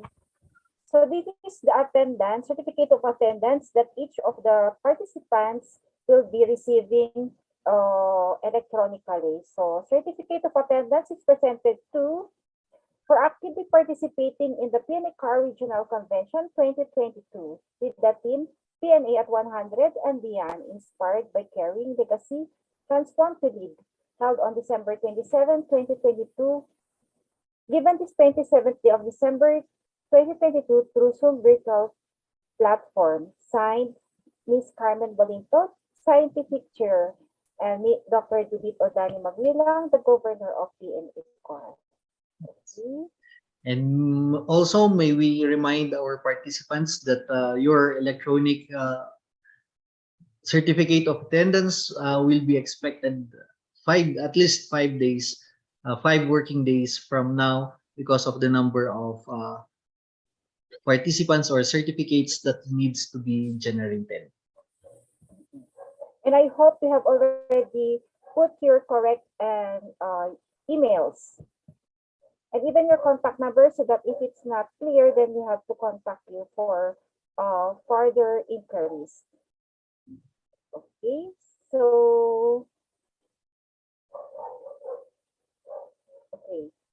so may we now call our Ifugao chapter president and my good friend and the dean of the Ifugao State University College of Nursing for the Nightingale's Pledge. Ma'am Lilian? So may I invite everyone for vows. So we have our Nightingale Pledge.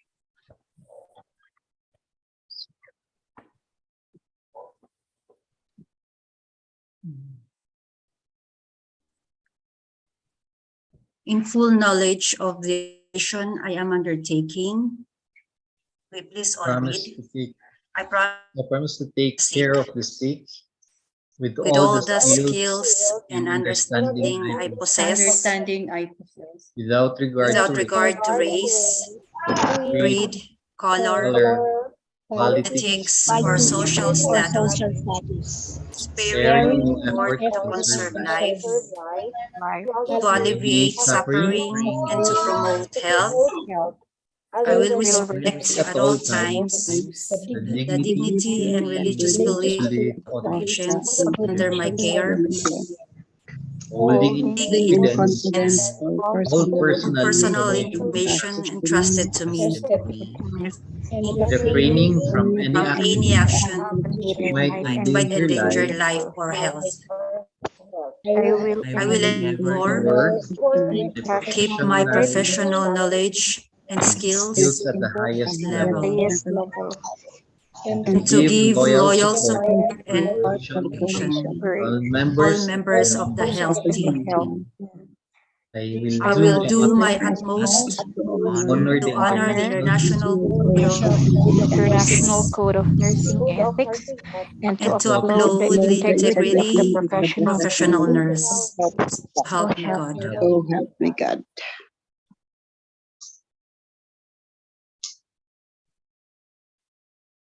Okay, thank you, Ma'am Lilian, for the Nightingale's Pledge. May I call on Sir Enteng for the May we all invite each one as we have pledged our commitment, and we are going to sing the PNA hymn.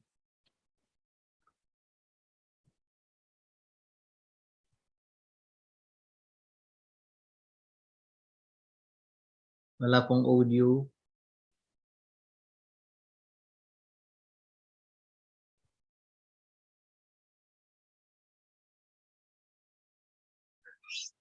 Hills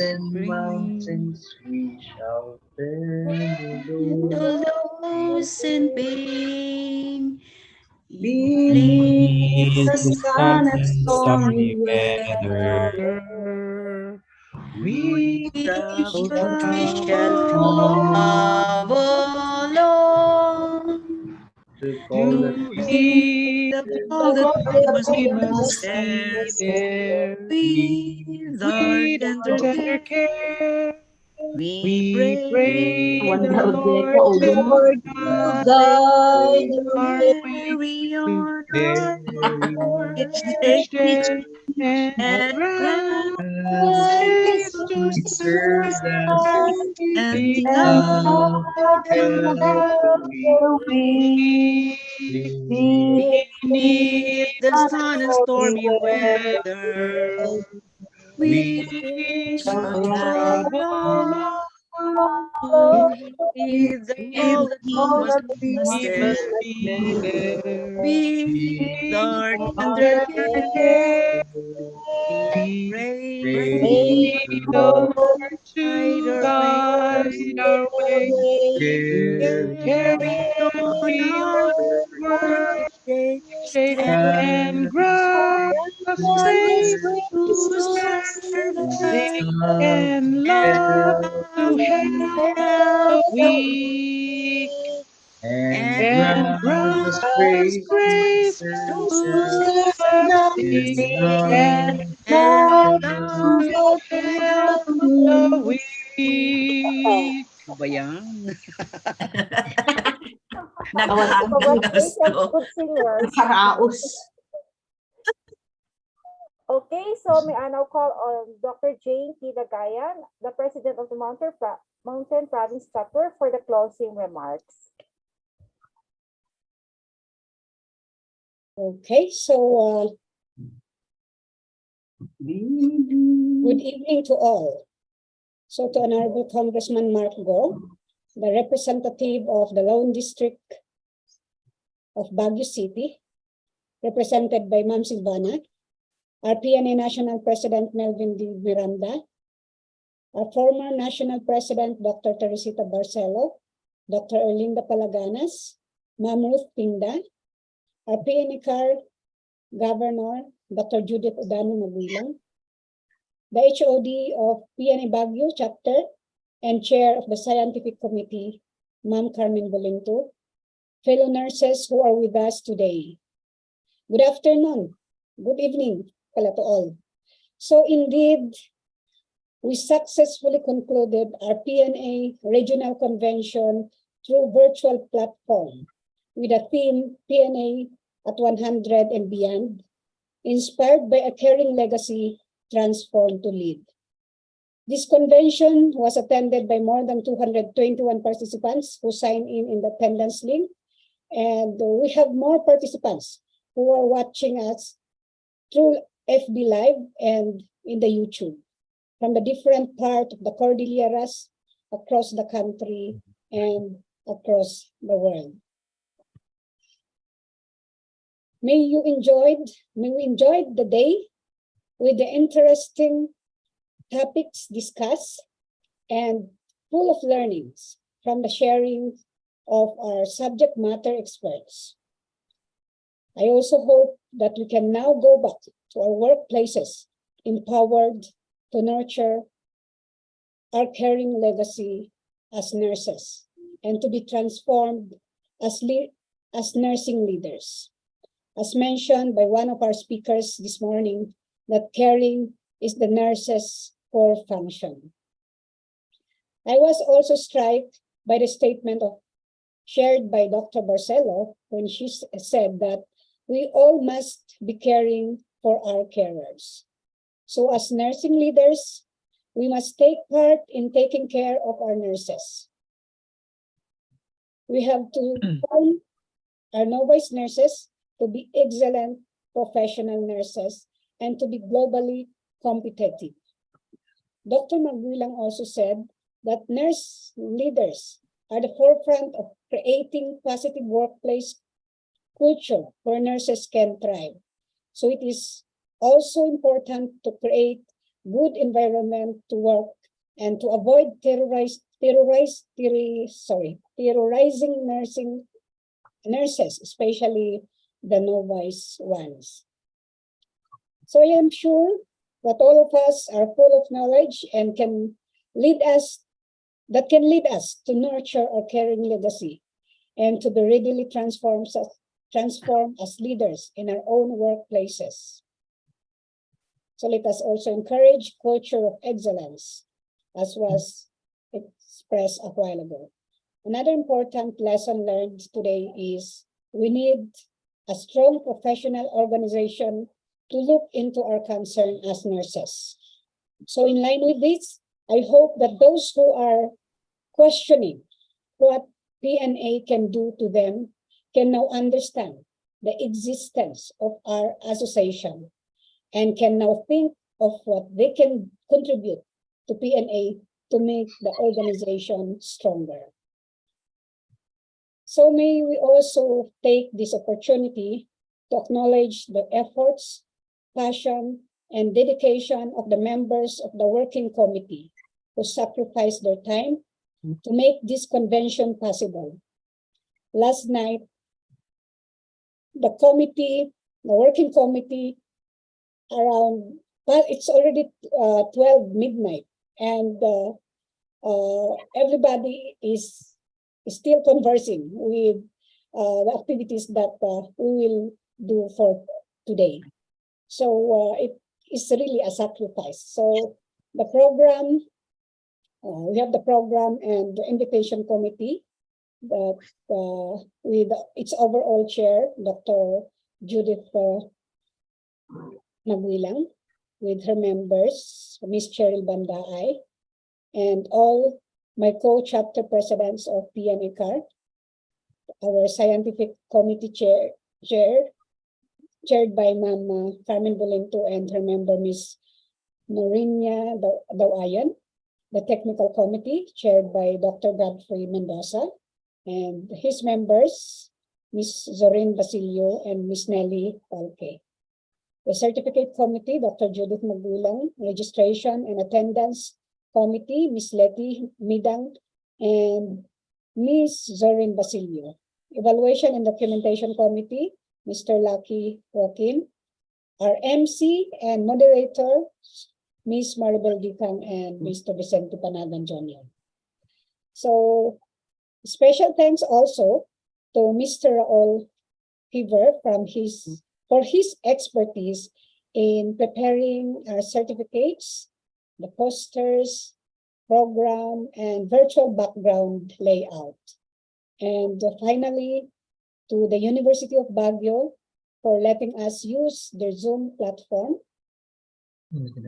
Okay, so yan, we had, though we ended late, but of course, we have a lot of lesson learned that we can bring to our workplaces. So have a blessed evening to all, and let's go back to our workplaces and make a difference as transformed leaders. God bless po sa lahat. Maraming salamat.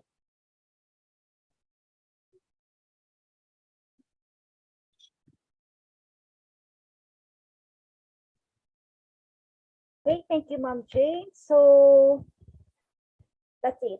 So tomorrow there will be the PNA Baguio chapter convention, which starts at 8 a.m. tomorrow until 1:45 p.m. Please register. You can scan or you can click the link for you to register. Okay, so we have great speakers for our convention. So this is a 3 CTB which accredited. So I hope you can join tomorrow.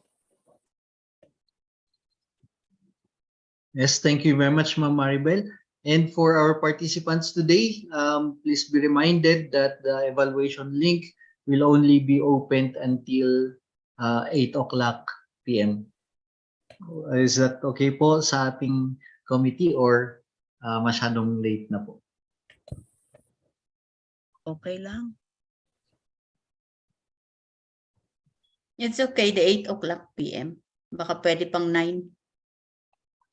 Okay, so as per request or as per mandate from our governor, pwede po tayong mag-evaluation or we can still accomplish the evaluation link until 9 o'clock. Ano po, midnight? Pero siguro midnight kasi today, yung parang tapos wala na talaga kasi yung iba we only have 181 and we are 258 kanina. So yung iba siguro naka-live or we don't know. Basta na lang, basta within 12 midnight. At least within the day pa. Oo. Okay. Kasi until 11:59 p.m. Wala na silang reason to say na putulan kami ng linya or nawalan ng ganyan. So they can try until midnight. Okay. So And again, we will not- the evaluation link will be open until 11:59 p.m. this day. And we will not open it anymore tomorrow until. Yeah, because that the evaluation form, when you accomplish the evaluation form, that will be one of the things that our registration committee will evaluate as basis for the giving of certificate.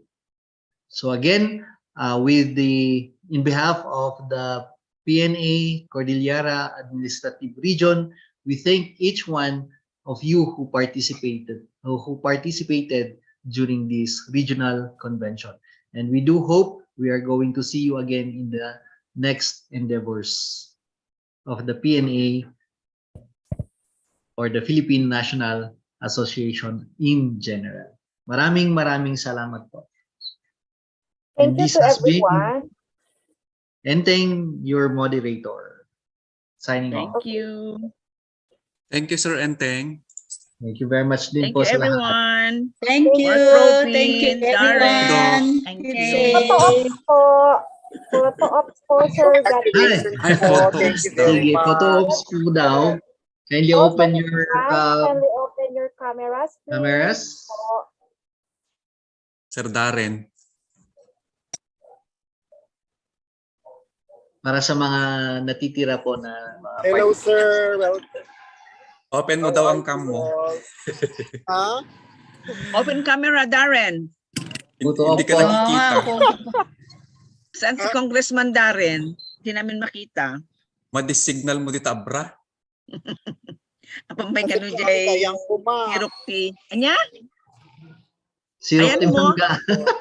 Madi, that signal na kanu. Dalamuknan. Nasa labas na po. Sige nga Rod, picture tayo tani. Nasipngutan jarwar. Oo, di kainin. Signali, balay min ma'am. Okay po, hold on your smiles. At the count of 3, 1, 2, 3. Okay, hold on pa po. Isa pa po. Okay, isa pa po. 1, 2, 3. All right. Fourth slide. Hold on.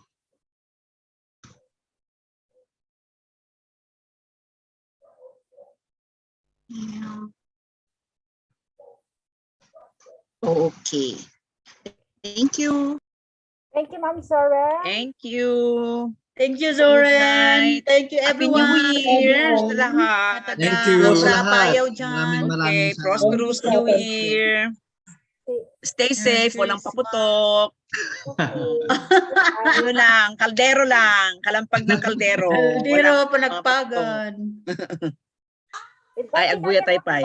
Bukas, please join us. Budget chapter Hi, Sir Godfrey. for our convention. Long time no see, Sir Godfrey. Mag-join naman kayo bukas. Sir Mark, Ay. mag-join kayo bukas sa convention Apo, ng sinend ko po sa sa GC yung GC ng PNA CAR yung PNA CAR yung para bukas. Okay, thank you. Bye. At lumipat ako ng office Bye para sa bye. internet. Bye po. Thank you very much. Kasi ma-DJ Balay. Okay. Thank Sige, you, everyone. orahin na kayo putot mo. Bye. See you, Ma'am Judith. everyone. Bye, Robin. Mark, orahin na kayo putot mo. Nagawid kan. Ayun, ma'am. Kasi overtime TUHC nga dahil tayo nga hanak talaga maka-attend ti meetings kapon dahil TUHC. Sapay ko ma.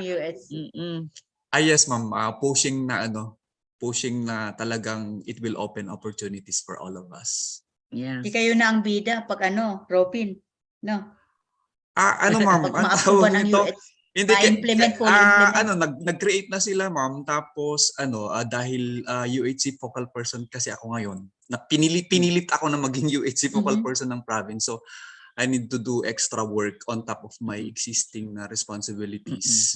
Kaya pinapasa ko yung leadership sana ng PNA chapter dun sa mga younger generations para ma-encourage din silang And hopefully makapag-lobby tayo ng pakwan. Ayun nga, meron yung creation na ng 3 at saka yung other hospitals natin. Then kailangan kasi ng constant lobbying yun sa mga mayors para mag-integrate sila doon sa para mag-integrate sila sa province-wide na healthcare delivery system. They have to sign into a MOA